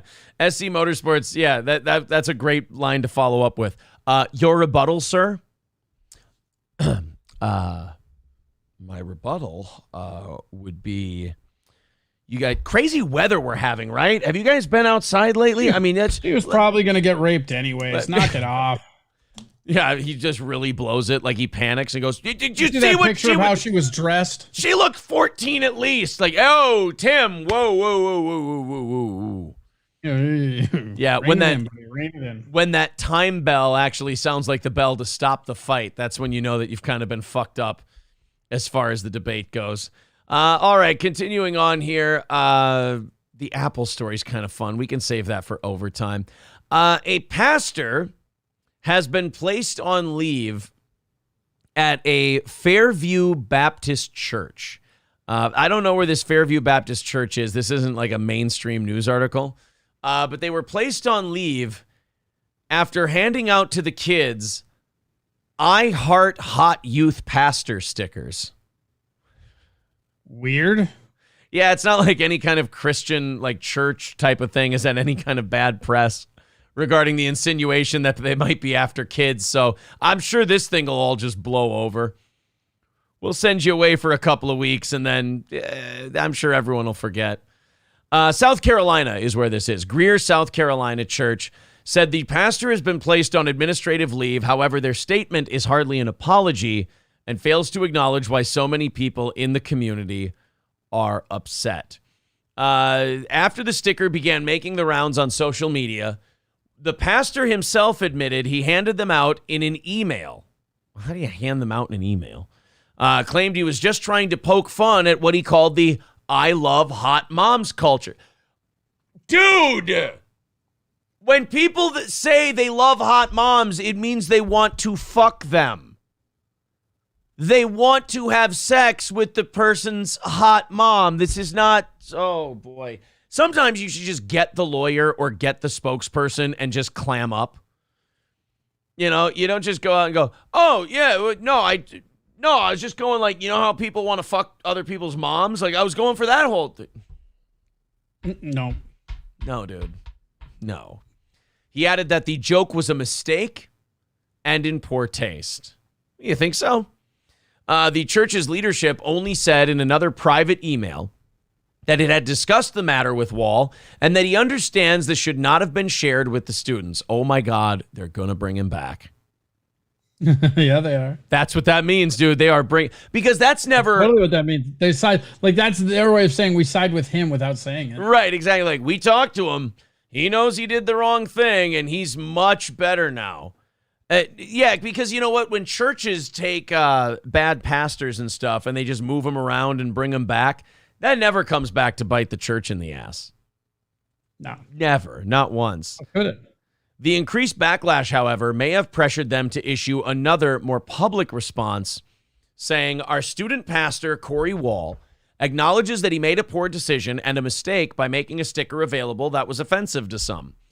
Corey has been placed on administrative leave and will not be involved in a student leadership responsibilities while his situation is being investigated. Jeez, they're bringing him back. There will be a thorough and comprehensive investigation. They're bringing him back. We take this matter very seriously and want to be as proactive as we can moving forward.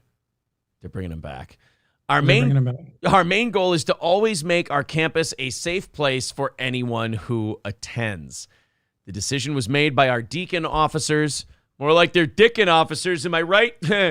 And personnel team in keeping with our bylaws and personnel procedures. If questions, please contact them. Yeah, in other words, don't talk to us. We're busy.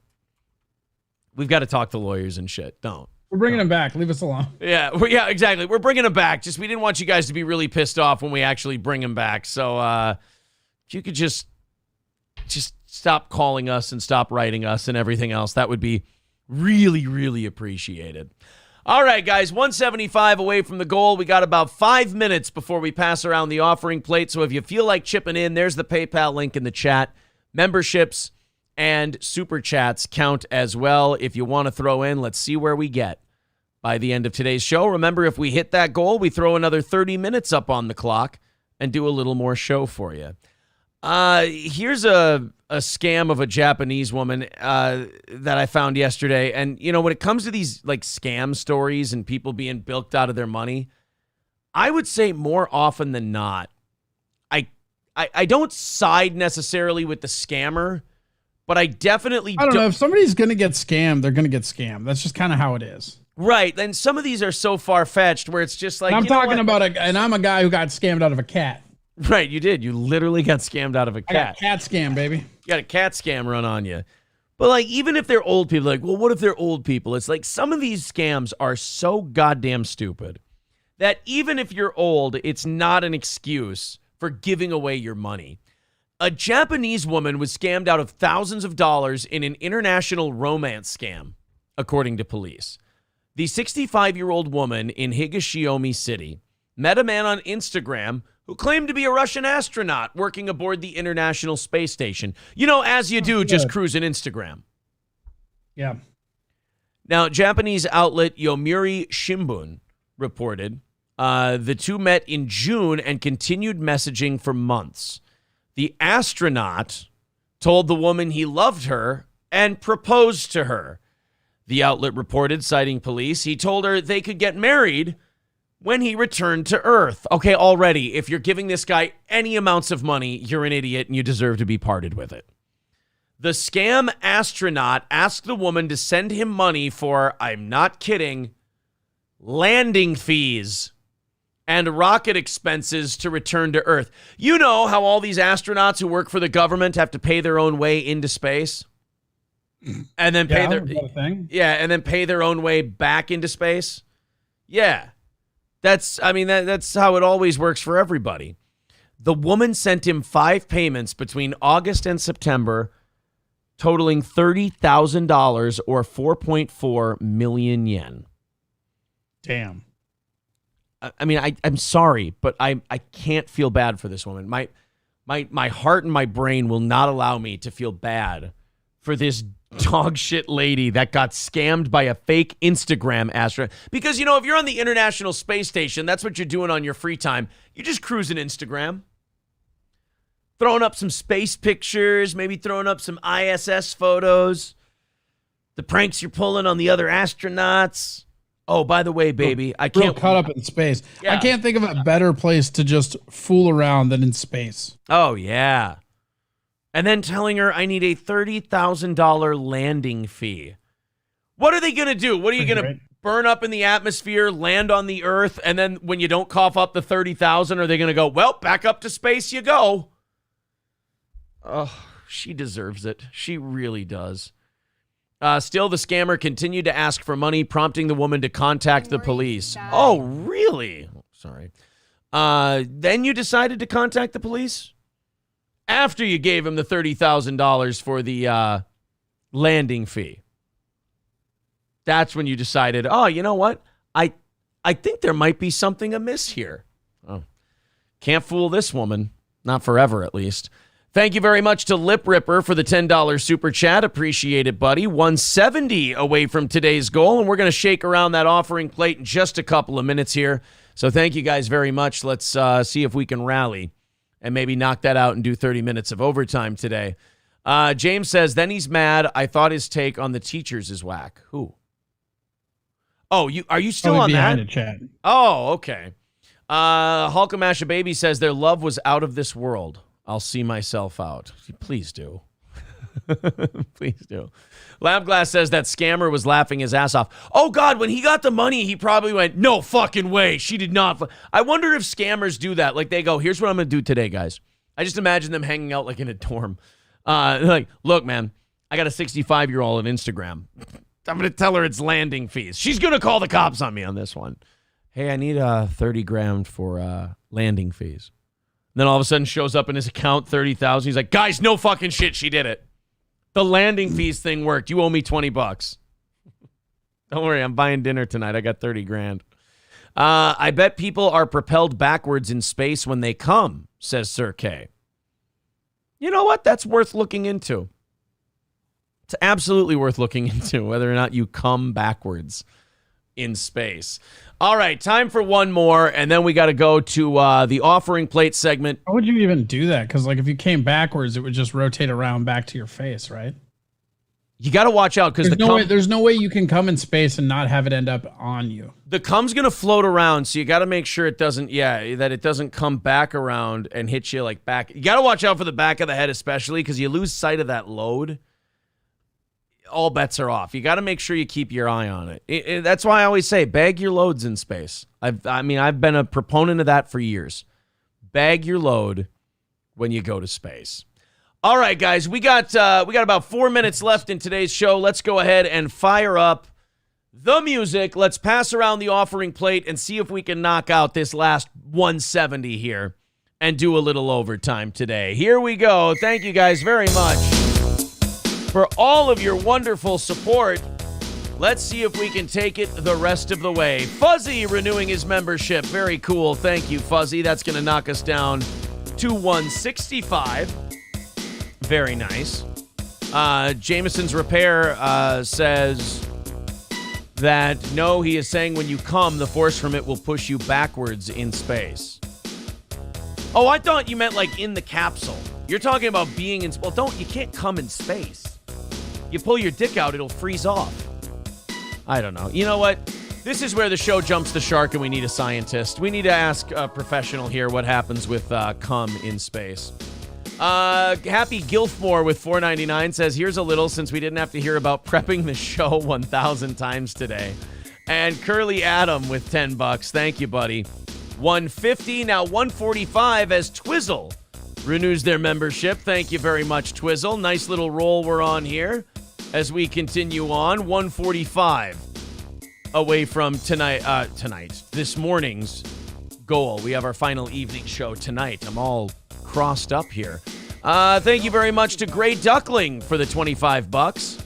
25 from not Gay Duckling, Gray Duckling. Puts us at 120. Thank you to Gimme Tips. We're at 115. Thank you guys so much. What a rally here. Hold on, I got to change the volume on this video because I keep forgetting that when I pod this down, I pod Corey down. There we go. What up? Now we're up. All right, 115 away. What a great morning for the Steel Toe Show. Thank you guys so much. And we still got about 3 minutes left in regulation here and just 115 away from our goal. Exactly 6 million renewing becoming a member. Thank you, Exactly 6 million. 110 away from this morning's. God damn, man, I am falling apart on timing. Yeah, you are. You're right there, buddy. I don't think so. I think I might be. Oh my God, I think I might be Fettermaning. Oh yeah. Yeah, it's a verb now. There is not enough delta V from coming to propel a human body the opposite direction. Thank you, Bob Rivers. We needed that. Thank you for the scientific confirmation that indeed you will not float away in space if you start coming. Thank you very much to Sean Avery with $1.99. Says for the charity case / intern on Wednesday. Can we be nice to everybody, please? Can we just stop breaking each other's balls and yelling at each other? That would be wonderful. As the host of your show, I ask you.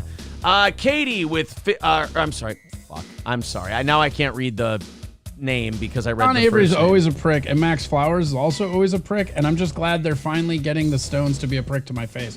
Usually they just talk shit in the shadows when I'm not on. Yeah, that's true. I see a lot of that. I'll be like, guys, how did you turn that into a Corey thing? How did that turn into Corey? Jesus. Because I'm living in their heads rent free. They all want to fuck me, bro. They want to... Oh, God, I didn't know it was sexual. That's really bad. Yeah, dude, that's the only reason why you would carry that kind of hate, especially on days where somebody else isn't there. Well, then that's... There's no other explanation. Well, it's semi-flattering then, right? Yeah, I don't give a shit. Like, here's the thing. Like, especially Max. Like, Max thinks he's, like, fucking going along with it, but he just keeps typing the same shit where he's like, oh, he's tanking the ratings. Like, yeah, that's right. You got me from a bit from a year ago that was about Johnny. You got it. Elias with $6 says would like to make a Lifetime Music Jew infomercial. M Pitt with renewing his membership for 6 months.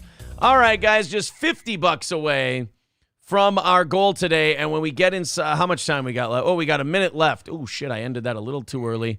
We got about a minute left in the offering plate segment here, and we are at $50 away from our goal. So thank you guys very much. If we get inside of 50, we do the 30 minutes of overtime on credit. Surely that we will knock it out by the end of the show. So thank you very much to K-Rod and everyone else who has chipped in. A lot of people firing in today. We do appreciate it. Oh boy, you know what? Here in overtime, Corey, you guys can all settle your differences. We'll get all the hostility and the venom out. And Corey, we don't have enough time for that. Corey can yell at everyone, and they can yell back at him, and you guys can have all the fun in the world that you want. All right, we got about 30 seconds left. $50 away from this morning's goal. Lab Glass saying I pay rent to have Corey in my head. All right, about 5 seconds left here. $50 away from our goal. So I tell you what, why don't we do this overtime on credit today, and you guys can all yell at each other. All right, let's go into the chat here and see what you all are conspiring about and screaming about and shouting about and yelling about. Somebody says, I will go and say I don't want to fuck Corey. Well, that's kind of an insult, in fairness. I don't think that's real. You're just lying to yourself. April's Parents Hobby Farm, a.k.a. Max, says, I'm not wrong. Corey, your thoughts? No, you are wrong. You just type the same stupid bullshit every time, and you act like it's funny, which it's not. And then when you get called out on it, you backpedal. I'm actually proud of you for not backpedaling this one time. You're a milquetoast of a human being. Black Ornament says, you don't live in our heads. You appear on a show where we all dislike you. I will go ahead and say that is definitely a minority of the audience that dislikes you. Yeah, I mean, that's fine. And again, I'm just excited you guys, you pussies are finally here doing it to my face as opposed to talking your bullshit when people aren't on. April says, I'm not on and still get shit on. They do it for sport.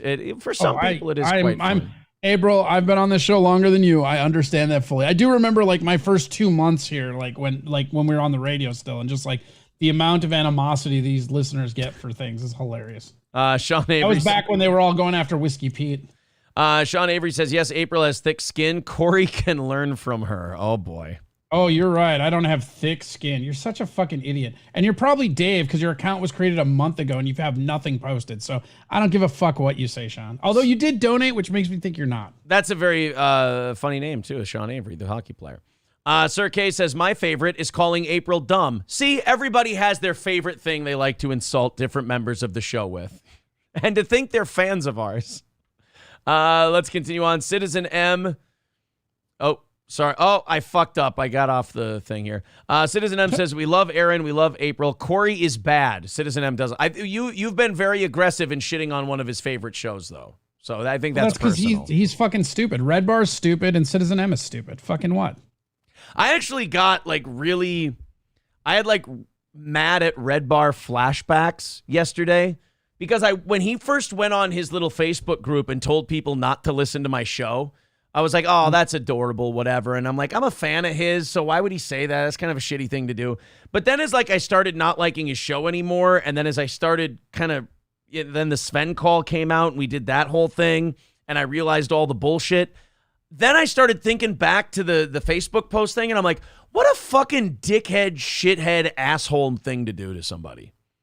He's just garbage. He's just a garbage person. He's mildly funny for sure. I'm not saying he's not, but again, I know 3 comics he fucked over on pay. He fucking had to move out of Chicago because people were going to beat the fuck out of him. And he's still hiding and cowering from Sam Tripoli in his own fucking diapers. So you guys can elevate him to fucking champion status all you want. I don't give a fuck. You got to admit, the diaper thing did not help him.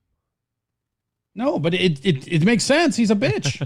Why Do I Podcast says, I don't hate him. Look at that, Corey. Why Do I Podcast says he doesn't hate you. I don't hate you either. Why Do I Podcast is great. Subscribe to his show. He's awesome. I don't know. Michael B says, we tolerate Corey. Corey, go ahead. You and Michael B can go at it for a little bit. Just like your family tolerates you, sir. Fettuccine El Poo says, I like Corey. Do you want the positive ones or no? Or do you want to just skip to the negative fine, whatever. ones? I like Fettuccine El Poo too. I thought you just wanted the confrontational ones. Mr. Approachable says, my only problem with Corey is he claims to be a capitalist, but wouldn't take my subs to play a 30-second video. Oh, shit. Yeah, that's Mr. Approachable just being a cocksucker. I told him that if he matched it with 15 subs, I would play it, but he was too cheap to do that, and now he's attacking me as a capitalist. God forbid I look out for the Better Business Exchange. I'm just going to stay out of this, and I'm going to let you guys, I'm going to just read them, and you guys can all sort it out. Danger Bear Wolf Turtle says, you're okay, Corey, even though you were late. Just kidding. No, that's fine. Just being fun. Okay with that. Citizen M says, Corey, honestly, why do you defend Josh Denny outside being employed by him? Well, why do you go after him? Because you're just a stupid fucking fanboy that doesn't know anything about him, right? Like literally, this is what happens, right? You listen to a fucking idiot like Red Bar, right? Who doesn't know shit, and he fucking has fucked over everybody. So now you believe all the half-ass shit trolls on Josh Denny. Go buy his fucking album. The dude, I can't vouch for what he does outside of that. I don't listen to him on the radio or whatever. His stand-up isn't bad, and he's a guy that I started with from way back when. And simple answer, he's your friend. You stand up for your friends. I wouldn't go that far. Oh, come on. Fuck. No, I'm just kidding. No, he is. The thing is, though, is that this is actually, no, I'm glad Citizen M actually said this. This is actually a big fucking problem because people who watch Red Bar, they listen to all the bullshit he spews like it's truth. What you have to understand about Red Bar is that he's full of shit.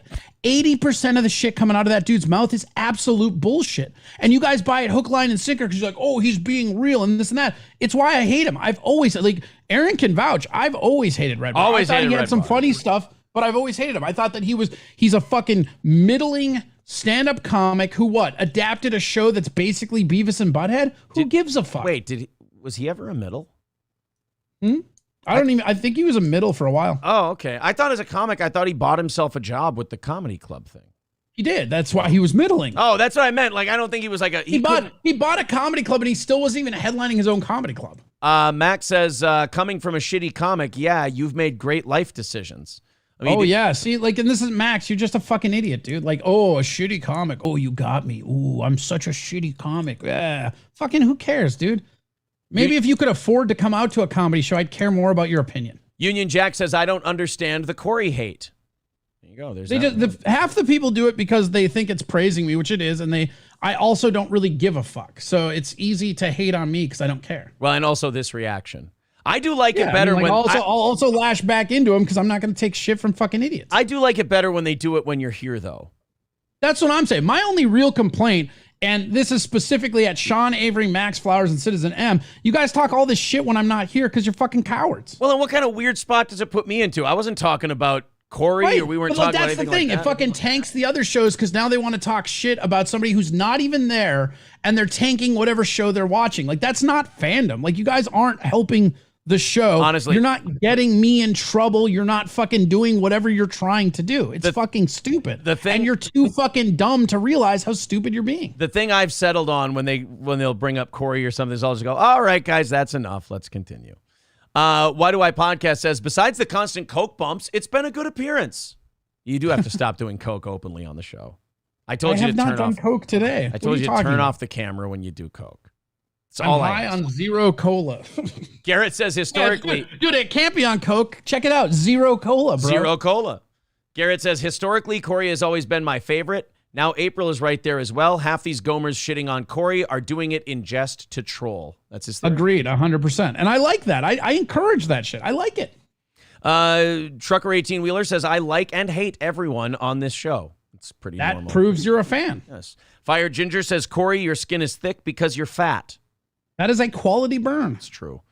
Oh, no, I shouldn't have said that's true. I'm playing total moderator here. Curly Adams says, deep down, this audience loves everyone on this show, but in all fairness, that's because there's no black people. I'm not allowed to comment. I'm not allowed to comment. Labglass says... What would you comment on that if you were allowed to comment? Probably the same thing I'm commenting now. Just, yep, the same thing. Labglass says, focus, folks. Get Aaron. He's the cousin lover. Wait, what? Hold on a minute. That's true. That's accurate. Sean Raz with $10 says, I haven't donated since before Ian. Can I have my kid back now? I'm not allowed to comment. I'm sorry. I've really fucked myself. You can comment on ones that are directed at you. Oh, can I? Okay. I don't have your kid. I don't hold people's children for donations. I promise. And I'm sorry about her anymore. James says, I'll excuse your behavior for just... Oh, no, says Lemmy, I know you can't think logically with Corey's dick in your throat, so I'll excuse your behavior just today. What? She has dick in your throat. Or your dick in her throat. Lemmy does. Dude, I would never touch Lemmy. One, she's awesome. Two, she's fucked Granny. I'm out. Yeah, you can't fuck Granny and then have. I will never be Eskimo brothers with Granny. It's not happening. Lemmy says his dick wouldn't reach down my throat. Well, now she's shitting on you. I don't get it. She says your dick wouldn't reach down her throat. Jameson's she's got that weird pelican neck. Jameson's Repair says, who doesn't love that greasy, patchy, tangled, booger-infested beard? It's actually kind of sweet, if you ask me. Got trimmed. What are you talking? Just because you can't grow a beard doesn't mean you got to hate on mine. Jericho says, Corey sweats in the shower. Is this true? It's glandular. You know that. By the way, how well-behaved has Jericho been lately? Oh, there it goes. Well, Jericho did his whole pomp stance a bunch of months in a row, and nobody gave a shit, so then he just had to slowly come back in and be a normal human being. Happy Gilfmore says, why did you run away to Texas? I didn't run away. I went to Austin because that's where stand-up comedy is thriving right now. Max says, Corey is a weak 2. What does that even mean? Like, this is what I'm talking about, dude. Like, your shit makes no sense. You either reiterate shit I've said or you make no fucking sense. Those are your two settings. James says, lay down the crack pipe and try to come up with a good insult. I think lay down the crack pipe is just good advice for everyone, but I'm supposed to remain neutral here. I'm sorry. James says, ooh, Corey, Lemmy said you got a small wee-wee. Like she'd know. Need Trump says, for once, Corey isn't picking on me. Yay. See, I feel like that's just begging for it, so I'm not going to. Stevie J says, I appreciate Corey. Non-specific appreciation. That's the best kind. Kurt says, in this order, the second mic rankings are 1 Corey, 2 Johnny, 3 Oz, 4 April, 5 Aaron. Oh, fuck. Shit. I don't know. I feel like you're doing April dirty on that list. Oh, man. Oh, you think that Oz and Johnny suck and she should be ahead Aaron of at 5 is correct, though. Bob Rivers says, Sammy's Pizza sucks ass, Corey. I'm only reading stuff directed towards Corey. Positive and negative. Say that again?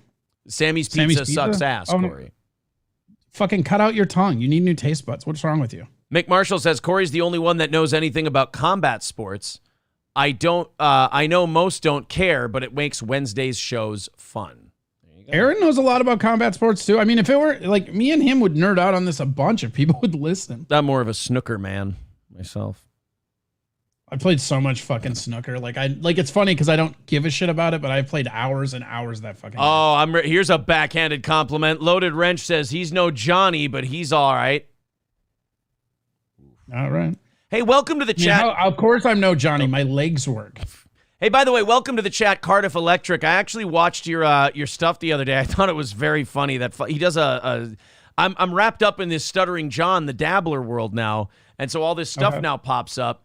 This guy Cardiff Electric does like a Stuttering John puppet, and it's just absurd.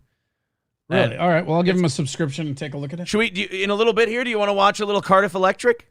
Sure. I mean, I just smashed the sub on him. So all right. Yeah, subscribe to Cardiff Electric. That's pretty fun gimmick he's got going on. Elias, thank you very much for the $12 super chat. He says, Corey, you're not in diapers, so I'd call that a win. Yet. You got to be careful with the. Also, I don't know. Like, I feel like if I got high enough, like eating like a bunch of shit in diapers and watching a movie, that doesn't sound that bad. Right. Corey is an awesome second mic, says Ryan the Garbage Man. You fucks wouldn't know a good second mic if they sat on your face and wiggled. Pretty accurate. Citizen M says, I would love to interview Corey about Red Bar and Josh Denny sometime. I'm not a rat like Lossless. I'm sincerely baffled why he hates Mike David. I've told you why I hate him, dude. He's fucked over comics. He's not funny. And he does this thing where he harangues people into like really like ingratiating themselves over what? YouTube reaction video? I mean, literally, the dude is basically rebranding Beavis and Butthead because that's all the reaction videos are, right? And he's just like, when he first started, he was funny here and there, but he meandered a little bit too much for me. And I feel like the downtime, like in his prime, I feel like he was a little bit more mean than he was funny. And that doesn't usually play with me. Like you can be mean, but you have to be funny too. But as of like, I don't know what, 5 years ago, he's not even funny anymore, man. I mean, like I watched an episode, like I keep going back and trying to give him a chance, but it's just not. And then the way he fucking goes to like some of the shit he said about Josh Denny just isn't true. And he fucked over comics at his club. And he literally was chased out of Chicago. I can give you a bunch of names of fucking Chicago comics. Like that's the thing. The comics know a lot of shit about Mike David, but like a lot of it, like there's kind of like a fucking brothers in arms things where we don't really talk about it. Like if we're asked about it, we'll go. But like Mike David's a piece of shit, dude. That's just what it is. Would you do an interview with Citizen M? Maybe. Orange Boys. No. Orange Boy says, I don't actually hate Corey. I just like being involved. Fuck you, dude, says, I like Corey. He makes me laugh. I got to try and catch up a little bit. Go for it. I understand the Corey hate. They just jealous little bitches. Balls deep. Corey is my favorite second mic after Mark Allen. Jericho says, Corey pees in the shower and doesn't wash his hands. Well, how can you not wash your hands? You're in the Wait, you can wash in the shower? Shower? I don't understand. Wait. No, back up. You can wash in the shower? Absolutely. In fact, I encourage it. Thank you very much to Doug Seltzer with 279. Says Cardiff Electric is better than this. Oh, I like Cardiff Electric. Don't try to start some kind of weird rift, you son of a bitch.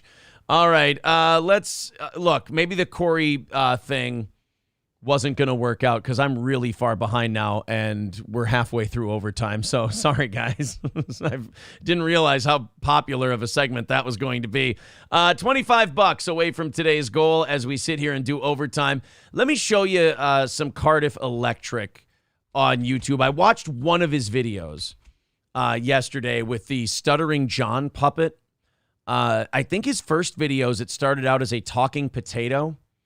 And now it's gone to, oh no, he's still got the talking potato, but he's also got now the Stuttering John puppet. Let's go ahead and watch some Cardiff Electric on the ever booming Stuttering John economy. I always say our channel kind of got involved in the middle. We weren't at the ground floor. We were in like 3-4 months ago. And now the economy has boomed and it's about to, I think the bubble's going to have to burst at some point. But here's Cardiff Electric. Subscribe to him on YouTube, and let's check this out. This is Cardiff. I guess he watches John's podcast, so you don't have to. And his puppet reacts. Good morning, everyone. Welcome to Stuttering John. What's the deal with the Dabbler? Episode 9. The potato wasn't feeling well today. So he asked me to step in. He was feeling a little sick. Sorry, I don't make potato puns. Thank you. This is What's the Deal with the Dabbler, episode 9. We're covering the Stuttering John podcast from October 8th. I just imagine somebody putting in the effort to make a Stuttering John puppet, commit to the bit, make a video about it, and then react to someone's entire show for 20 minutes as just a puppet. Like, it's just the level of commitment that takes. Or, like, as a cartoon potato. I don't know why. It's just funny to me. Yeah, I'll have to watch it. I don't know. Yeah. Thank you. Don't forget to like and subscribe. We did. Thank you very much, Cardiff Electric. We liked, we subscribed. Go check that out when you got some time. I know we've only got a few minutes left in today's show, but go ahead. Oh, there. Let me put the link in the chat. There you go. Click onto it. Cardiff Electric, if you like that kind of stuff. All right. That's the puppet is trying out for the Howard Stern show. Yeah, did they ever have a Stuttering John puppet on Stern? I know they had Jackie Puppet. They talked about it, but I don't think they ever did. There was a Gary puppet, there was a Jackie puppet, and I think that's all they ever really had were those two things. They do a Robin one too? Might have had a Robin puppet, yeah. So speaking of Mick Marshall saying you know a lot about combat sports and what. Oh, people wanted the Old Capitol news. That's right. Thank you for reminding me. Fettuccine El Pupu. I appreciate that. Cardiff says Howard is calling now. Oh, well, Cardiff, for God's sake, take the phone call. I mean, it's... You know, Howard Hang up on him. Tell him he's not funny anymore. Yeah, tell him he's past his prime. Tell him it's all over. Tell Howard. You know what a power move it would be, Cardiff, if you told Howard to go fuck himself? Huh? That's the move, my friend. Let me handle your career. I'll take you places. Let's go ahead. The press release for Old Capitol's lawsuit has been released. I've got both the lawsuit here and the press release for it. Here, I can read you a little bit of the lawsuit here, Corey, so that you can kind of get some of the background. To give you the summation, the general manager, Mitch, at Old Capitol was basically giving free drinks before, during, and after shifts to the employees, not ringing them up, which is the same as stealing, and letting them walk out the door with product. Like, they would just walk out with booze. What? Yeah, it's fucking insane. So they have that, and then... He was doing a poor job as general manager. He would schedule like 3 servers on a night where it was dead, and he knew it was going to be dead, but he wanted the servers to like him. He wanted to be one of those player coaches. And so then they kind of were talking with each other, all the partners of the restaurant were, and they like, we should probably get rid of this motherfucker.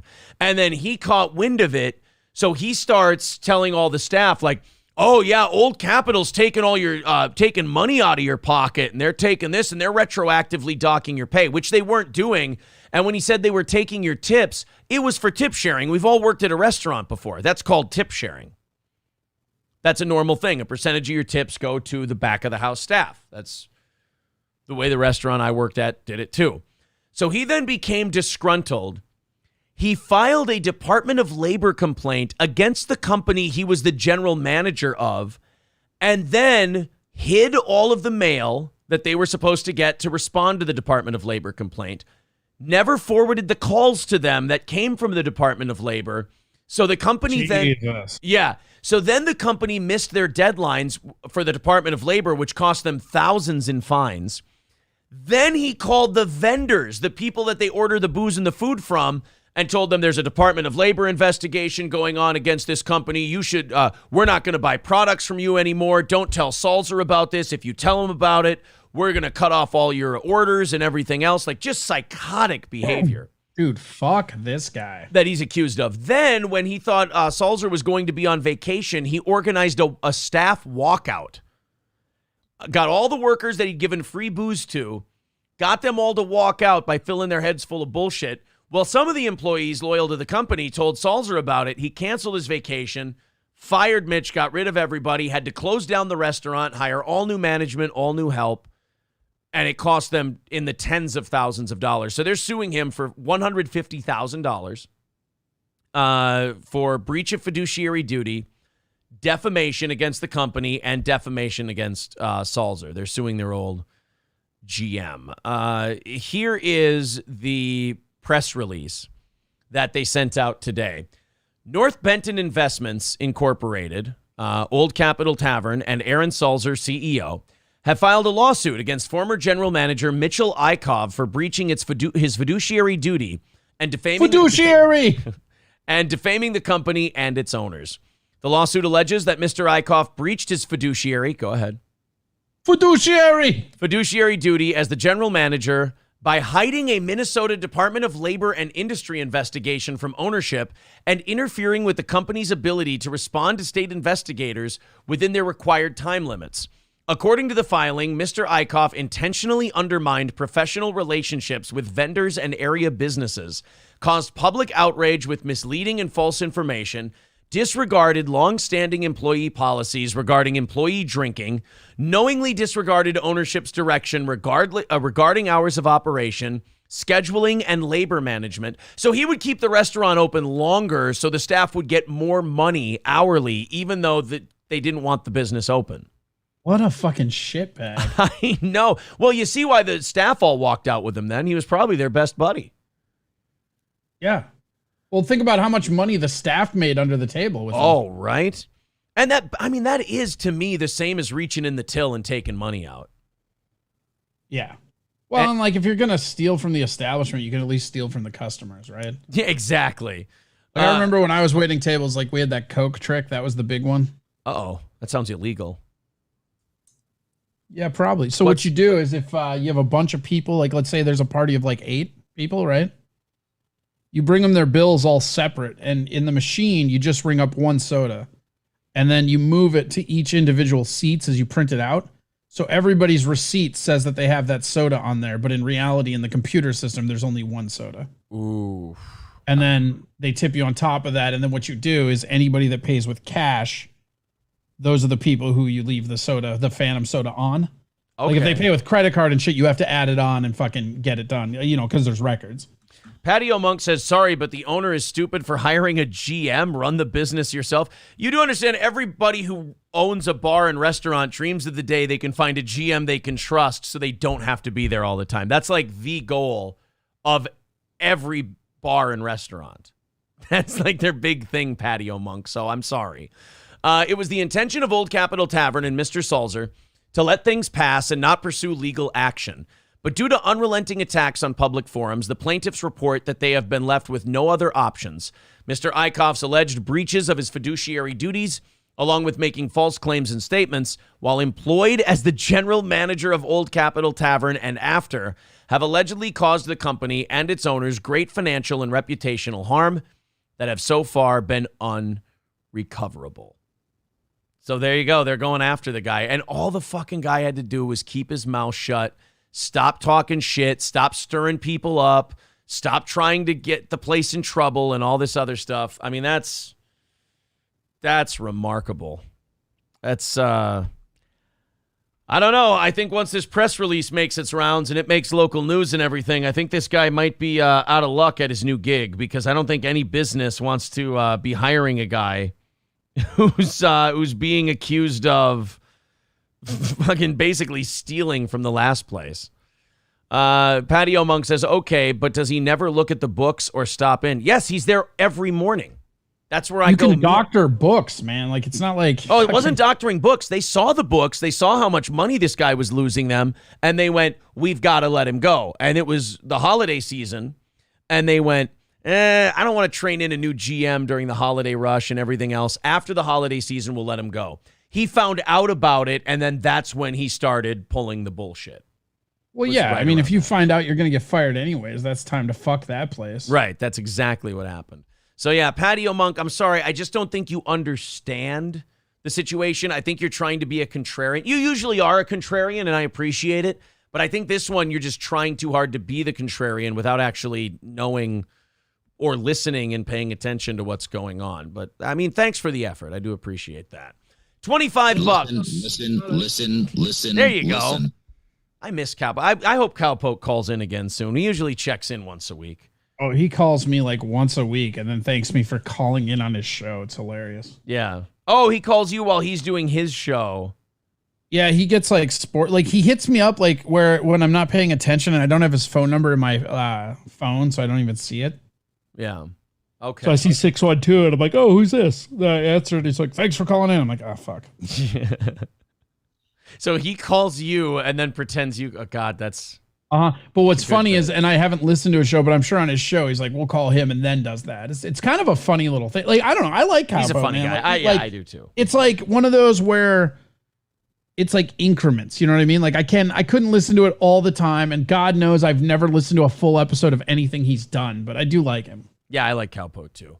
He's grown on us because we hated that fucking guy. Guys, I never did. I always liked him. I thought he was fucking hilarious. Like that's why I did all those parody fucking videos. Guys, let's see if we can knock out that last $25 during overtime here. We got a couple minutes left in the show, 2 or 3 minutes left. If you want to chip in $5-10, go ahead, and we'll knock out that last 25 after doing overtime for you here. We appreciate all of your guys' generosity for keeping this show going. Trucker 18 Wheeler says, a restaurant, me and some of my buddies told the restaurant we could split up in 2 groups. We had 10 people, but they put us all together. Afterwards, when they brought the bills, they told us groups of 6. What does that mean? I don't know. Hold on. I don't know what that means. Told us the restaurant we could split up in 2 groups. We had 10 people, but then they put us all together afterwards when they brought the bill. It sounds like a math problem. Sounds like a fucking drinking problem is what it sounds like. Danger Bear Wolf Turtle says he wasn't just stealing, he was sabotaging the business. That's the worst part. Ooh, I mean, is the money the worst part, or is the sabotaging? Yeah, well, because like if you business? steal, the sabotaging for sure. Because like if you steal money, they can always make more money. But if you sabotage the business, they cannot. That's true, and that's what a big part of the lawsuit is just, hey, you really fucked over our reputation here, and that's something you can't put a dollar sign on, I suppose. Right. Barry Bonds Home Run King says Devontae Adams has been charged with misdemeanor assault for shoving that guy after the game. Is that accurate? Let's take a look. Man shoved by Devontae Adams was a Monday Night Football freelancer. Faces amusement park ban after photographer shove. That's kind of weird. I haven't seen anything about misdemeanor charges, but that doesn't mean it hasn't happened. So I don't know. Sounds like they charged for 2 phantom people. Oh, okay. I see what he's saying. All right. They add a tip and say it's 2. I got you. All right. Wow. That's a pretty blatant scam. Finally, Theodore Roosevelt, a true leader, is here to tell us. Thank you, Teddy Roosevelt. We appreciate that, buddy. $25 away from our goal today. Looks like we're going to come up a little bit short, but I think we were over for tonight, so that'll all come out in the wash, as it were. Plus, it's only $25, not the end of the world. Looks like we are out of time for today's overtime. Corey, where are you going next? We will be on YouTube, Twitch, Trovo, DLive, and Rumble. YouTube.tv. Yeah, just do YouTube. That's fine. YouTube.com/Corey Adam Comedy, and all right, everywhere else, Corey Adam Comedy. There, it's all the same name. That's what they call branding, kids. All right, I hope everybody got it out of their system. There, now we can be friends again. And I didn't get it out of my system. Fuck these guys. Corey and everybody else got to fight each other, and they all got to settle things. Like gay cousins. All right, Corey, have fun on the rest of your streams, and we will talk to you again next Wednesday. Hurrah. All right, and to the rest of you, thank you very much. We appreciate it. We will talk to you again tonight at 7 p.m. Central Time.